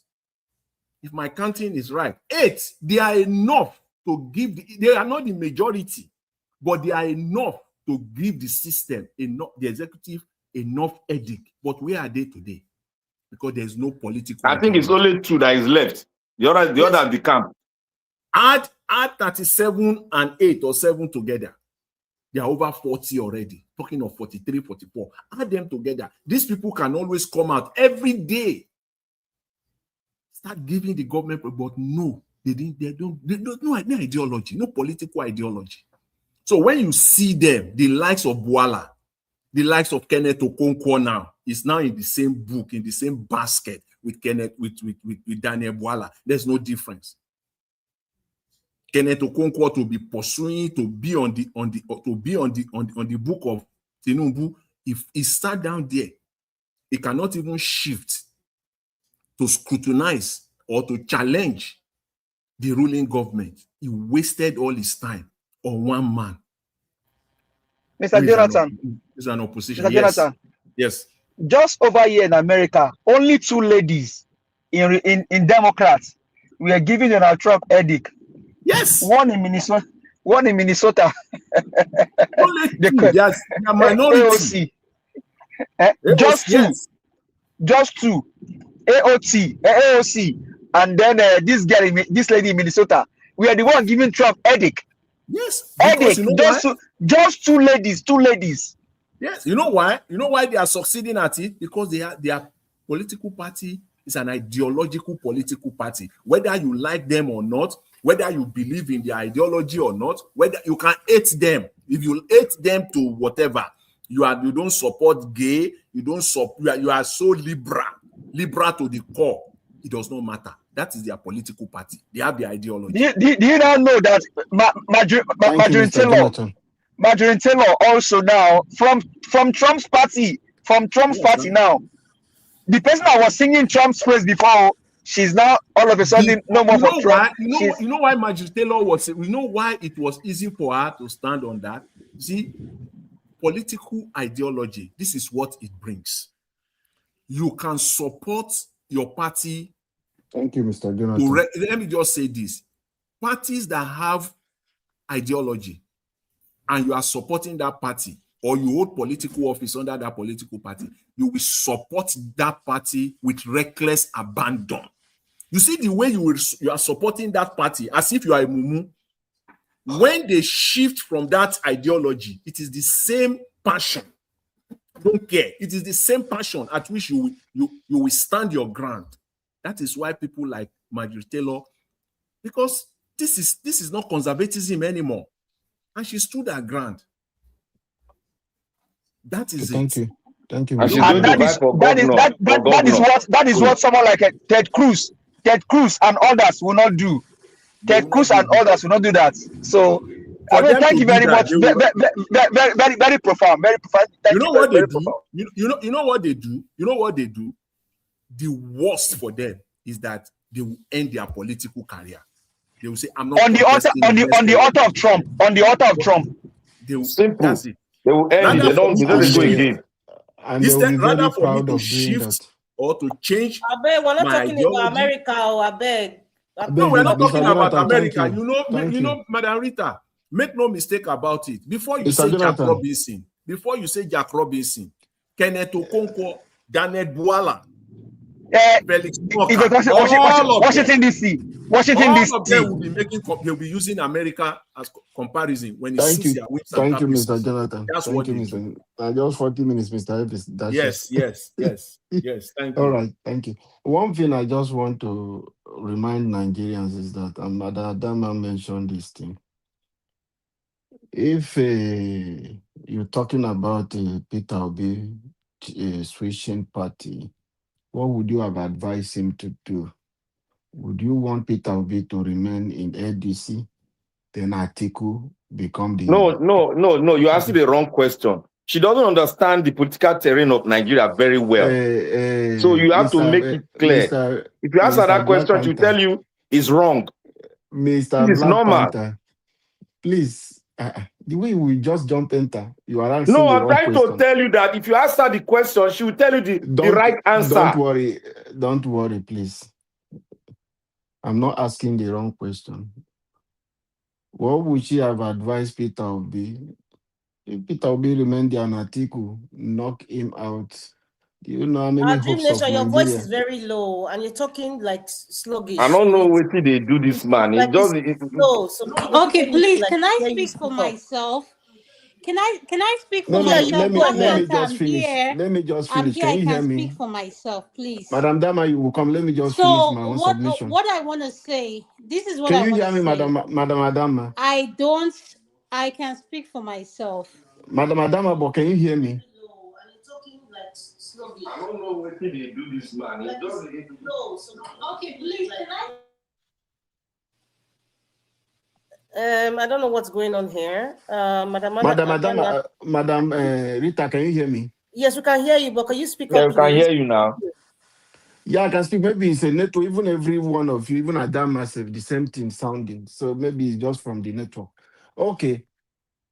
What I was saying is that if Peter Obi had remained in ADC and Atiku knocked Peter Obi out, that would have been a bad story, and the hope of Nigeria would I'm be here. dashed. I'm here. I want to say something. Labo. Can you guys hear me? Can you Madam guys Adama, hear me? hold on. I'm talking, please. Mr. Labo.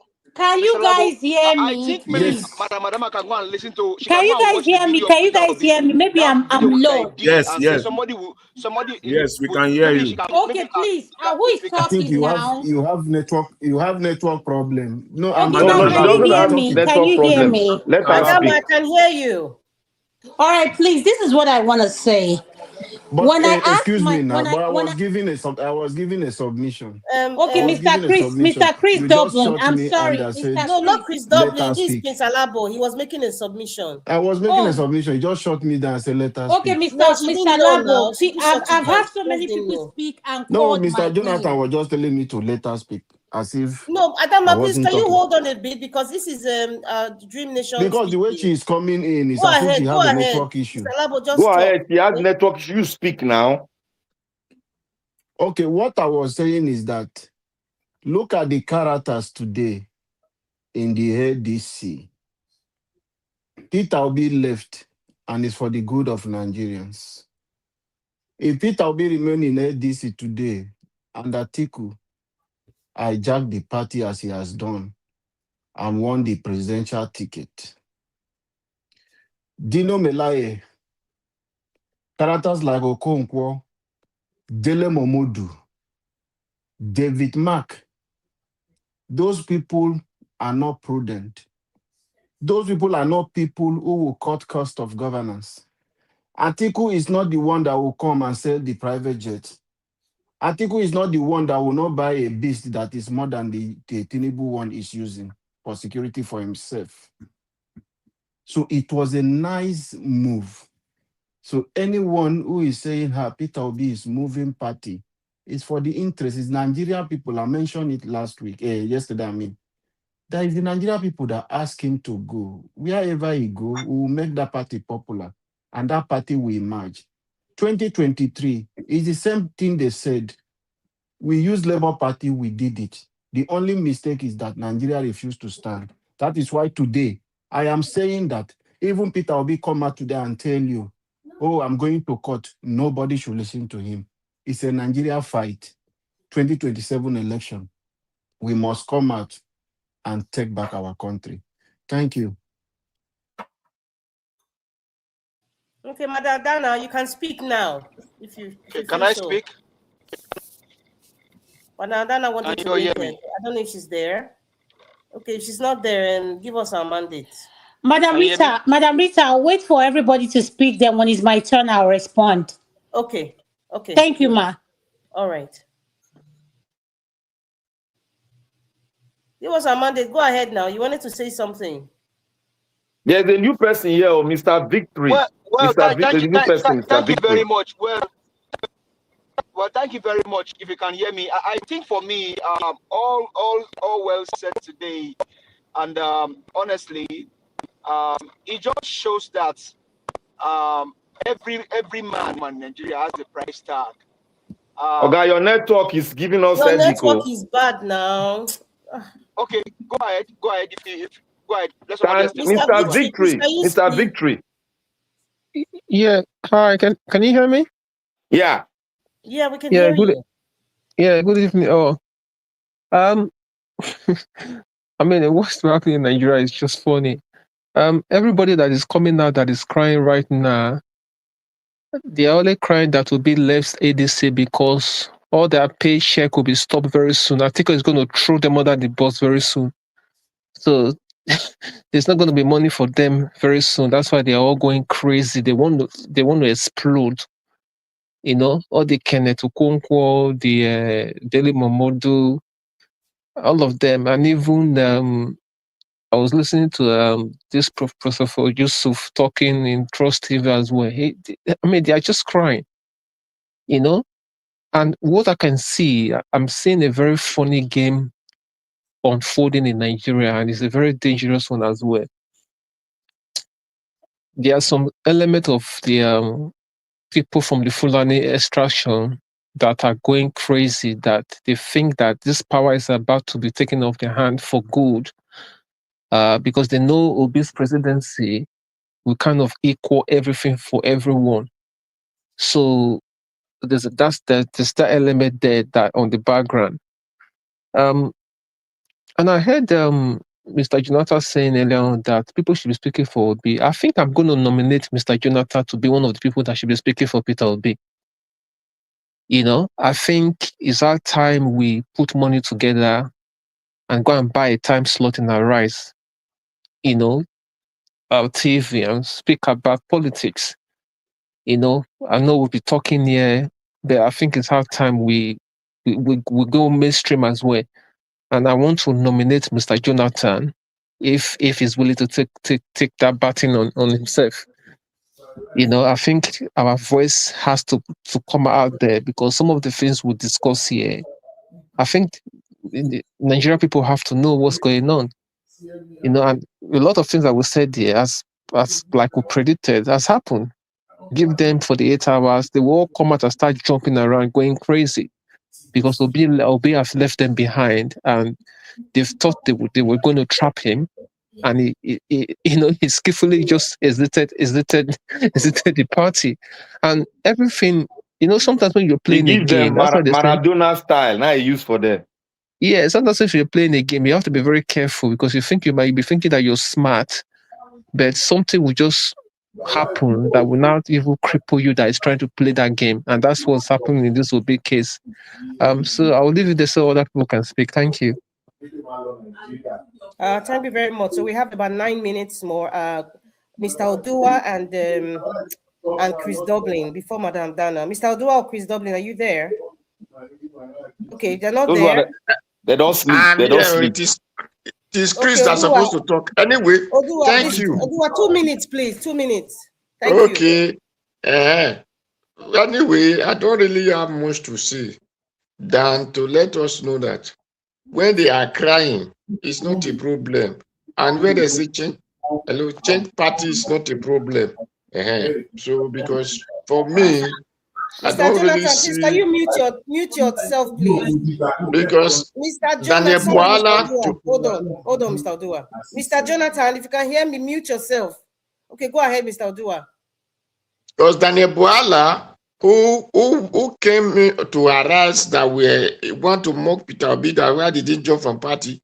And Aras was questioning him and said, why did you, who spoke for Atiku, that criticize or condemn Tinubu, is not, he could not, instead of him to be ashamed, he said, Peter Obi need to tell us why he's jumping from party to party before he answer you.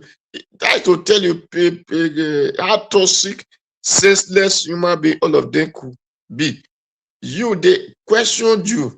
It is your duty to respond. Now they said the NEPA bill, they are not paying estimated bill.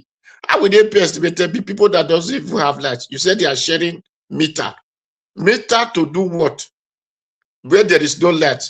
So Nigerians, more those people that they said they look up to, or even those TV that is interviewing them, I don't even know if they have the sense to think. The person said, you are not paying estimated B, you are you paying estimated B. Where is the light that you are using for the meter they broke for you? No light. Thank you, sir. So, thank you. Mr. Chris Dublin, if you are there, you have 2 minutes. Yeah, ladies and gentlemen, thank you so much for the opportunity. And to just reiterate my point again, Madam Rita, thank you for the good moderating. Well, everybody, the choices, they are yours. You have a myriad of choices. You have Atiku Abubakar, you have His Excellency Peter Obi, you have Emilokon, your current president, and the host of others. See, nobody needs to tell you what the performing indices are for these people. We've seen Tinubu in all his glory. We see the best he can give to the nation, the best he can offer. We know Atiku from his past, from his present, and what his antecedent is going to be. What he's going to do in the future. And now we've seen Peter Obi. We saw what he did before. We've seen his lifestyle. So I don't think you really need any person at all, for that matter, to convince you to vote for this man. He's the best choice that we have now. If you look at every other person that's trying to take the number one position, the person that's going to lead our nation into prosperity, into justice, into freedom, into the rule of law, into the building of institution instead of strong men. You can see this man epitomizes all of this character. He's not proud. He doesn't want to be the first. He just wants to carry everybody along. Doesn't it bother you guys that this man still call Atiku Abubakar his elder brother? Still gives David Mark, all of them, he still gives them their roses, their flowers. He's not doing this because he's weak or whatever. It's his personality. He's doing this because it's just like the right thing to do. Just carry everybody along, but do what you are supposed to do. It shows that this man does not believe it has to be him. And that's all you need to move a nation forward. You should build the institutions. The Thank you. institutions, okay, let me just round up. The institutions that will curb corruption, the institution that will ensure justice and freedom for everybody. Peter Obi is your best bet. Ladies and gentlemen, and boys and girls, thank you for this opportunity. Madam Rita and everybody on the panel, it's Thank good you. to be with you all again. I hope we can do this tomorrow. Thank you, Mr. Nanjawaj, and thank you, Mommy Diaspora. Good night. Madam Adana, good night, sir. Madam Adana, you have 2 minutes, please. I think the last Yes. person will be Mr. Jonathan. And Oh, then we can everybody hear me? Yes, we can hear you. Sorry, I have multiple device open. I'm working at the same time trying to run my mouth. So to Okay, you have the 2 people minutes, please. yeah, to the people in the comment section, sorry, I couldn't hear anything. So this is what I want to say. When I came and I asked my question, I've made it clear for those that haven't heard my voice before, I'm saying it openly. I don't know anything about Nigerian politics. And I have not pretend or act like I do. So when I come and I listen to everyone, the subject I like focusing about is life issues. When it comes to Nigeria politics, I keep quiet. But if I have a question and I have something I have to say, I speak up. But when it comes to the issue of Nigerian politics, and I love the way other panelists answered my question. I don't know anything about it, and I appreciate you all answering my question. So, yes, you all are right. I'm naive. I don't know a lot of things, but I asked that question based on if I find myself in Nigeria tomorrow and I was asked to vote, how I am going to judge the people I'm voting for, and which so many of us, like me, and our children, yes, I might sound young, but I'm not young. So don't even go there. So, like so many of us that will find ourselves next year voting for the next president of Nigeria, these are questions that are important to them. Why is this person you support? If I tell my child, my daughters, vote for Peter B, they'll ask me this question: why is he jumping from this party to this party to this party? I want to be able to look at them in the face and explain things to them based on my knowledge and understanding. And like I said, I come into this platform to learn, not that I know, but for someone to educate me. So thank you, Madam Rita, for. Madam Adana, thank you. If they ask you, tell them that is the attitude of Nigeria, that they doesn't stay in one place. That is why you see them in no country. Thank you. Mr. Odua, you see why you're my favorite. You're such a darling. The way you no, answer, Madam Adama, you go like Odua well. in a straight shooter.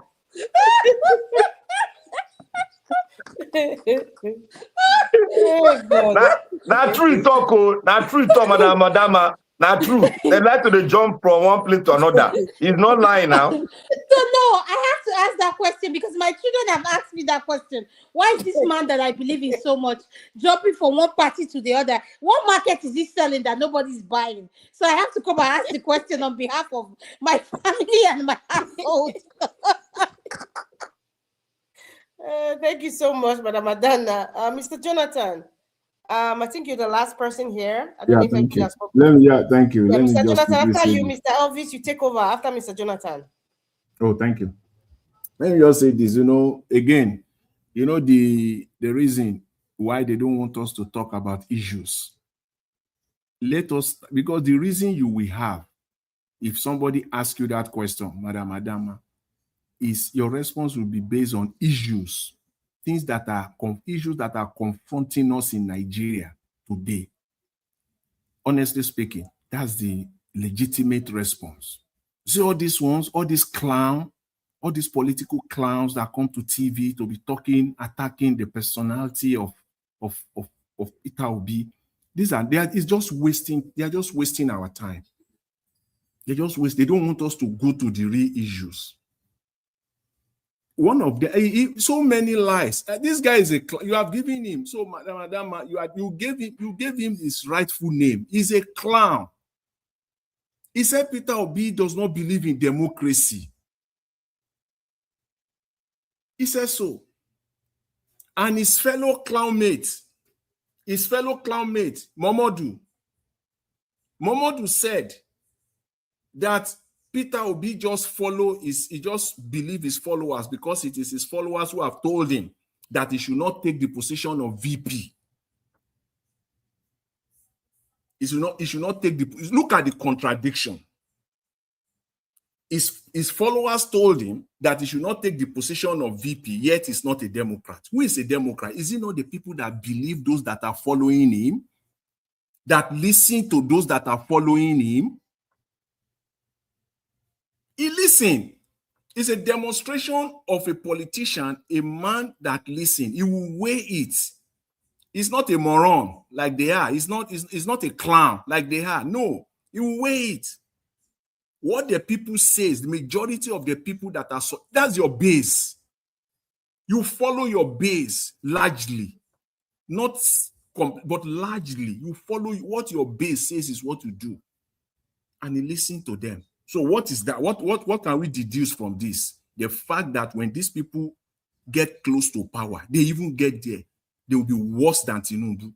They will not listen. They don't have that character. They don't have that modesty. They will not listen. It is what they want to do that they will do. So contrast that with someone whose base have been shouting, do not take the position of VP. And he listened.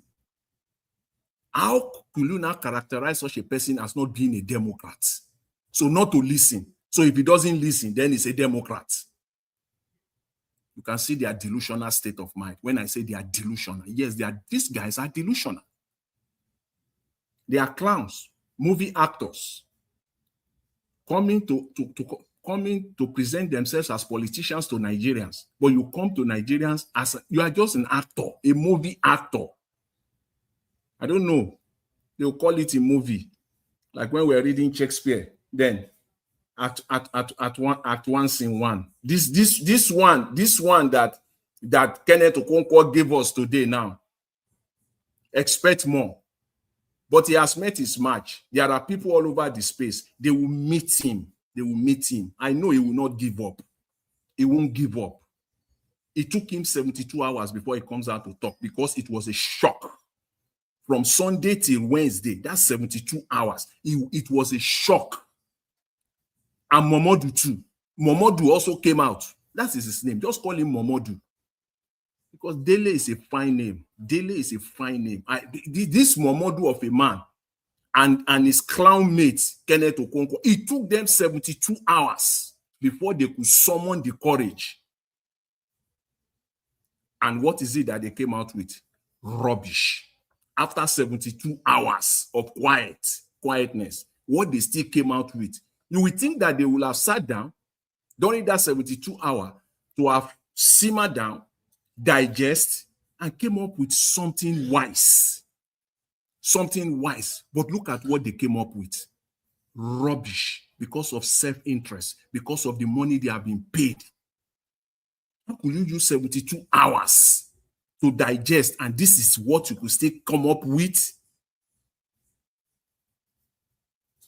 It's sickening.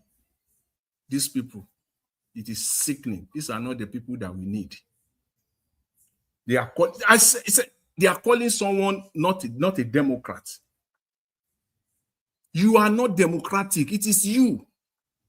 Everything that they are using to describe Peter Obi is what they are.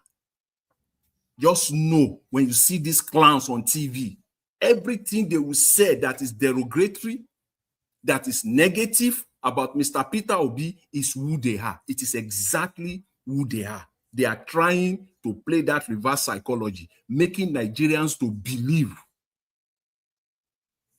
that Peter Obi is what they want to put. They are even worse off than what they are describing Mr. Peter Obi to be. Name them one after the other, one by one. Just list them. Peter Obi is not democratic. How? Someone who listens to his base. Atiku can defeat Peter Obi anytime. How? Where? And before you say anything, they will say they understand the political geography of Nigeria. If you understand the political geography of Nigeria, Oga Jonathan, sorry for cutting you. Yeah, let me just say this. I want to pass information to Naija Wash. Yeah. Naija Wash, there is an information coming from Adamawa State. I want you to, about Atiku, I want you to investigate on it. I just received it now on my information box. If you understand the political geography of Nigeria and you pass through school at all, talk less of being a lawyer. Oh my goodness. These are the clowns. One is a lawyer. One is a journalist. You want to believe that these people understand the political geography of Nigeria, and the two of them combined, the two clowns. Okay, thank you. Kenneth and thank you. That Atiku will beat Obi. You begin to wonder which school they pass through, which political training they've been getting for the decade. Thank you very much, Mr. Elvis. Thank you. Thank you, everyone. Mr. Elvis, can I have just 30 seconds, please, if that's okay? Oh, yeah, go ahead. So, quickly, Mr. Jonathan, I've nominated you to come and speak on our behalf on mainstream TV. Do you want to take that challenge up, please? See, it has gotten to that point. Today, I think Mr. Give us a man, they said something earlier. They said Aisha Yusufu, she has put herself forward to be the senator. Yes, all in, go for it. Aisha Yusufu as the senator representing NDC, representing that party, representing the people of Abuja. Yes, it is time now. We can no longer stay in the corner and allow clowns. All right, thank you, everyone. Did you hear what I told you? You said Atiku got something at Adamawa State. What happened? The deputy chairman of ADC, Adamawa, just spoke now. I want you to investigate it. It's very important. What did he say? He has been suspended. He said he has been suspended. Who Yesterday now. That happened yesterday. Suspended ADC suspend Atiku. Easy. Yes, the deputy chairman of ADC in Adamawa. He had a conference. Another thing. Now they don't fire. Don't say they don't retire all of them. They go retire. Okay, it's a factional ADC now in Adamawa suspend Atiku, Babashe, and others. That was that's a factional ADC. That happens. Not be now. Not be now. That happens since. That happens is on the 14th of April now. So I don't even know if it just flash come on my side. Mr. Elvis, factional or no factional, he's been fired. The guy who took ADC to court, Gombe, is factional. And it's only what I'm trying to say, that was since on the 14th of April. So that was on the 14th of April. Yeah. Yeah. So when Peter Obi said that there are internal crises, so what this one is an evidence now that is very big. What is happening there is very wide. Okay. Anyway, any business with Atiku, I'm not interested. If they fire and break a head for that side, it not concern me. Peter will be not there again. So we have opportunity to talk to ADC and Atiku how we like. So if the factional people can help us break a head, now then you know it's not my business. I'm not interested. Whatever that happens to them is a cup of tea. They want break person. I mean they help us still break Kenneth Okonkwo head, Jenna. Break all of their head, break Beshi head, all of them. Factional man, whatever his name is, help us break all of their head first. In fact, when you don't break their head finish, also break your own head. Mr. Elvis, I want to say this. See, break your head, Jenna. Mr. Elvis. So when they break their neck, not the old from neck, now they'll break them. You don't have to say Mr. Elvis, I want to say this. Yes, it is time now. It is time now for you you are in Nigeria there. You have to nominate somebody from your constituency in Edo State that will go for the House of Rep. Whether it is Madam Rita, I don't know if it could. You must nominate somebody. See, that one not go be happen. Now when you do for grant for Edo, if you do anything. You see, for that part, I know the way the politics works there. Because the reason what brought that to my mind is this word. The politics is at the ward level. That's where you go and start it.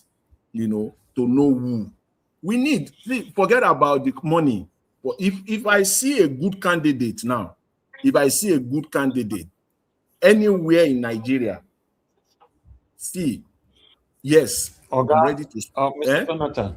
Jonathan nominated you now. Why you nominating somebody else? No, I'm not. Jonathan nominated you. Yes, go and contest as a senator. Elvis.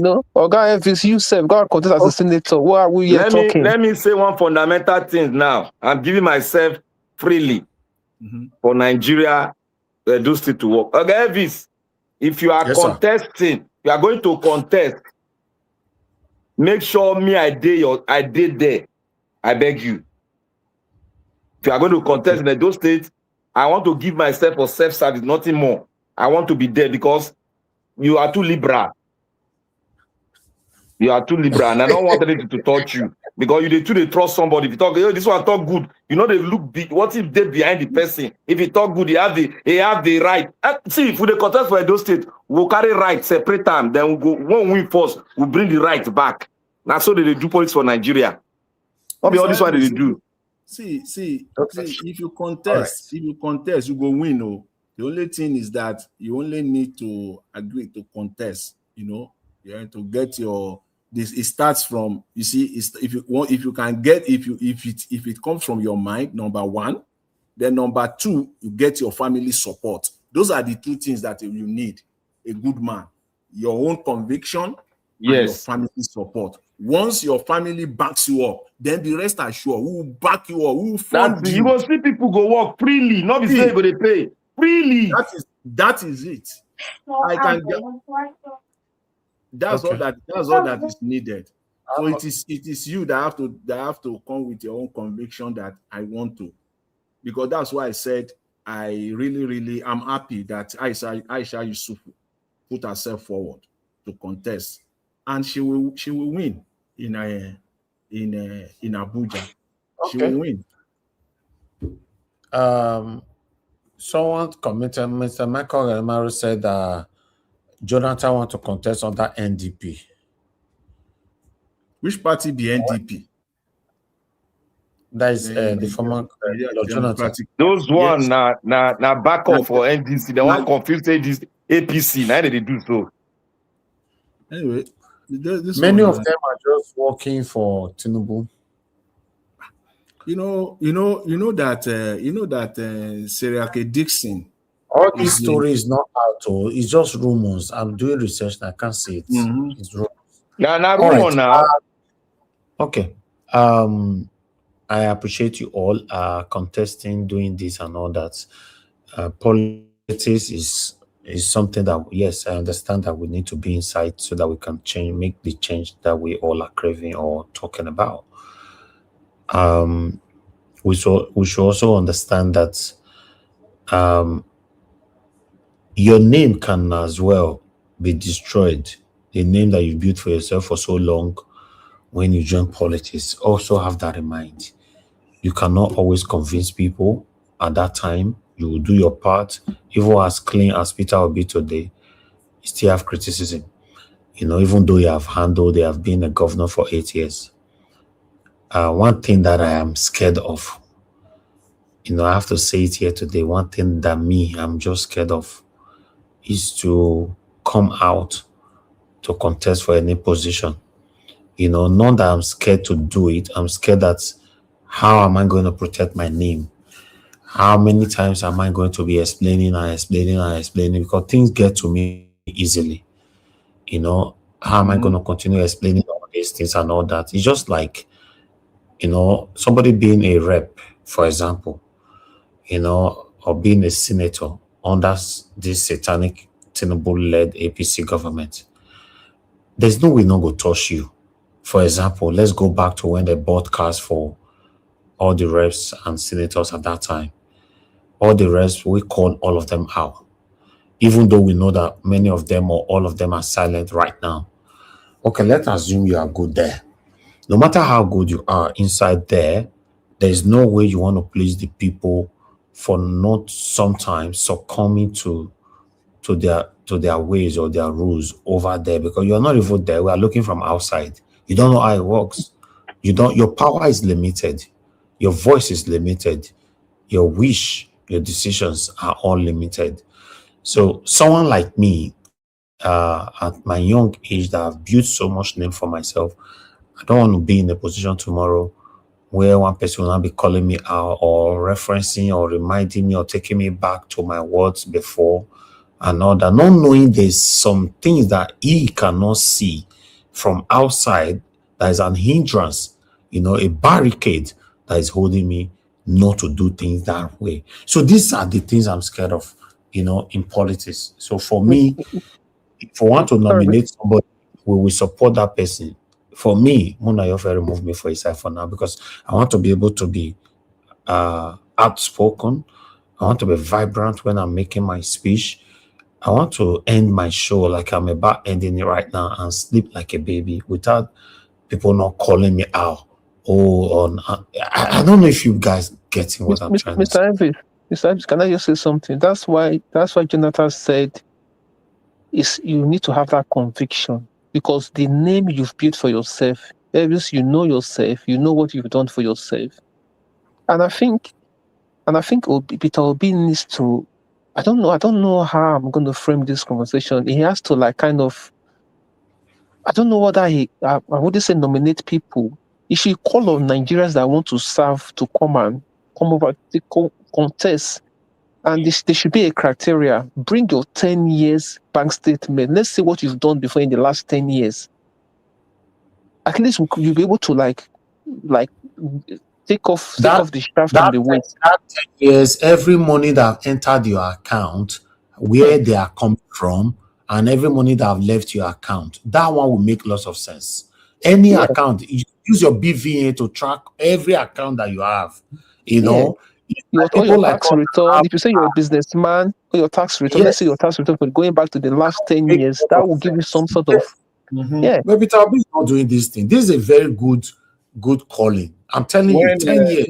It's good. That's what I said when Tanko came. I said, what is the vetting process? For Exactly. That you know, this one will make lots of sense.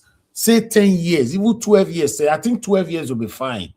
12 years, it doesn't matter, you know, 12 years will be nice. Every single money that have entered your account, you use your BVN. How many accounts do you have in Nigeria? You can't lie because the BVN will reveal that. And the tax, you've paid as well, the tax that you've paid for those business that you say you're running in Nigeria, which tax have you paid? Yes, you know, so at the end of the day, if you have affiliation outside Nigeria, like people like us that also that lives abroad, then every account you have in abroad, also bring them on. You know, want to check the amount that goes, they don't need to reveal it to the public, the amount that goes in there and the amount that comes out. We want to know if you have a lump sum of £100,000 paid into your account. And where is that money coming from? To be honest, this one will make lots of sense. And also, Mr. And also, let's see how much you've given to charity in the next 10 years. Let's see whether you're a giver. Because somebody that is a giver, naturally with somebody that, in all cases, most likely to do that will have compassion. Yeah, empathy for people. Yeah. To be honest, if we are nominating somebody, I think that will be fine, and we can back the person up. For now, they're gonna take me out of the calling. Mona to call others. Mr. Jonathan, they don't call you, they call me. I they call me. Mr. Evans no more submit 10 years back statement. Why should we take you out? Is it for now?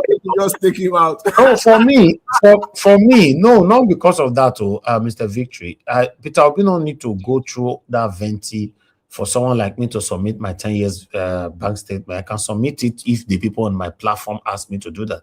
Not even Peter Obi. I'm telling you, I just told you why I don't want to be there, not because of bank statement. Please get that right. People are listening to you, please. You know, not because it's just a banter. But what I'm saying to you is like, I think where we are right now in Nigeria. So when I see people like Kenneth Okonkwo speak or Dale Boila, I get so furious that I've allowed myself to allow those kind of people to dominate the space. Right? All right. And they're selling story that is falsehood. I get so angry, you know. So that's just it. So I think we need to put ourselves forward sometimes. I like my peaceful life, to be honest, because politics have so many backages. You know, I was born inside politics. I grew up to understand. If Nigeria need you, will not this your peaceful life? Nigeria need who? Why Nigeria will need me? If Nigeria need me, what you are doing now? I beg, but I don't want to go there. Please we don't tell you here. Say, see the other. You might even be the one to remove a Pueblo for office. He has this thing. Get ready. We are not joking. No. You see the other. You see there are ways. You see apart from being in elected offices. You see, talking about this vetting system that was highlighted just now by Mr. Victory. You see, you don't even have to go into elected offices. It is for the principal to identify you, to know you, or for you to be nominated or seconded to the principal. You see, as I always say, and as we all know, the president will appoint more than 5. See, there are key positions that Tinubu have so far. He has put people in some key positions to date, and what they are currently doing, is what is either making or destroying Nigeria. They are not elected. They are not even the backroom staff. They are not even elected at all, but they are too powerful. Let's round up. Let's round up. Look at the guy we did for this place now, Federal Inland Revenue. That guy is destroying Nigeria now.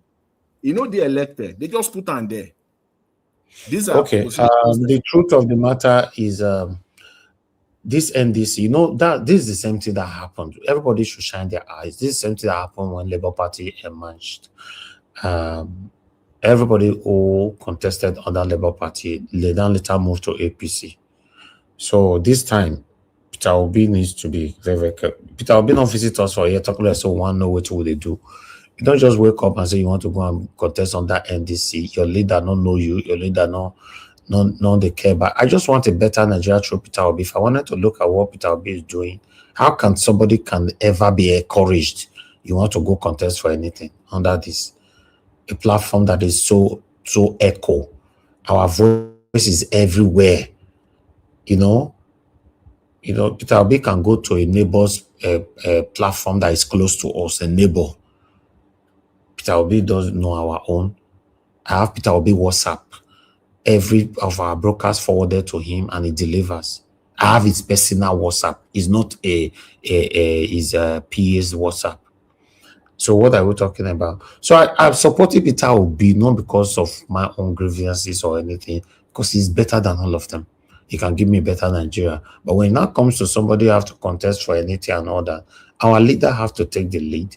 If there's no venting, the same thing that happened in Labour Party, Mona right to this day down. I'm not saying when they talk, I'm not the listen until it don't backfire. The same thing that happened, a lot of people will pack inside. I want to run for this, I want to run for this. You say once they don't win, enter, all of them will decamp to APC. The main people that are supposed to be behind Peter Obi that cannot ever decamp, that will stand by him, either rep or senators, they will not get the opportunity to get there.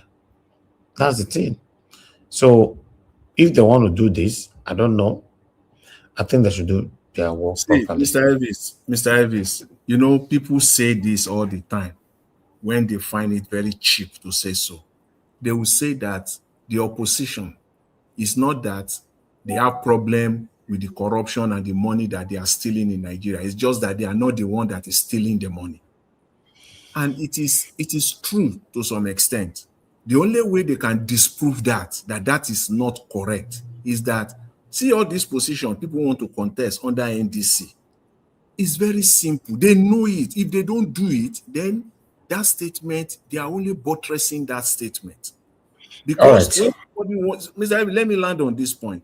When somebody when somebody say he wants to contest for House of Reps, Senate, or anything, there are statements that he will have entered into with the political party that you cannot renege upon. Either they will sack you from that party, either a primary election will be called upon you. You have agreed to it and legally binding on you. Mr. Jonathan, what you are suggesting cannot work because it can't work because the leadership of NDC, including Peter Obi, they are not interested. So I'm focusing on Peter Obi because these are branches that we are going now. So if we are going to these branches, Peter Obi will get heated. Let's be honest, he will get heated.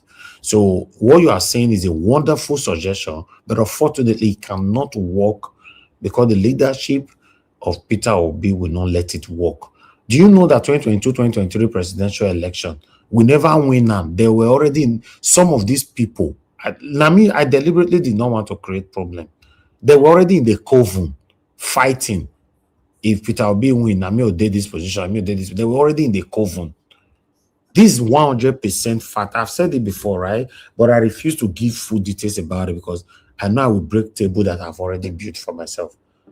So it's Peter Obi at the look, not the people that surround Peter Obi. I don't know if you are getting it now. So they will not let this work. Now Peter Obi mean they follow. Now they look. And Peter Obi has not been to our platform as well. It's still the same coven people. What they cannot do, someone that is doing it, they are bittered. If I talk things here, things will scatter.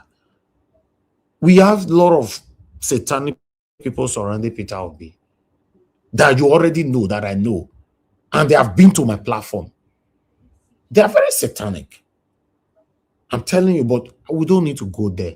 Let's everybody pretend to carry our principle to that promised land. That will be more beneficial to all of us at the end of the day. For me, I have hit my chest by God's grace. My principal become the president of the Federal Republic of Nigeria. Those of you fighting, I mean, go take this one. No problem. If you want to take anything, but by God's grace, I can never suffer. Right? So it's not about, because when we are insulting other people that is ruling right now, and you that is fighting, you have some selfish agenda behind what you are fighting for. That is my fear. That's my fear. You are fighting. Peter Obi, but you have a selfish satanic agenda. When he win, he never even win. Many of you, your character begin to smell that time. So there's a lot to what you guys can see though. Yes. Now me the inside. And I am being very, very careful. And I listen to myself when I'm speaking. Because I'm not here to break what I've built. I'm for Peter Obi. I'll reiterate. I'm for Peter Obi. When Kenneth, who said that? Not Kenneth. Was it Kenneth? No, somebody said that. Okay, Dele Momodu said that Peter Obi have been controlled by his followers and all that. Yes, I disagree with Dele Momodu on some area, but the main people that are doing this, I agree. Maybe Dele Momodu could not put it well, how it should be. Are you aware? Let me say this now before I end up. Are you aware that they give Peter Obi slot of a platform you need to go? Are you aware of that? None of you here, you are not aware. We don't want to go there yet. They give Peter Obi slot. They slot it for him. This is the name. This is the time. This is the date you are going. You are not aware. Now, people like you now will be blaming Bajabia, for example. Hold on. People like you now will be blaming Bajabia Mila that is the one controlling Tinubu. You will be blaming his wife. Now, not with Tinubu, they rule Nigeria. Now, his wife, first lady, or Loremi Tinubu. You be blaming, she Tinubu, now they do. You that is complaining, you are satanic. You are already telling our principal that is not a president yet on what to do or what not to do. You people should just be happy that you have someone like me that doesn't hold on to something to take decision. I don't know if you get it. You should just be happy because not everybody. It's just like my brother Black Panther said something just now. That if I'm doing anything, you would like to be with me bomber to bomber because you know my kind of person. You'll be happy you have someone like me because not everybody that will be able to take this rubbish. You hear when my sister, Madam Rita, gives wonderful submission in her first submission today. I told you guys how long it took me to convince her, to convince Mr. Alex and many others on this platform, Prince Collins and many, many more, to support Peter Obi. Isn't it obvious that the way I take the work for a year for Peter Obi, it be like say they pay me. If Peter Obi was another leader that you are not supporting, there's no way if I say you go swear your life, say they pay Mr. Elvis. So tell me, the people where they pay for other parties and me where they not pay, who do the job pass? So it's difficult when it's okay. But let me just say, Mr. Fitch, you wanted to say something quickly. No, I was going to say that is it not is the onus not on us to try and get people that will be listening to tell them to pressure Obi to come to this platform. You are not getting the language. You are not getting the language at all. The people that Peter will be listening to, they have been here. I get that. I get that point. And if you get that point, you say we should go and talk to the same people that are inside the same coven to talk to Peter Obi. Tell me, you are not getting the language I'm speaking. It looks like I'm speaking Swahili. You just said you get something. I'm telling you that the people you say we should go and meet, they are the biggest problem we are facing right now. You still say we should go and meet them. What do you want us to go and tell them? Well, anyway, mention one of these spokesperson today that have not been to this platform. Mention only one that you know that from Peter Obi number 2, number 1 downward. Mention one that have not been here. All of them have been here. I've interviewed all of them for 1 hour. They've taken questions, they make vows and all that when they leave. So what happens? The last one that was here was UNISA, right? So what are we talking about? So who you someone go talk to? Mo go talk to Peter Obi Mama for grave, or mo go talk to Papa for grave, or a grandfather, a ancestors that he listened to. These are the people Peter Obi listening to. I'm telling you that it's a big problem. If we wanted to create problem or create riot and all that, the way I don't want to say something, I will create more problem now. Let me just end the show.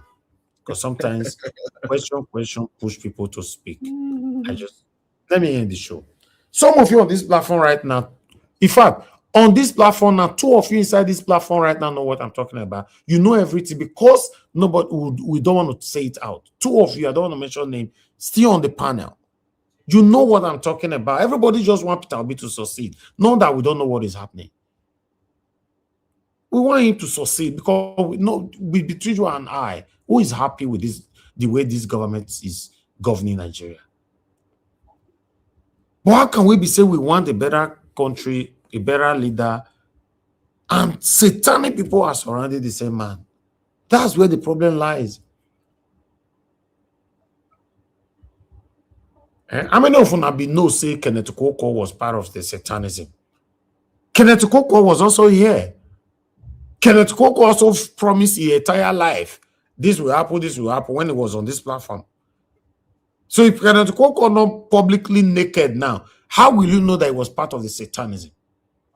You will know now.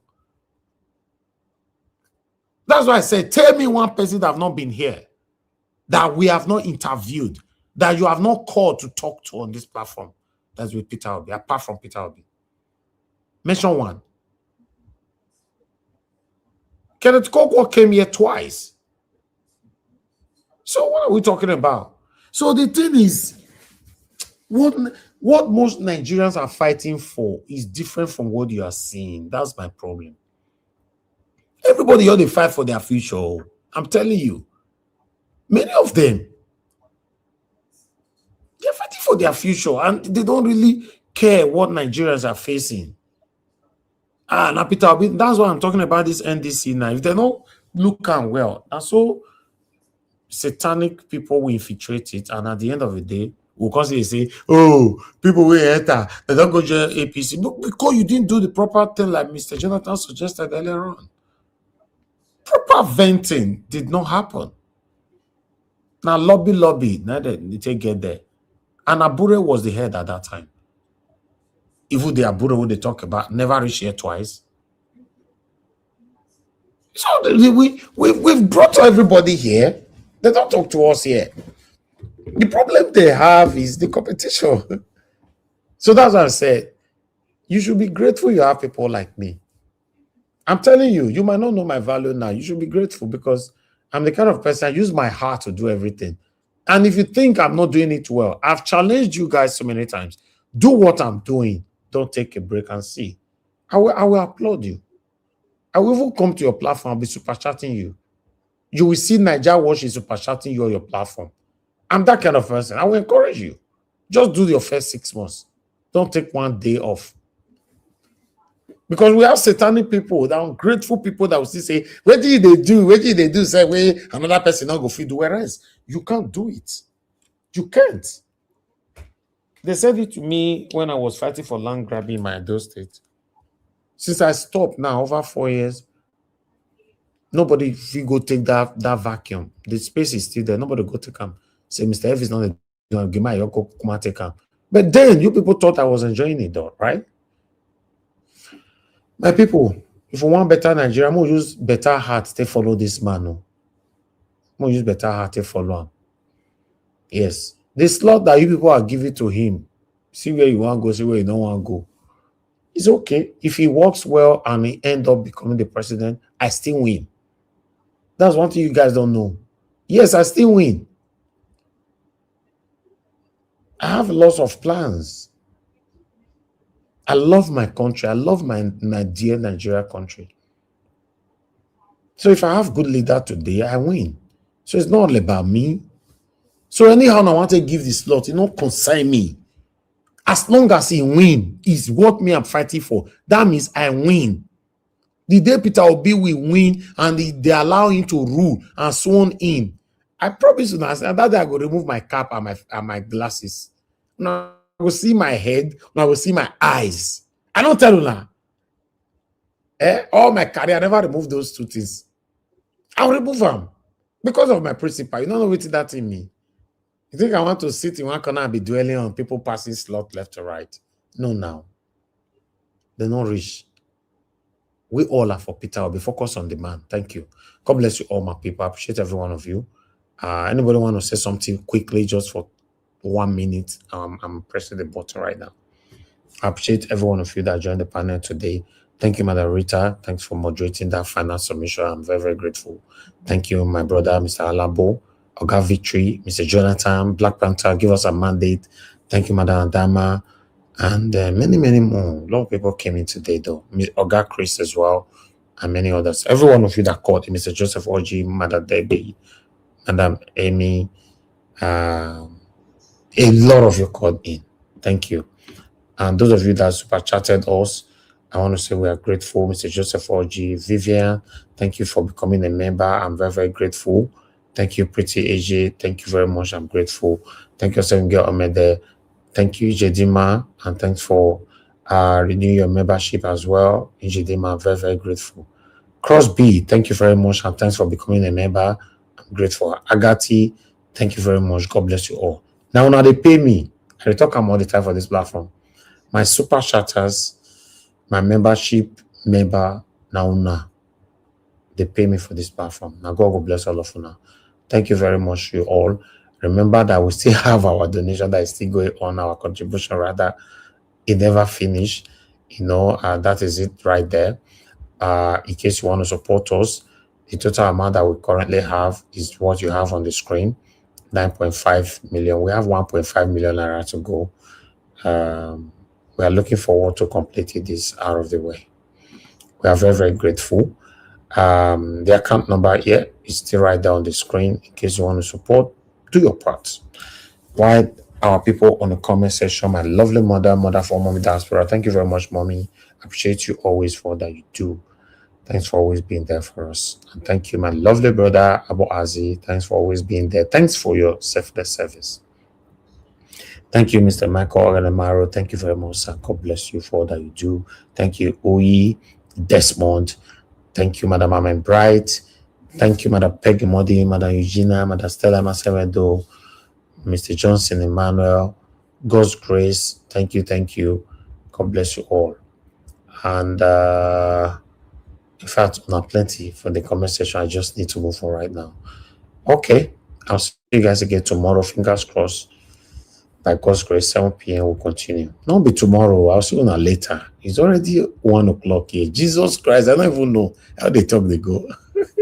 Whichever way, by all means necessary, you must have electricity. And you will not pay for estimated bill anymore. A promise made will be a promise kept. If I whichever way, and I come back, by all means necessary, don't vote for me.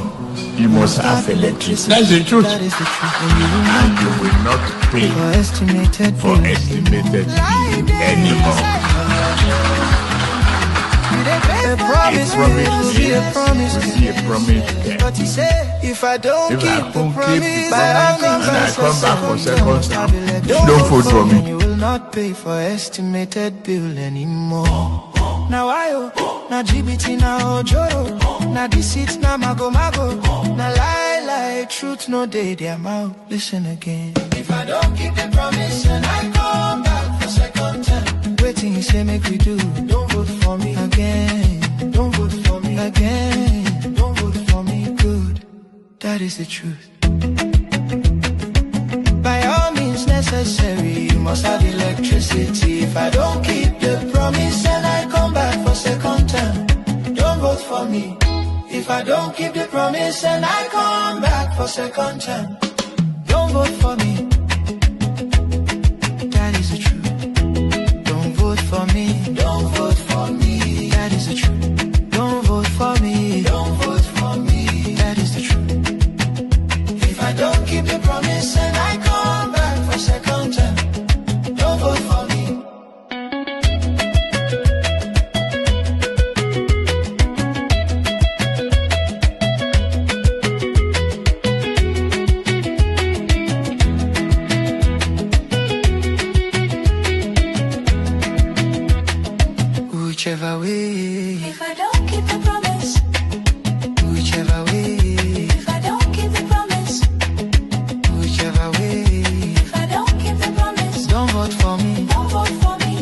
vote for me. Don't vote for me.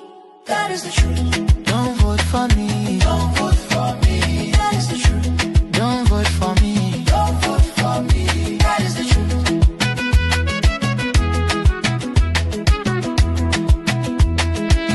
Who said so? Who said so? Who said so? B.A.T. Who said so?